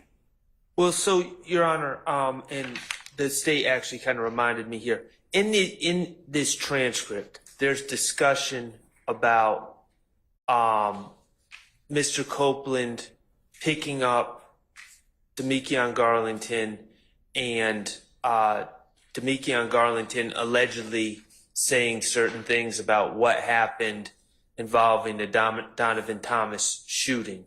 Now, it is true. November sounds about right, but I did file a motion to declare that hearsay. Your Honor heard my motion. I argued that it was spilling the beans. It's not in furtherance of a conspiracy. You ruled against me, so I feel the need for the record to say, based on that ruling, I'm not specifically objecting to those statements because you've already ruled on them. But You're still maintaining your objection. I'm still maintaining my objection. Now, when it comes to this excerpt, the problem is no one, when he says, he gives, what he says are details. He says, and when Thug was at Bentley Spot, they pulled up on Thug, and then they went to Bentley Spot, they wiped the car down, and he said, and he goes on and on about details about what happened allegedly that night. Nowhere did any of the detectives say, well, how do you know this? What's your source of information? Nowhere does he say in this excerpt that Demetrius or Lil D or D told me that. Correct me if I'm wrong, but that's my reading of this. So the state is saying, well, it falls under a hearsay exception. Demetrius Garlington told him that. I don't really see the basis for the state to say that Demetrius Garlington told him that, and that's why I'm objecting, because he's giving information. We know he wasn't there, according to him. He's giving information, but he's not saying where he got it from, and I'm not just going to agree that his source is Demetrius Garlington, and therefore it's a statement by a co-conspirator. All right, Your State. Honor, I think that would go to weight, not admissibility. In the entirety of, and I want to go back to page 320, he multiple times throughout June, this interview, he talks about Demetrius telling him what occurred on the night of the murder. And when we go back to 320, he talks about the fact that Demetrius told him everything that occurred, which would include what happened with the cars after the murder and where they went after the murder, Your Honor. I think that's a question that they can ask Detective Dennis or Gaither, especially Detective Dennis when he comes back again on cross, why they didn't, whatever the assertion is. But the assertion is that everything that Mr. Copeland knew about the murder came from Demetrius, given that Demetrius was with the individuals who committed the murder at the time that the murder occurred, or at various times right before and right after the murder, Your Honor.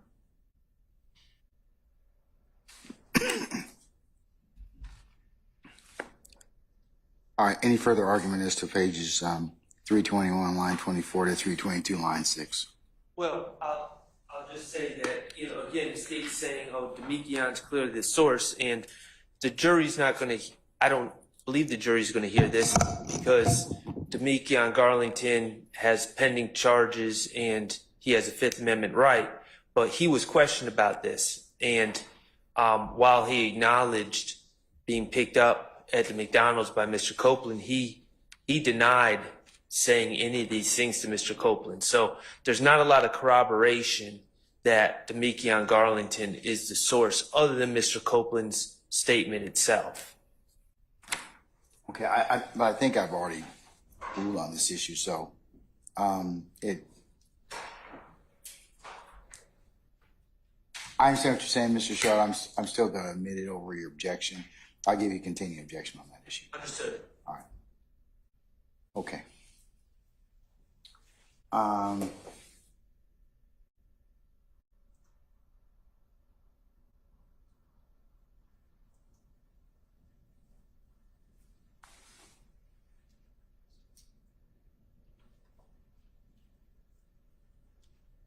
Okay, then I think the next series is pages 341 through 350, pages 350, line 17, and then related to that is page 356, lines 9 through 19, in discussion about Officer Robinson. Your Honor, we had at page 341, line 19, all the way through 356, line, sorry, Ms. Weaver. We had that page 341, line 19 through page 356, line 19 should come out. However, I think defense counsel disagrees. So we would just want to hear what portion they believe should, are they asking to be played? Mr. Shard, are you asking for the entirety of it because the state's saying they're gonna omit page 341, line 19 through 356, line 19. If I could just look at Sure. notes. Yep.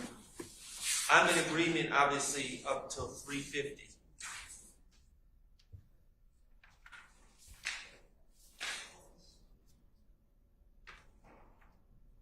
Line 17 or just 350, line 17. All right. So that can be omitted. What about the rest of it though? Well, no, I don't agree. About what, sir?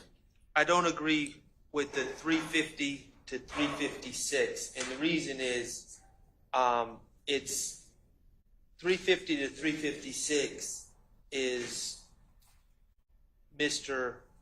Copeland trying to negotiate himself out of jail and continuing to try to avoid jail, avoid being locked up for the charges that he was just arrested for, continuing to make promises. And I think that that's obviously very relevant for the jury to observe and see what his mind state was at the time, because it corroborates what he was saying on the stand, that he would. Let me see what the state said. At a minimum, it's fair game for cross. At a minimum, it's fair game for cross. You can cross-examine him on that all day long, from pages 350 to 356. State? We can play that portion. All right. State says they're going to play it, okay? Okay. So they're going to play pages 350 to 356. You're still welcome to ask him that on cross, okay? So. And so, as far as time, Your Honor, Yes, ma'am. the portions that will be redacted would be from 3/13/55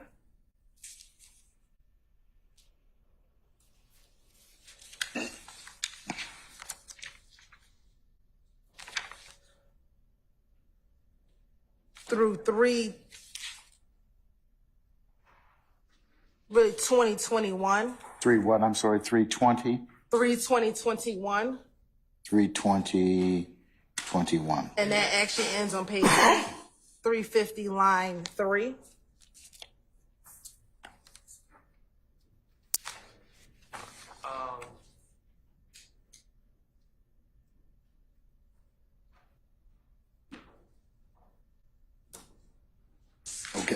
Okay, My suggestion would be to extend that to line 17. Just because Detective Dennis is talking about the dangers or the frustration with working with dirty cops. So it's a continuation of the officer.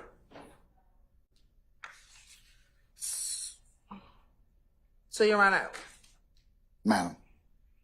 that's fine.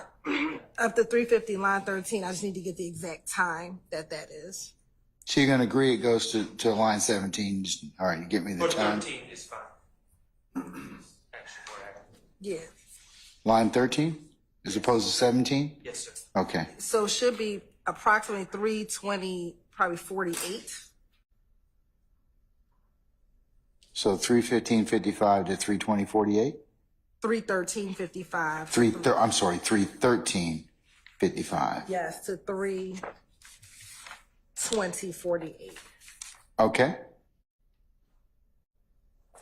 All right, and then you all will play the pages 350 to 356, which corresponds with what, madam, in terms of audio video? Time, it'll be 320.49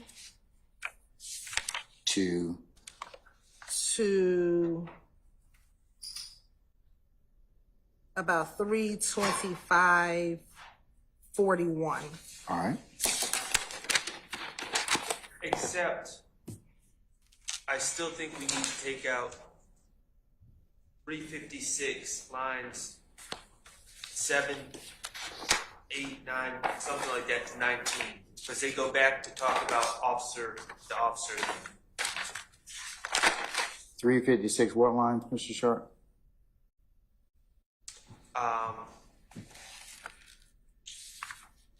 9 356, line 9. to 19. It appears he's being showed a photo lineup of the officer. Okay. Yes, Your Honor, I see All what right. he's referencing. Okay. So we will, out of that, redact from 356 line 9, which starts at 325.10, to line 20, which is roughly about 325.38.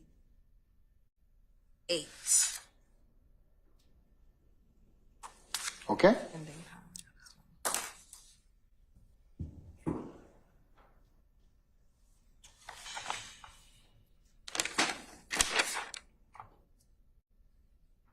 Okay, I think the next portion is 361, page 361, line 1 to 362, line 10. And that's apparently Mr. Stilwell purportedly saying about the shooting of Lil Wayne tour bus. Mr. Copeland, I may have labeled it wrong. Mr. Copeland, basically, he says, I'm not the problem. If you want the problem is Shannon.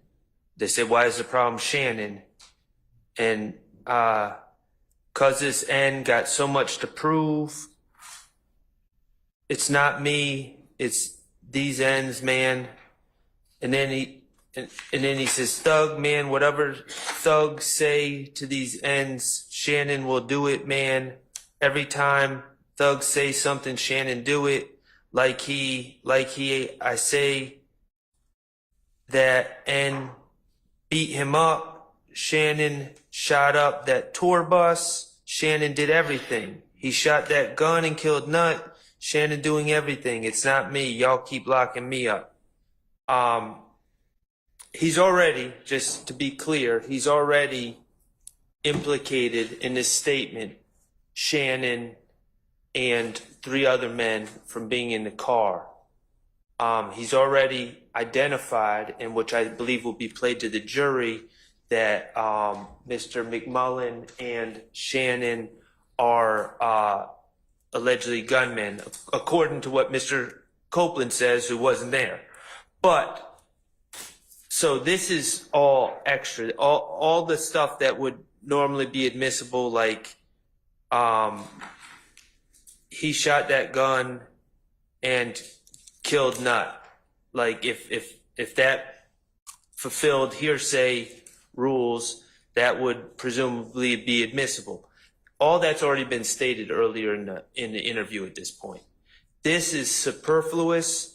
It makes reference to Jeffrey Williams just ordering Shannon to do unnamed, untold acts, and Shannon will surely do it. It makes reference again to Shannon shooting up the tour bus, which we know that Mr. Copeland has no firsthand knowledge of. And so I don't see the probative value. It's cumulative based on what's contained earlier in the interview. And obviously there's certain parts of this that need to be redacted on their own right, such as references to the tour bus, such as references to Shannon doing certain unnamed crimes that Kenneth Copeland is broadly referring to.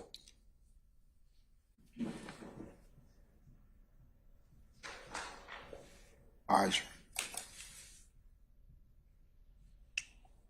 Ms. Holton? Your Honor, the state agrees to the portion in which it says Shannon agrees to the portion. The state, agrees to the portion of Shannon shot up that tour bus. We do believe that that portion can be excluded. However, everything before that talks about Kenneth Copeland, who again, the state will argue is a co-conspirator to the overall gang conspiracy. Speaking of what Shannon's role is in this gang, when he says, man, whatever thugs say, Shannon will do it. Every time Thug says something, Shannon will do it. In this interview, I believe Mr. Copeland talks about, I think it's this interview, that the night that Bloody J gets beat up at Club Crucial on that Monday, that Shannon was a part of beating him up. I believe that's in this interview. I'm going to verify that it's in this interview, Your Honor. So I think that would substantiate what's contained in line 16. And then again, when he says he shot that gun that killed Nut, again, that is based upon what he learned from Demekian as a co-conspirator hearsay. And so although he said it multiple times, the position that defense counsel has raised is that Mr. Copeland was lying during this interview. The fact that he can remain consistent about certain portions that he speaks to the detectives about, we believe is relevant for this jury to hear. I will play for you his demeanor during this portion of the interview, which I think the jury should be able to view, especially given his in-court testimony stating that he made it all up. Again, the premise is we are playing this as impeachment by contradiction. And when he tells this jury that he made everything up, when you watch his demeanor, especially during this portion, the jurors can determine for themselves if they believe that he is making anything that he said in 2015 up. So for those reasons, we believe everything exclusive of Shannon shot up that tour bus should be admitted. We do agree, and we will omit the portion Shannon shot up Line that tour bus. 16. Okay, all right. You can play it. Please.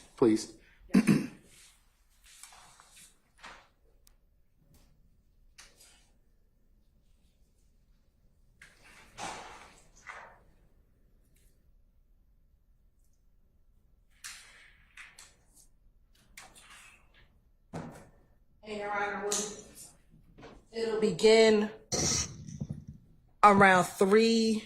We'll start at 3:29:27.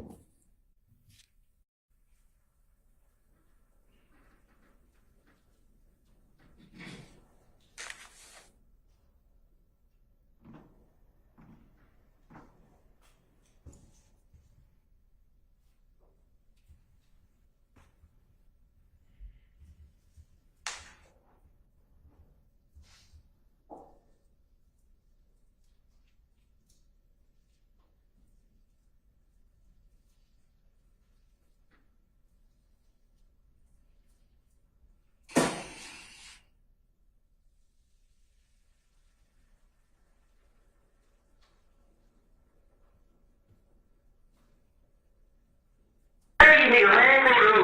No. Man, throw say these niggas trying to do it, man. Every time I throw say something, trying to do it. Why you bring you? I said, niggas throw they go bless you like that shit. That little did on a few more. Shannon shot that too, but Shannon did everything. He shot that gun, killed nothing. Shannon doing everything. It's not me. Y'all be locking me up. Cause Shannon working, man. And then we will exclude the part where Shannon shot up that tour bus, but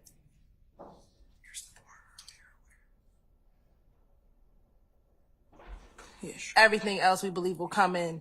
And as I did mention earlier, around 10:41 in this interview, so earlier in the morning, he spoke to the detectives about that Monday night at Crucial and being outside of Crucial, Thug saying, there go Bloody J, there go Bloody J. And then Shannon went and proceeded to beat up Bloody J along with Moontalk. And that was that night preceding Donovan Thomas's death.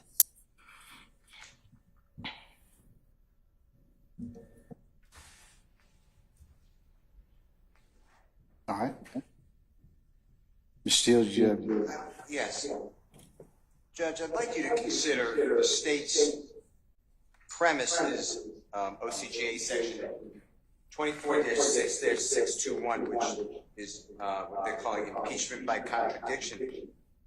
And impeachment by contradiction, or 24-6-621 rather, states, and I quote, witness may be impeached by disproving the fact. Hang tight, Mr. Steele. Somebody's got to. You see. Well, correct. All right. Sorry about that. Start over. OCGA, the state's premise is that they are using these recordings, 16 hours of recordings, because Mr. Copeland said, I probably said it, but I was lying. And the state is saying that this is falling under OCGA section 24-6-621, which is impeachment by contradiction, specifically stating, and the legislature wrote, a witness may be impeached by disproving the facts testified to by the witness. And Mr. Copeland never testified to any of this. The state is really doing, well, we want the jurors to see it so they could rate his credibility because he was telling the truth. That's an inconsistency. But he's really not inconsistent because he really said, I probably did say it. But by the way, I was lying back in 2015. As the Honorable Bruce Harvey was saying, a prior consistent statement is not usable under 24-6-613 because the motive was already there, because he's constantly saying, he being sorry, Mr. Copeland, I want a deal. That's his motivation for speaking with the police.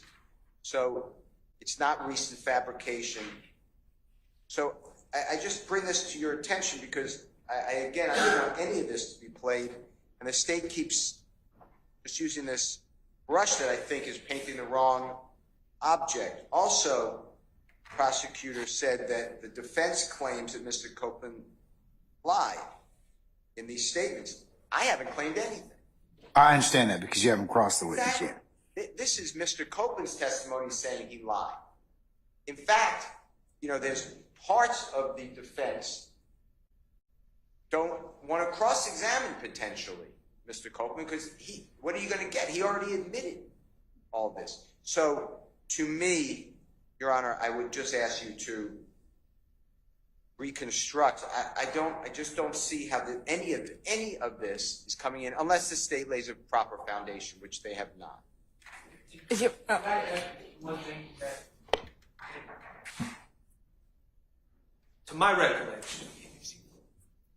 To my recollection, this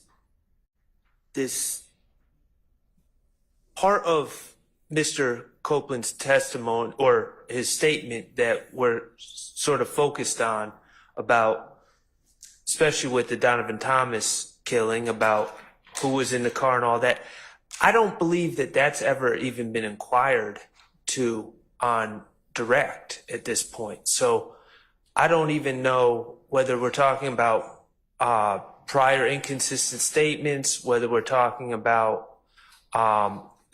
impeachment by contradiction. Well, that's what the state's saying. Right, They're saying but- it's impeachment by contradiction. But Mr. Copeland, I don't believe a question has ever been posed to him about whether he was told what he was told by Mr. Garlington at this point, whether he was told that Mr. Stillwell was in a car, wasn't in a car, whether he was told that Mr. Kendrick was in a car, wasn't in a car. I don't believe that we've ever touched that on direct. So I don't know how playing statements, out of court statements regarding these matters shows any sort of contradiction, because there's nothing's been said. I think they're also trying to offer them for co-conspirator statements. No, you want to address that? Yes, Your Honor. So multiple things. I believe, and again, I would have to go back to the record, that early in my questioning with Mr. Copeland, I asked him about the murder, and that is when The murder of whom? Donovan Thomas, or the night of, and I believe I believe his testimony in court was that Little D got in the car and Little D didn't say anything. And I would need to go back and look at that portion, but I believe that is what he testified to in court last week. Then furthermore, he testified in court that Shannon got into the car with him and not Nard, who he said back in 2015 got into the car with him.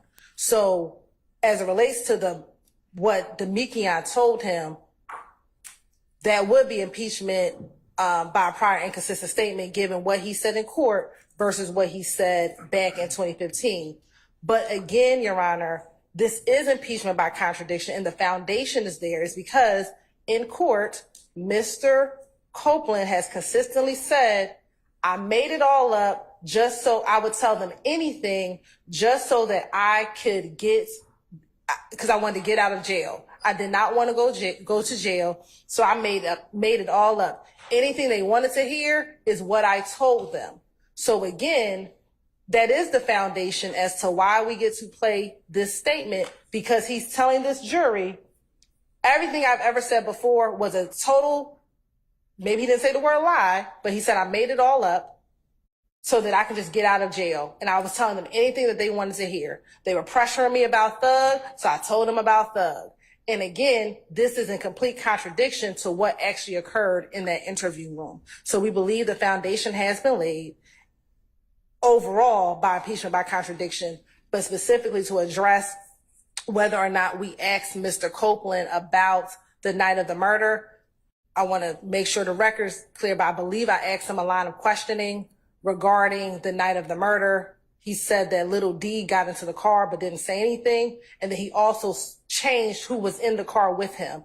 He said that Shannon got into the car and that Nard no longer got in the car, but that is what he told officers back in 2015. All right, I'm going to defer on that till you get me the last little piece of it. So we'll come back to that particular page 361, line 1 through 362, line 10. We'll go ahead and come back to that. And Your Honor, is the deferment regarding whether or not I asked in that line of questioning? Yes. Okay. Because it would make a difference as to whether or not, from what Mr. Steele and Mr. Shard are saying,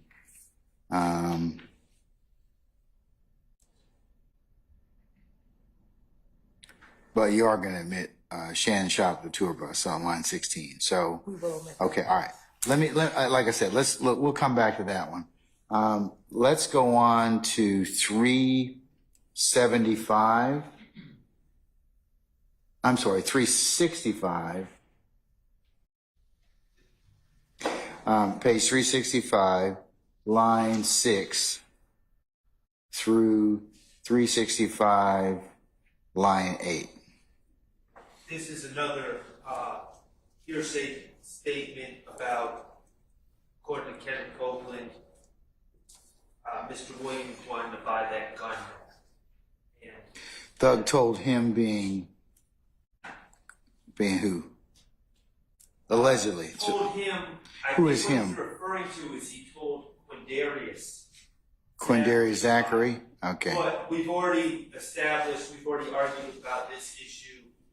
Kenneth Copeland's basis of knowledge about what Mr. Williams may or may not have had planned with that gun was based on hearsay. So we dealt with that. So I've ruled on that already. Yes. So it's out. We can just have a continuing objection. To You that. can, yes, you certainly may. Okay.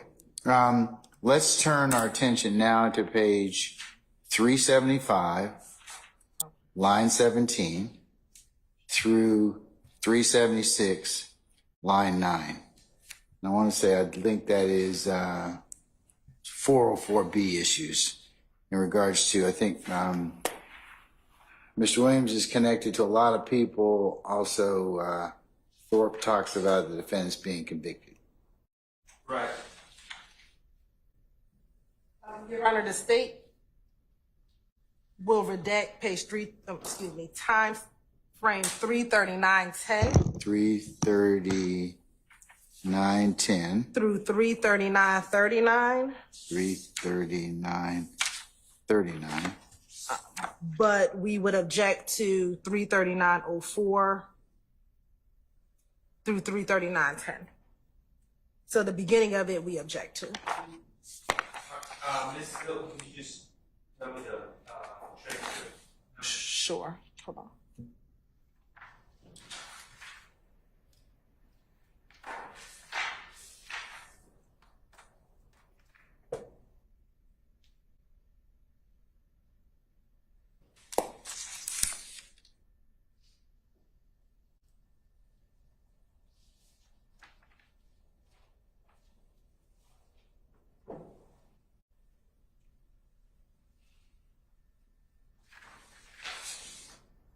So the state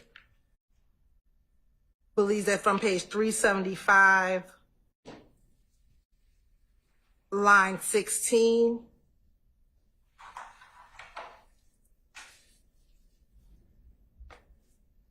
through line 19 should be played.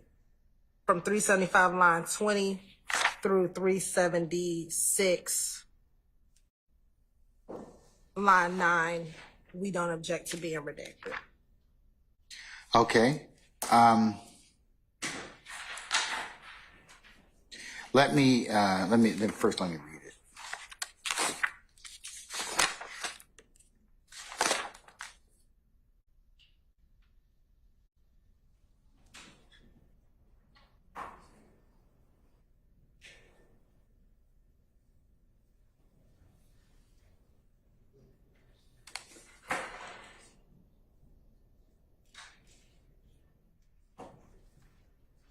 Do you want lines 16 through 19 played? Is that what you're saying on 375? Ms. Hilton? Yes, Your Honor. Okay, all right. Mr. Sharp?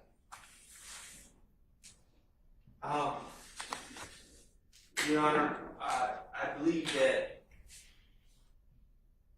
those lines that they want to play invite speculation as to threats and different concerns about witness safety. And again, in this case,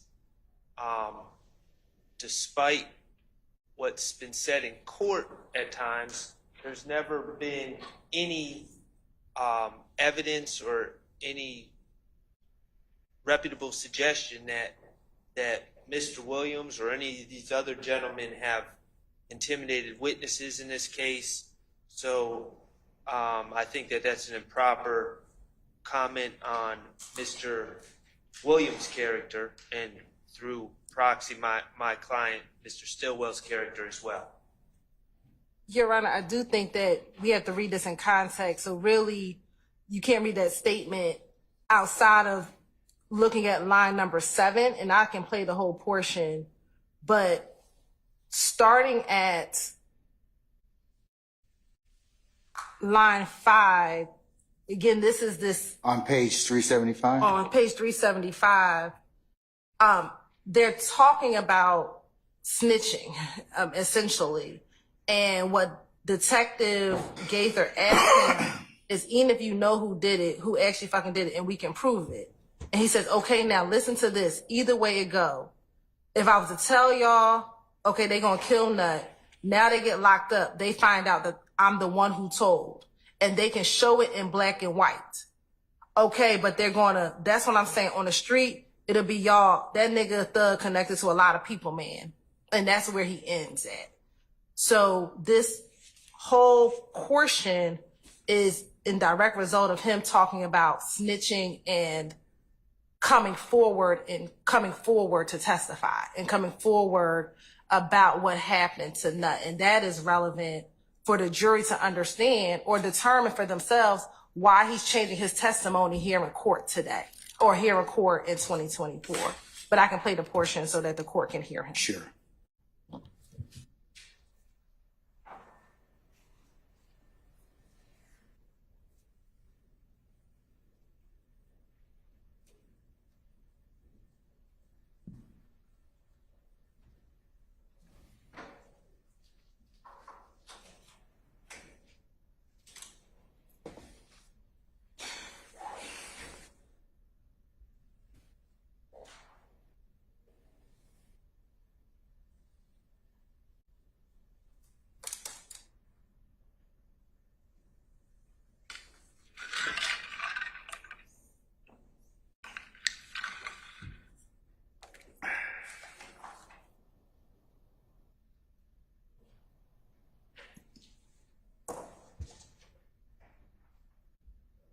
And we'll start it at 3:38:34.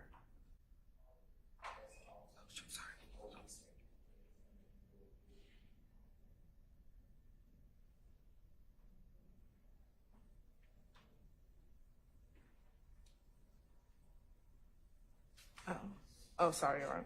I never realized the screen wasn't showing.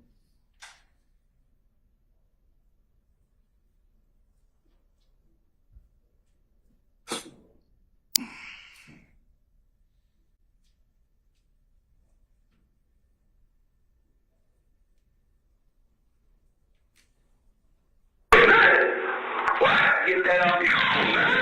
Come on, man.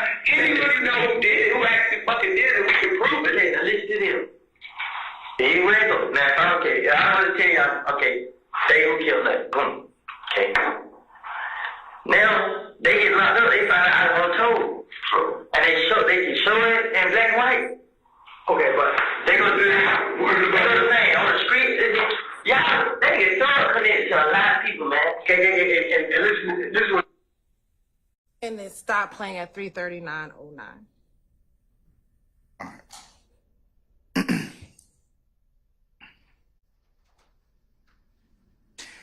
Anything further, Mr. Short or Mr. Steele, in regards to the three lines, 375, 16 to 19? No, Your Honor. All right, I'm going to admit them over your objection. I'll give you a continued objection on that. They give context to the earlier lines that are played. Okay.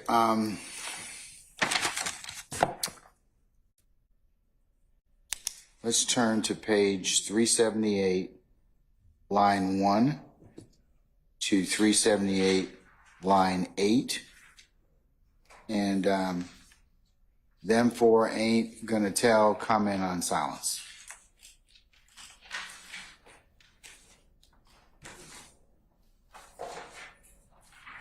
Is the state gonna play that 378, line 1 to 378, line 8? Yes, Your Honor.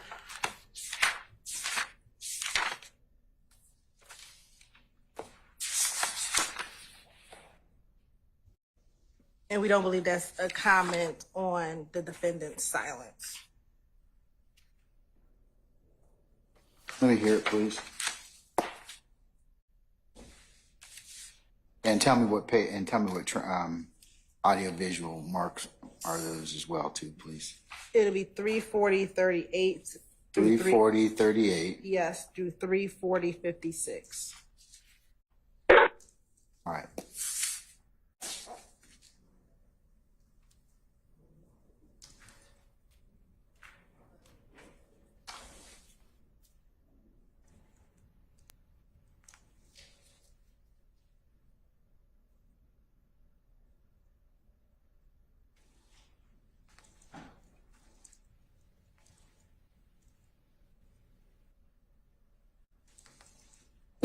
And we're starting a little earlier at 3:40:31. How can y'all ain't winning. Put it away. Those of them already knew. Like, them the folk right there, they not gonna tell you. I don't know about you, but them niggas not gonna tell you. That's why they not stand. You know what I'm saying? I understand right around enjoying this stuff, but a nigga gonna make a way. They be like, Woody told you. You know what I'm saying? Okay, and once again. And we stopped at 3:40:58.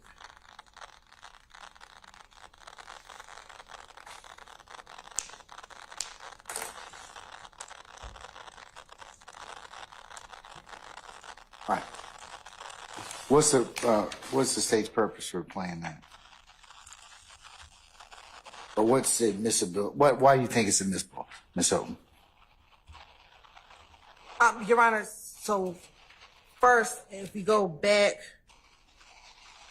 to the beginning, again, reading it in context, this conversation comes about after,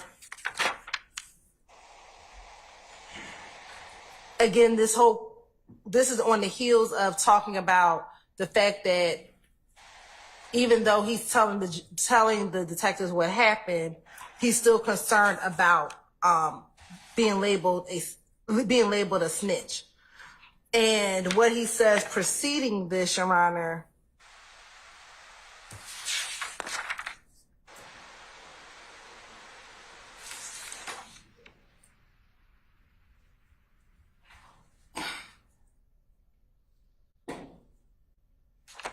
Detective Thorpe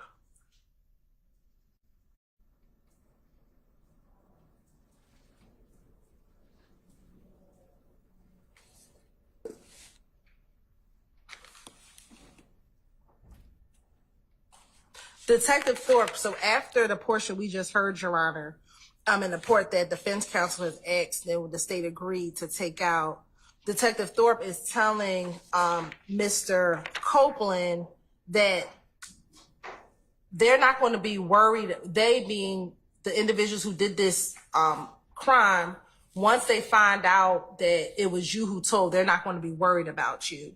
And they go into a conversation saying that they are going to, Mr. Copeland said they are going to worry about the fact that I told. And they continue this conversation back and forth regarding talking about what happened. And they're telling him that you waited too long. Mr. Copeland's concerned that people on the street believe it was him that did the murder. And they're telling him, you should have told us months ago that you were not involved.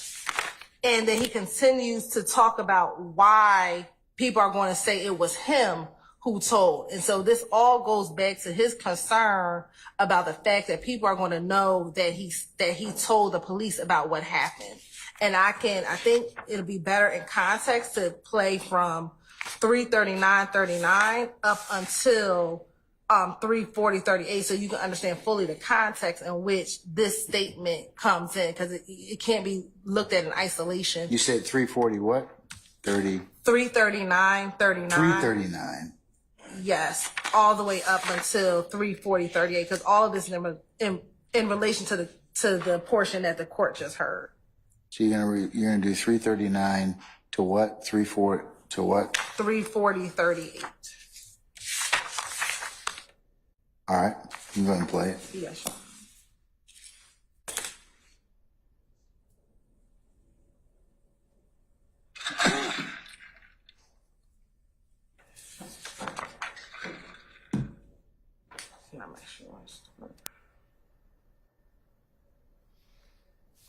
And shit gonna be proven that they killed them. They gonna be housed up. They gonna have to worry about how to get back there too, because most of them gonna be in there trying to get carried out. Because they gonna say, oh, y'all put the blame on my man right here and then only see your own shit. Y'all let y'all dog right out there by himself without getting him no motherfucking cover, no fucking blanket. They gonna be worried about motherfuckers coming downstairs. They gonna be too worried about themselves and worried about where you at. You gonna tell you what I ain't going now? It go like this now. Mm-hmm. They worry about their lady. What they gonna be worried about? You see how many people worry about me now with this murder? You see, everybody heard about this in this murder. People still call my pictures. Why you just walk around and say you know you don't kill nothing? Come on, man. Because you haven't told anybody else this. You haven't started with, this is the mouth of the street right here. What people watch it? Hit the news. This man had nothing to do with it. 11 police locked up these 4 motherfuckers for his murder. Then everybody like, oh shit, man, what is this? You understand it? So what? You said it. Nah, I ain't with them. They're my brothers. Hey, who? That's what they gonna say. Okay, but that ain't you. Either way it goes, you should have killed that story when the shit happened. You let that fester. We can't change what the street already know. You done roll with it for 6 months. How can you get mad now? It ain't, but y'all ain't. I feel it. Wait. Those of them already knew it. Like, them before right there, they not gonna tell you. I don't know about too much with it. Them niggas not gonna tell you. That's why they not saying. You know what I'm saying? I understand everybody enjoying this stuff, but a nigga gonna make it wait. They be like, Woody told them. You know what I'm saying? Okay, and once again, this is what you got to worry about. That's you. That's everybody that you got to worry about. Which one? That's my point. That's us. So what the fuck are you worried about these motherfuckers? Exactly. So why are you still telling me what they gonna say when they get their discovery back or whatever? It's just fuck them. These are the 2 people you need to be worried about, right there. Or 2. So again, Your Honor, listening to that whole portion in context, they are talking to him about his concern about what's going to happen when the paperwork comes and what's going to be in black and white. And so again, you have to read this portion in context with what they were talking about before and what in this portion of the transcript, Your Honor. So we believe again it is all relevant. Again, with Mr. Copeland's concern about telling the police what happened regarding the murder of Donovan Thomas Jr. And the fact that it's not a comment on anyone's silence. I'll cite the court to United States v. Reeves, which is a 2014 11th Circuit case, 742 Federal 3rd 487.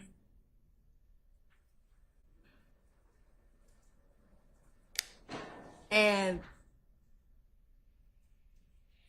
it cites Doyle v.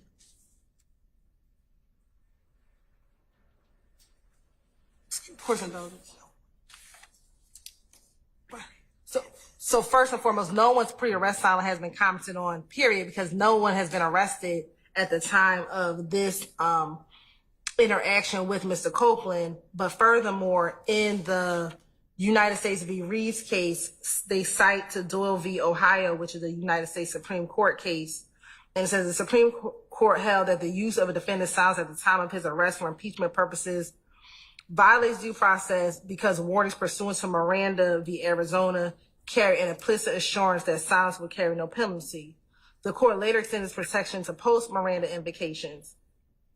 The error is especially harmless when the prosecutor makes no further attempt to highlight the defendant's exercise of his Miranda rights, either in questioning other witnesses or during closing argument. The government may comment on a defendant's silence if it occurred before the defendant was in custody and given Miranda warnings. So again, here, no one's even in custody. No one has been given Miranda warnings. And so the fact that Copeland is talking about the fact of who may or may not come forward is not an improper comment on the defendant's silence. All right. Ms. Sharp. The state, the cases I heard it read, found harmless error. So I would like to avoid error, whether it's harmless or not. So I don't think we should be relying on that case. But also regarding pre-arrest silence, I don't, that comment was not about pre-arrest silence. That was a prospective comment about what would happen when these gentlemen are brought in. I see no probative value. I see no benefit to playing that portion of the tape. I do see harm. I don't believe that pre-arrest silence is a settled area of law right now in Georgia. But again, I believe that while the comment was made prior to arrest, that is true. It was a comment about once these gentlemen are arrested, they will not say anything. And that would be improper.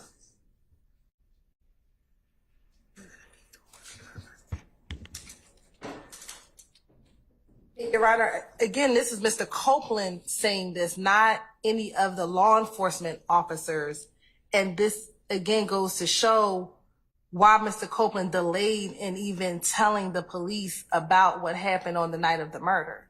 Because he had been talking to the police, he thought that they would know it was him. And so, again, this goes to Copeland's mindset as to why he waited until June to come forward. And again, why he told the police what he knew about the murder.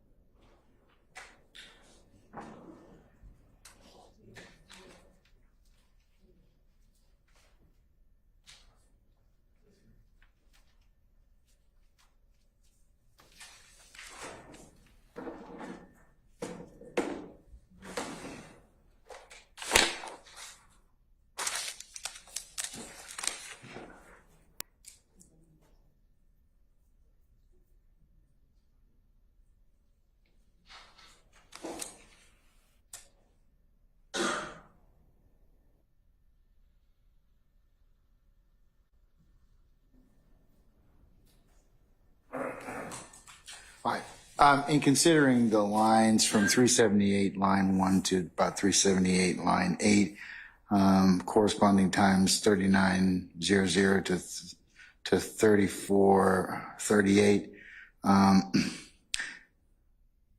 the court's going to permit that to be played over a defense objection. I'll give a continuing objection.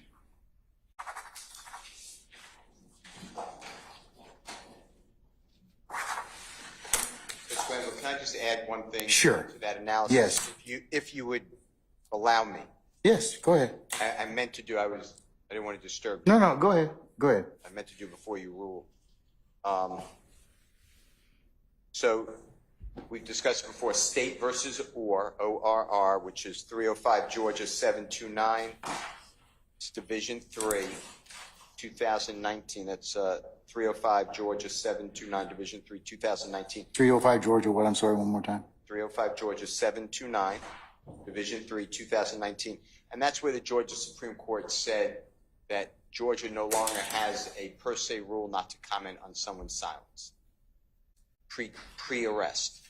So when you have to do those, your 403 analysis. And what I'd like you to take in consideration, if you don't mind, is it's supposition. This is what Mr. Short was saying. I was going to ask you there's also a couple other cases. Are you familiar with Jackson versus State, 317 Georgia, 139 is decided August the 21st, 2013, talks about pre-arrest and post-arrest statements. I'm confident I'm familiar with it if I looked at it. Okay. All right. So, but I have two things to say about it and I have to pull it up. But if it's 2013, it would be an appeal from a trial that happened before January 1, 2013. And the court, until 2019, said we were following the Mallory, which is MALLORY rule, which excluded pre-arrest silence in Georgia.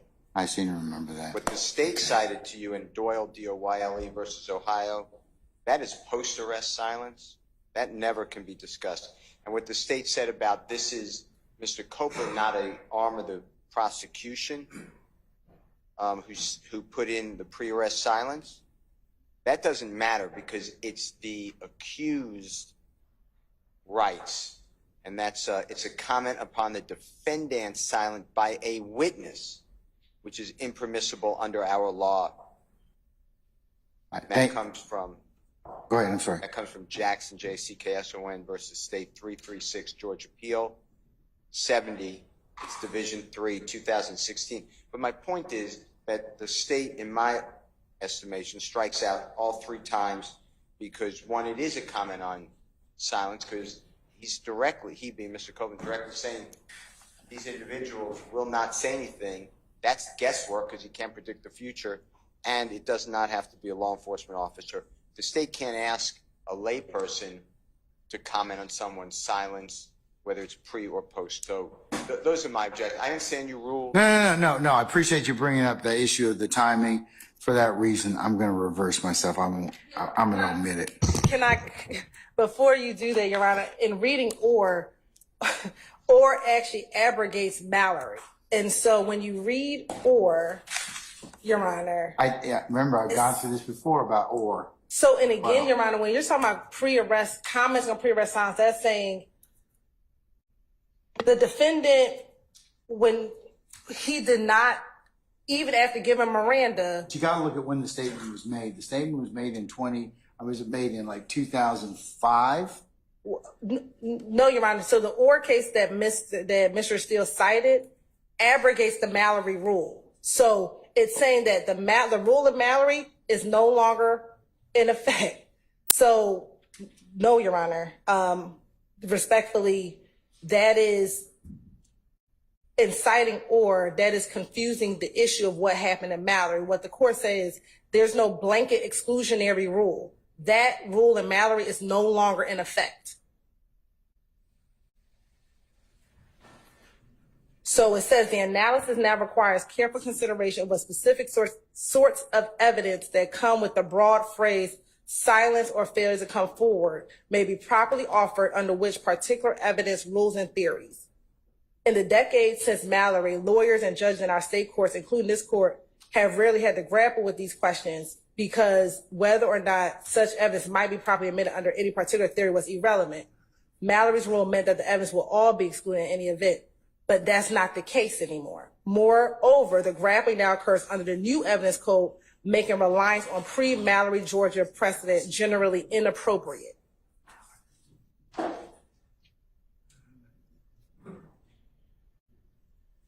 So again, what Mr. Copeland did is not comment on anyone's pre-arrest silence. He said, the reason why I am concerned is because none of these other people are going to talk. So they're going to know it's me. That is an appropriate assessment of Mr. Copeland. This is not the state commenting on the failure of any one person's coming forward. What Mr. Copeland is saying is they're going to know it's me because none of them going to come forward. That is very different from commenting on the fact that the defendants did not come forward.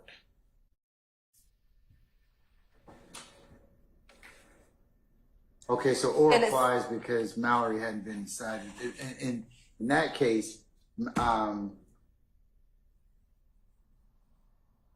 majority held that this court had not yet overruled Mallory. It was bound to apply it. Correct. So Mallory was the old law. All right. But And the new law, what Orr says is forget Mallory. Mallory doesn't exist anymore. For the new evidence code, that bright line test no longer exists. Now you have to look at it on a case-by-case basis. Yeah, it says right here, the court then announced Mallory's categorical exclusion rule in the following passage, and they quoted, "In or we take this opportunity to hold in criminal cases a comment upon the defendant's silence or failure to come forward is far more prejudicial than probative. Accordingly, from the date of the publication of this opinion, December 26, 1991, in Advanced Sheets of Georgia Court, such a comment will not be allowed even when the defendant has not received Miranda warnings and where he takes stand in his own defense. To that extent, holding in Fraley versus State 256, Georgia 178, conflicts with the holding is overruled." So, and it talks about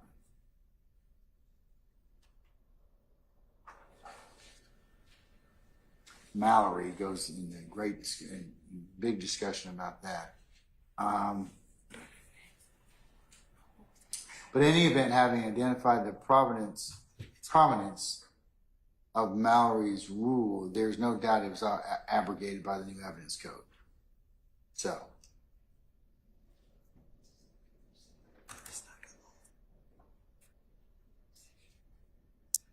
Your Honor, the state disagreed with Mr. Steele, but then agreed. They said they disagreed with Mr. Steele, but then they agreed with everything he said.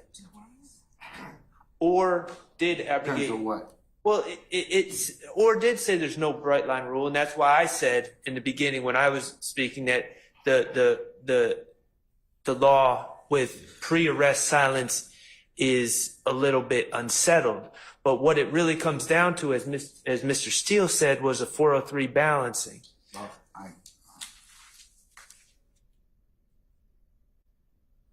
None of us are claiming that the bright line Mallory rule is still in effect.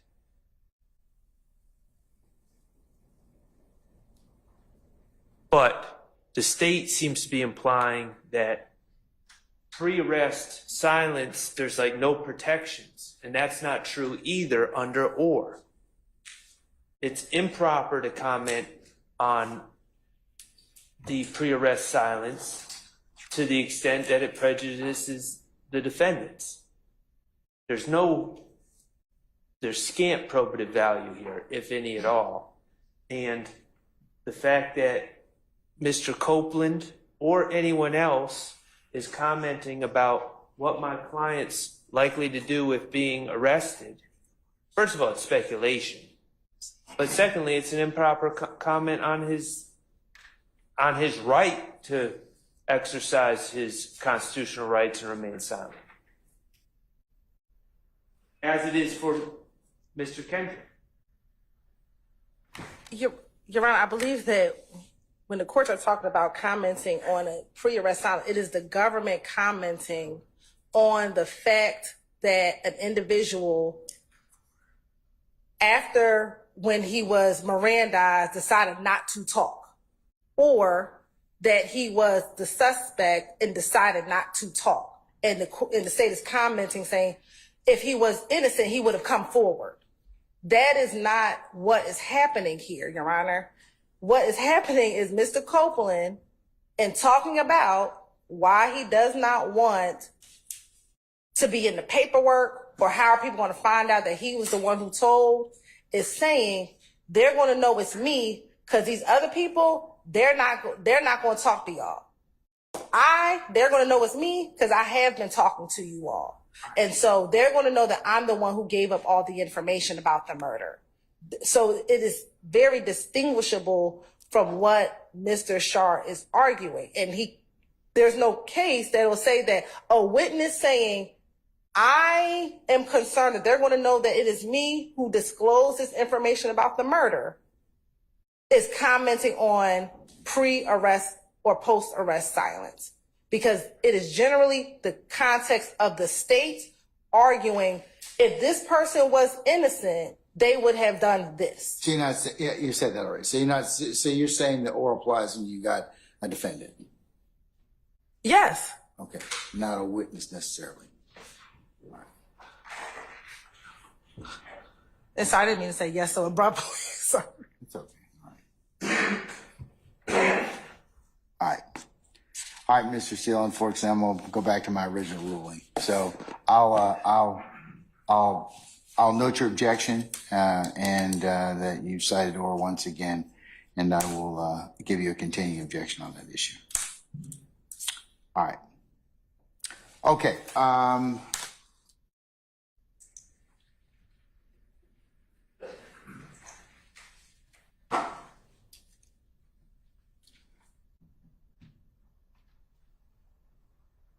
Okay, we have 381, line 1 to 381, line 8.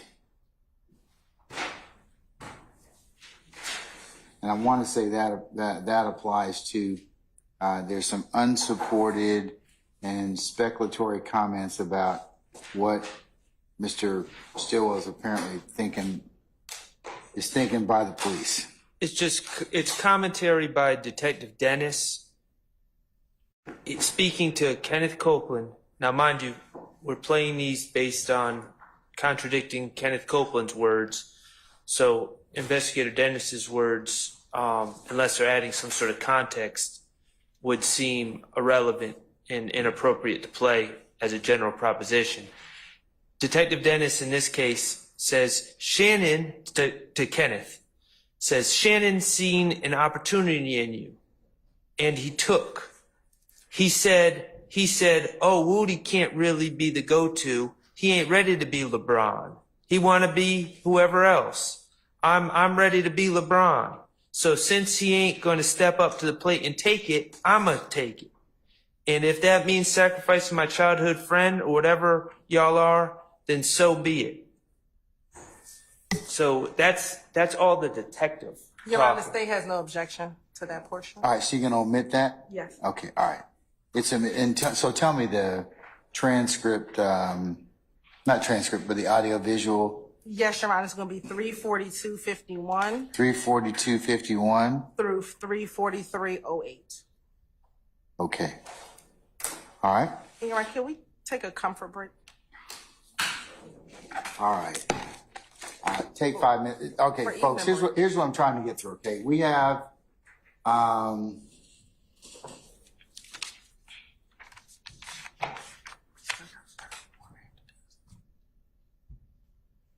about 10 more references to go. I'd like to finish those. Mr. Steele, Mr. Adams, I don't believe I'll get to yours until the ones you all have until tomorrow. And since we're working kind of an abbreviated day tomorrow, and then we'll work on Wednesday. That'll be the order of business for the next couple of days.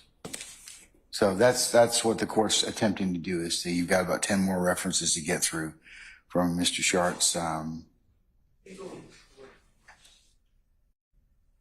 there's 3 more from Mr. Shart, and then there's, I'm sorry. Mr. Sharp is stopped at, I think, 398. Yeah. Then there's some ones from the state that we have. Chronologically, those kind of, then they start to bleed over into hours. And we pick up at about page 400. And so the ones that I submitted earlier, which I believe starts at page 413, actually would come before a lot of what you're looking at here. So just in terms of keeping it neat, Mr. Shaw ends at 398, and then we pick up at 413 after that. Respectfully, it would probably, excuse me, I'm sorry. That's right. You're fine. I'm speaking while Mr. Weaver.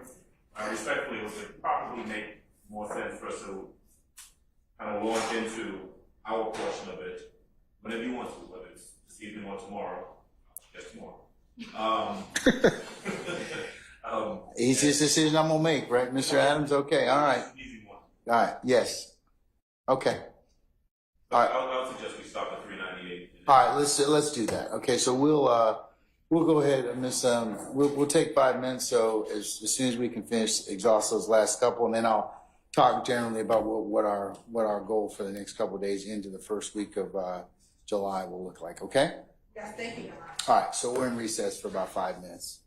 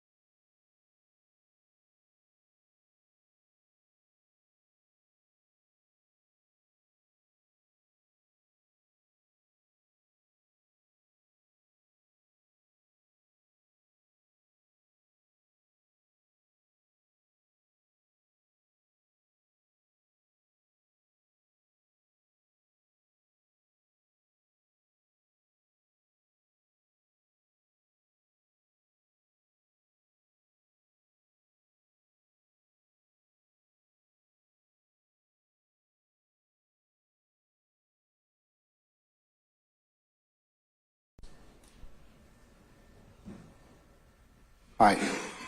Do we have all our participants? Okay. Okay, there's Mr. Shaw. Okay, I see him up here. All right. Okay, all right. Check your neighbors. Okay, all right, good. Okay, couple more to go. So 387, page 387, lines 6 to 13. Hearsay about what Nutt said to Mr. Copeland.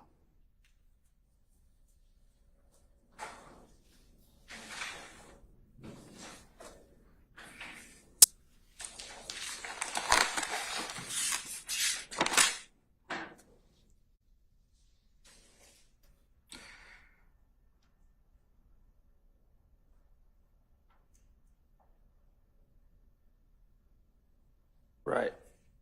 So in this portion, Mr. Copeland is it's pertaining to the issue that Mr. Copeland, the reoccurring issue he has with Kelvin Watts, and it's Mr. Copeland tells the police a rendition of what Donovan Thomas supposedly told him about that feud and about Mr. Thomas's willingness and desire to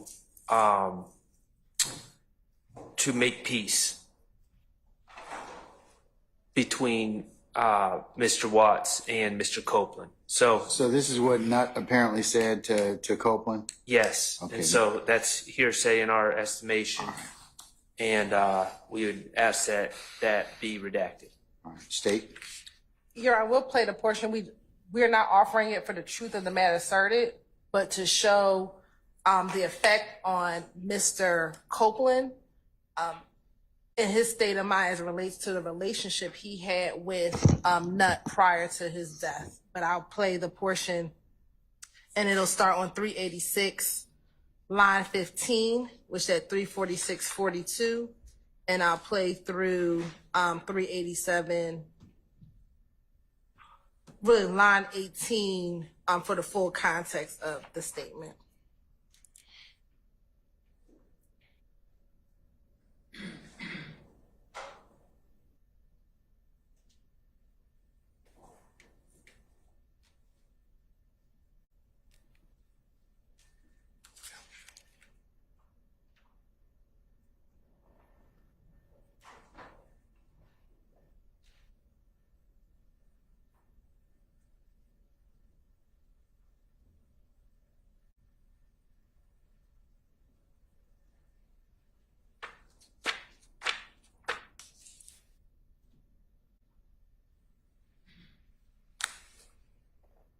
And we're going to start at 346:37.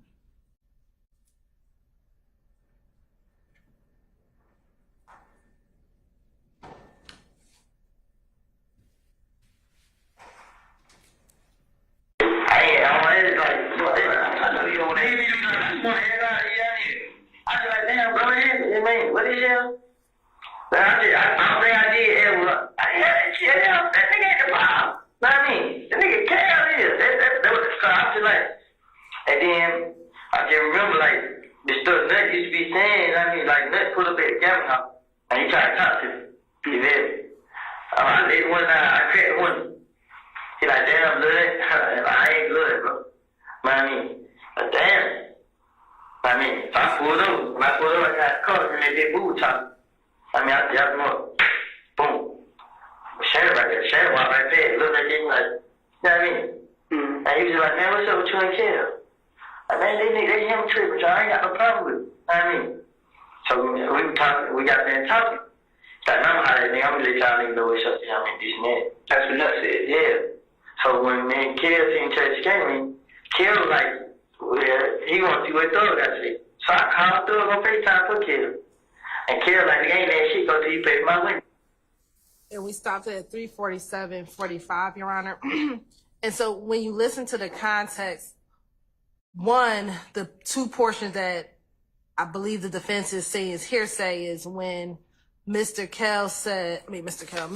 Thomas said, first, he like, damn blood, because that would be, and that's on page 386, 283. And you need that in context to know what Mr. Copeland's response was, which was, I ain't blood, bruh. And then the next hearsay statement that I guess defense is purporting as hearsay is when Mr. Copeland says, man, what's up with you and Kel? Which is a question. That's not a statement, it's a question. And Mr. Copeland's response is, man, these niggas let him trip with y'all. I ain't got no problems with him. You know what I mean? So we were talking, when we got finished talking, he was like, I guess this is the third statement that defense counsel is saying, it's hearsay. Man, I'ma holler at the nigga. I'ma let y'all niggas know what's up. You know what I mean? This and that. And so that statement, we're not offering it for the truth of the matter asserted about whether or not he went and hollered at, I'm assuming the nigga is supposed to be Kel. We're not offering it for the truth of the matter, whether or not he went to go speak with Kel or not, but for the context in which Mr. Copeland is telling the detectives about his interaction with Nuts. And then furthermore, when he goes into what happens at the skating ring, him meeting up with meeting Kel at the skating ring and them talking about the issues that they have, which we've already talked about on multiple occasions. And so I think this gives context to events that led up to him meeting with Kel at the skating ring, we believe the Sunday before Donovan Thomas passed away. But we're not offering any of these statements for the truth of the matter asserted. All right. Sharp. Sorry. I'm not sure why Kenneth Copeland's state of mind is an issue here. Mr. Copeland can easily testify, preferably live to the extent he hasn't already, about meeting with Kelvin Watts and the conversation he had with Kelvin Watts in person. He was there. This recording also discusses that conversation he had with Kelvin Watts and what was said. But I don't know why hearsay of Donovan Thomas through Kenneth Copeland is needed to understand or provide context to Mr. Copeland's conversation with Kelvin Watts. It's perfectly understandable without that context. Mr. Copeland met with Mr. Watts. They discussed matters, and Mr. Copeland can explain it to the jurors on the stand, and I anticipate he would say that we agreed to try to come to an understanding, and then phone calls were made to Mr. Williams. But things that Donovan Thomas said are not needed to understand that discussion between Copeland and Watts. Anybody else wish to be heard on that issue? Yes, Mr. Steele. I join in entirety what Honorable Attorney Maxwell Short said, but I'm trying to understand, if it's not for the truth of the matter asserted, how does it even get through 401 or 402? Because if it's really not for the truth of the matter asserted, and it just gets to how a meeting occurred later, if it's not that, hey, Donovan Thomas said this and it's truthful, and that's what initiated the meeting, then it doesn't matter. The meeting happened, and in fact, on direct examination, while we had a jury here, Mr. Copeland was specifically asked about this, and the state impeached him and said that you did have FaceTime call with Jeffrey Williams in front of Mr. Watts, who's been referred to as Cal. So that's my only addition. But otherwise, I don't know. I really don't know why this is being played for the jury. And I'll add 403 analysis as well, because it seems very confusing. We're going to have more testimony from a recording than he's really testified live. And at some point, I just think it breaks. And the state and I'm not saying that it's accurate, but they said as already proven, meaning that this is cumulative. Now, that may be just a part, because I wasn't sure, I wasn't following what they said, has already been shown. But whatever they said was shown or testified to already, then this would be cumulative. So for all those reasons, sir, I asked for the court to, I'm just usually trying a case with a witness and not with these videos. And Your Honor, I can respond directly to the 401 and 402 assertion. Sure, go ahead. Your Honor, as it relates to relevance, in this matter, Mr. Copeland in this interview discussed that he had no problems with Nut, that he had no issues with Nut, and this is further corroboration of that assertion that he had no issues with Nut. Matter of fact, he talked to Nut about the issues that he was having with Kel. And in our testimony, we talked about the fact that Mr. Thomas was trying to diffuse any beef with Kel and Copeland prior to his death. But hasn't Mr. Copeland already testified about the items on page 387? I don't know if he's testified about about the damn blood. I ain't no blood, bro. I don't know if he's testified about that, but what about the stuff on page 387? And I would have to go back to my questioning of him, I think, and again, I would need to go back to the record. I may have asked him some questions along the lines of him having conversations with Nut, and he may have told me he'd never had any conversations with Nut. But again, I would need to go back to confirming that, like in court, I may have asked him, does he recall having any conversations with Nut? And I believe he may have testified that he's never had any conversations with Nut. So I don't know, because I think he's testified about from like on page 387, lines 6 through 12. I think he's testified about that on direct already. So you might want to check that. I would. You need if to we check can that. hold this until I'll hold it, but confirm. I mean, I don't know. I don't think he's testified about the info on 386 in terms of the,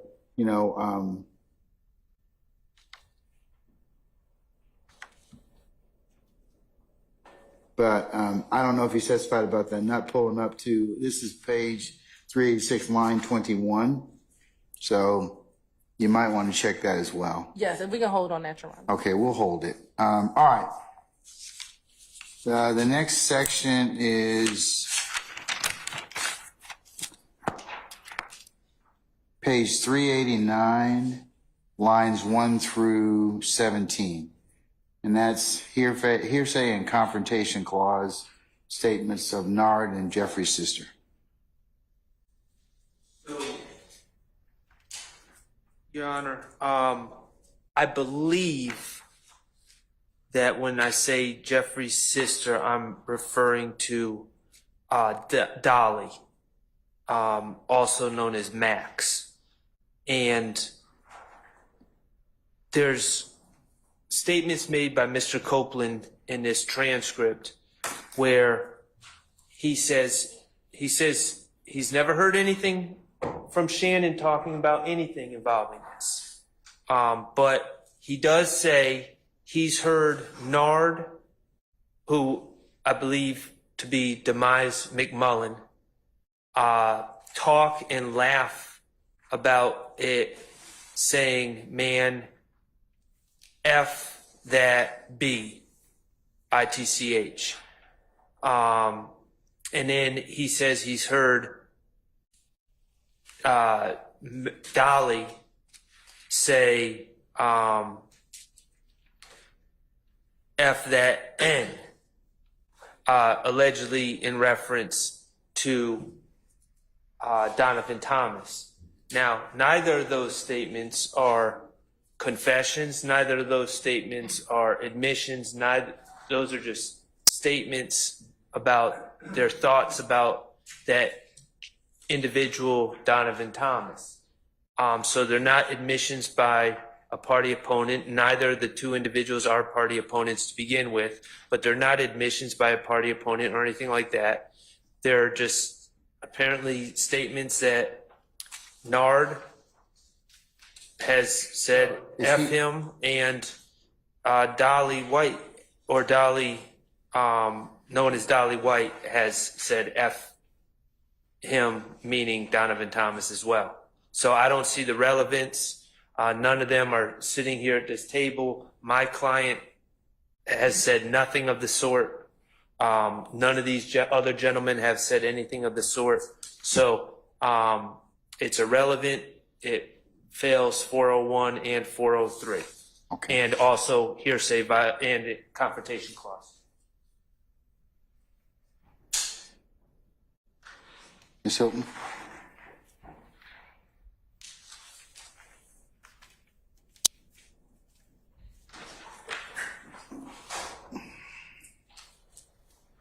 Are you going to seek to play it? Yes, Your Honor. You want me to play it first? Or? Not necessarily. I read it. It's got a lot of purportedly vulgar language for this time of night. So, but I've got the transcript, and So, Your Honor, we believe that it is relevant, and it's also what we deem to be co-conspirator hearsay. So, Your Honor, first things first, as it relates to relevancy, Your Honor, what we have is Mr. Copeland telling the police what he learned from Demekion regarding the murder of Donovan Thomas and what happened. And to further kind of corroborate what he told the police, he's asked, and you have to go back to page 388. He tells the police, so they be talking about it. You know what I mean? He says, but I ain't never heard Shannon talk about it. I never heard, but I heard Nard talk and laugh about it. You know what I mean? So first things first, Nard is one of the individuals who he says was in the car at the time of the murder. Matter of fact, he's one of the shooters, according to what Kenneth Copeland tells the detectives. And he's saying that he's heard Nard talk and laugh about it being the murder of Donovan Thomas. And Nard has said, man, fuck that bitch. referring to Mr. Thomas, the decedent? Yes, referring to Mr. Thomas, the decedent. Okay. So again, that would. Then he says, I hear. The sister This talking is on about. page 389, lines 1 through about 6 for reference. Yes, Your Honor. He says she was talking about it a lot. And Your Honor, earlier in this interview, he talks about the fact that Shannon has told him that if you want to know anything about what's going on, his sisters know about it. We believe that Miss White, or I think her real name is Alexis Greer, is an unindicted co-conspirator, Your Honor. Here in this case, in the unindicted co-conspirator of the larger gang conspiracy. We have already submitted evidence before this jury of a video containing Miss Alexis Greer back in about 2012, 2013, where she's in a video with her brother. Your Honor, if you can recall, this is the video in which Mr. Williams comes out of the home. He's kind of pointing a gun at the camera. He's talking about YSL. And in that video later on, a young lady is also pointing a gun at the camera, talking about YSL, that we believe is the same sister that we're talking about here. Your Honor, we've also heard evidence of Alexis Greer's phone being in the area of the bus shooting when the bus shooting occurs, Your Honor. So we believe that Ms. Alexis Greer is an unindicted co-conspirator to a larger gang conspiracy. So when Mr. Copeland is saying that I've heard her talk about it a lot, and then when you go down to line 14 and they ask him, what does she say? She says, yeah, fuck that nigga, something, something, something. That nigga better not play with my brother. You know what I mean? And again, this is all referencing Mr. Donovan Thomas. And so we believe that this is a co-conspirator statement that is in furtherance of the larger gang conspiracy, Your Honor, that is afoot with YSL. We will cite the court to Kemp v. State, which is 303 Georgia, 385. 303 Georgia what? 385. 303 Georgia 385. Yes, Your Honor. Which is a 2018 case. I think you may have said that before. Where's Kemp? Yes, Your Honor. We cited Kemp in our brief regarding the co-conspirator hearsay statements regarding Mr. What the statements that all of the co-conspirator statements, but specifically when we've asked the court to rule on Demekion Garzing's statement to Kenneth Copeland. All right, madam, anything else? And I can go in. The court explained that a criminal street gang is a general conspiracy and among individuals to commit the crime.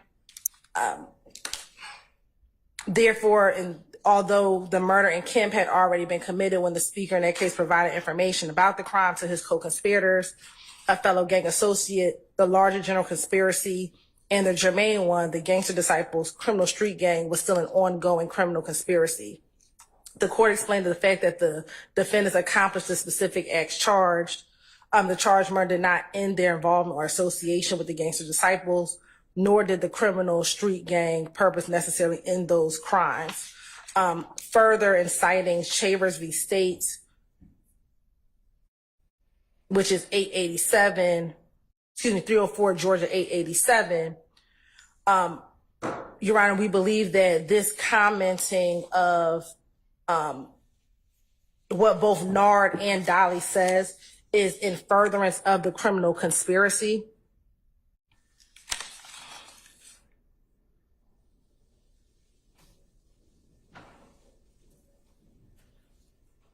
And I'm trying a specific language. That this comment is in furtherance of the conspiracy. And I'm sorry, going back to Kemp, they apply a liberal standard to determine whether a statement is made in furtherance of the conspiracy. And statements that further the interest of the conspiracy in some way meet this standard. And we believe that this commenting on Mr. Thomas Jr. after his death furthers that conspiracy, furthers the cohesiveness of this gang, and we believe that it should be entered under a co-conspirator hearsay. All right. All right, Mr. Sharp. I'm aware of the Kemp case. It's a bit of an outlier case, taking a broader view of co-conspirator statements, but even the Kemp case, under these facts, under its reasoning, would not label these statements. Essentially, F. Donovan Thomas is essentially what they're saying. F. Donovan Thomas. How that is in furtherance of a conspiracy is beyond me. If that's in furtherance of conspiracy, then the requirement under the rules of evidence really has no meaning.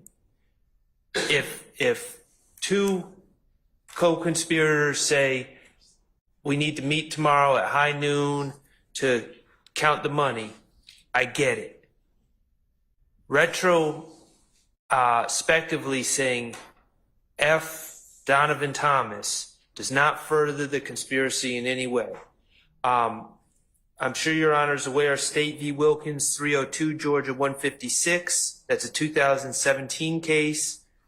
State v. Lane, 308 Georgia 10. That's a 2020 case.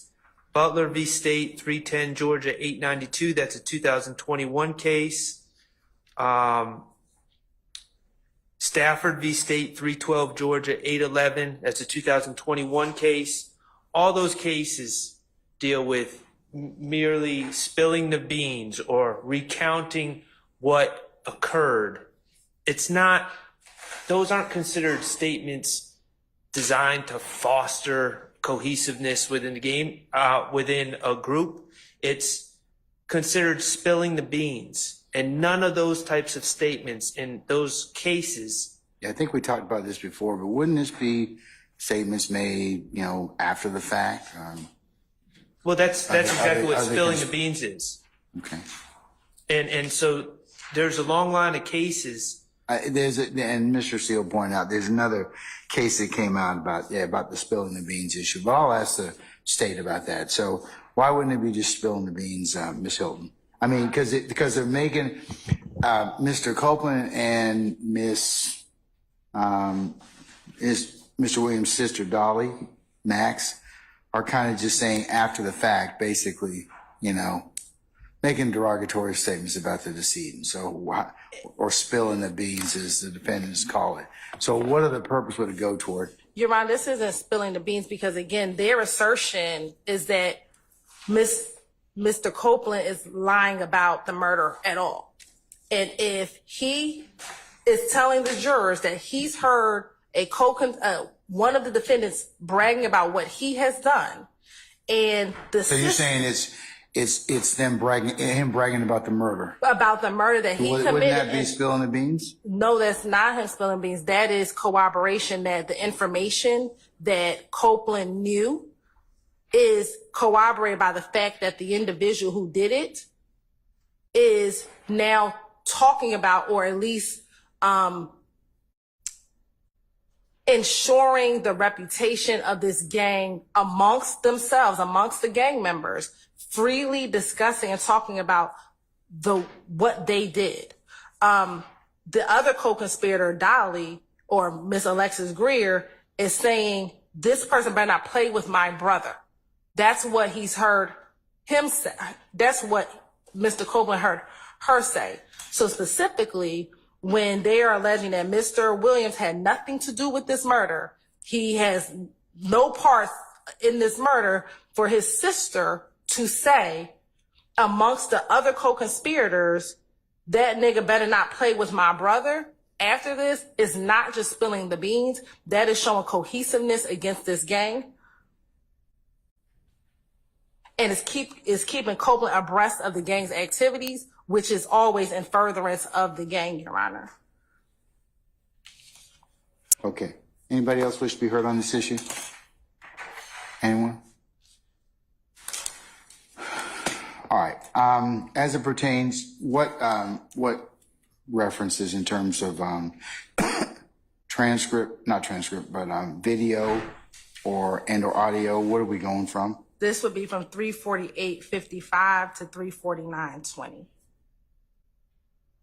Okay. All right. In looking at this particular conversation, the defense is related that it's hearsay, it falls under 401, we're not relevant, or 403, that is more prejudicial than probative. And they have also said that this is along the lines of cases of spilling the beans. The state has argued that the statements are in fact relevant. They're co-conspirator hearsay, and Mr. Copeland is talking about what he learned from Mr. Garlington. We've dealt with this issue before, but these particular statements that the court has heard from on page 389, lines 1 through 17, the court's in concurrence with the state in terms of it does not spill the beans. It does talk about the furtherance of criminal activity, the ensuring of reputation. It tells what purportedly the gang did, and the cohesiveness of the parties and the corroboration of info from Mr. Copeland. So I'll let the jury consider that for what weight they want to give it. So I'll admit it over objection, defense counsels, and I will give you all a continuing objection as to that. And with that, I think that we're done for tonight, and we'll pick up with Mr. Adams tomorrow. We have one more area, but we have no objections to those areas. Which ones are those? Defense counsel had page 396, and we think it's 396 line 21 through 397 line 11. And that's going to be from 355.42 through 355.42 to what? 356.17. 356.17. Okay.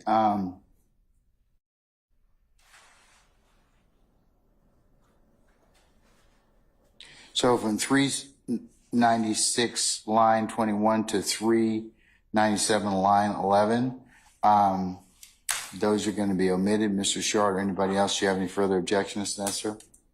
That's hearsay talk about Shannon and Dee shooting on Simpson. Yes, I requested that, so. Okay. Anybody else wish to be heard about that issue?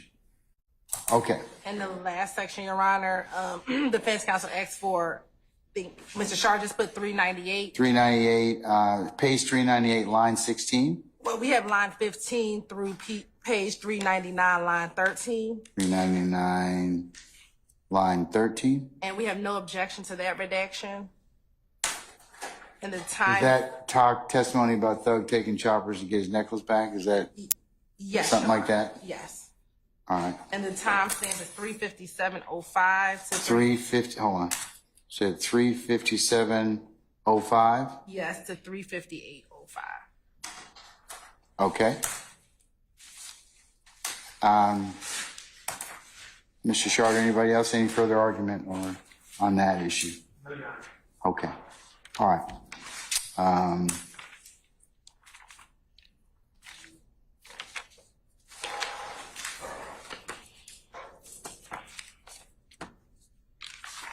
Okay.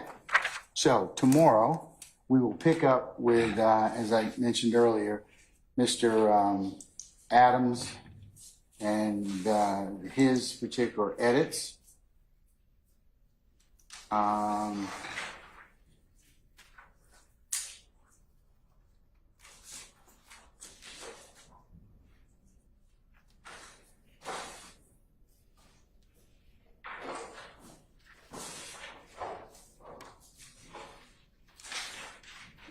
Mr. Adams, it's conceivable that we won't work that long tomorrow, given the court's got some unrelated business I have to handle. So we more than likely will probably work from, I'm going to say, I'd like you all to report for 9:30 for anticipated 10 o'clock start time. We'll work a couple hours. I have a lunch meeting, and then more than likely that'll be the end of that particular business day. On the 26th, Wednesday, we will start 9:30 and work till probably around 1. No, and the court is keenly aware that we may or may not finish, Mr. Adams. So I will, we'll just do the best we can with that, and we will continue with that as appropriate. For your planning purposes, Monday, July the 1st, we will have the in-camera review of the transcript from the court's ex parte matter. So I will have you all upstairs in 8F, the lawyers, just the lawyers, okay, just for that. And I'll cover that with you all. Tuesday, we will go, that'll be probably, Mr. Adams, I'm going to say it's probably 9 o'clock. 9 o'clock. And then Tuesday, July the 2nd, we will go back to finishing up whatever we have. Mr. Adams, if you have not done, we'll be finishing that up, or we'll take some phone calls, the phone call issue. We'll start on that. Wednesday, July the 3rd, it's the court's intention to take up the show cause. I won't do that tomorrow. I'm going to take that up on Wednesday, July the 3rd, starting at 9 o'clock. Those parties have already been noticed. Okay? What time on Tuesday, please, Judge? Tuesday, you report for Tuesday the 2nd, 9:30 for anticipated 10 o'clock start time. And we should probably, that should probably be a full work day. Monday, Tuesday, and Wednesday should probably be pretty much full work days, okay? And then we're off the 4th and the 5th, and we'll come back on the 8th, and we'll see how things go. If on the 3rd things are, or the 2nd, Mr. Adams, we're not done, or counsels with your redactions and or the phone calls, I may make some other decisions to include, we may, given the amount of video that we have and some other things, I may decide to bring our jurors back, but I'll make that call a little later on, okay? Questions? Did I miss, or maybe the court didn't mention Thursday and Friday of this week, the 27th? Yeah, you missed that. Okay. Where you been? I don't know where I was, but Are we coming to court Thursday and Friday, folks? okay. Okay, all right. Why are you looking at Max? He's not gonna be, he's not gonna be here. No, we're not holding court those days, Mr. Matthews, at all. Okay. Anybody else have any other questions? Mr. Steele? On Monday, July 1, Yes. 2024, Yes. what you called an in-camera meeting without Mr. Williams. Mr. Williams, through me, is invoking his right to be present under Article 1, Section 1, Paragraph 12 of the Georgia Constitution. I understand that, and you can put that on the record. I'll bring your clients over, but given the fact that it is in camera, and we'll discuss issues of potential privilege, that is why at least for that portion, as I mentioned, I will let you all be heard on that issue, and then you can share whatever issue that is with your clients. Okay, but I've heard your objection already. Okay? All right, anybody else? Okay, all right. I'll see you all tomorrow morning, okay? All right. Thank you.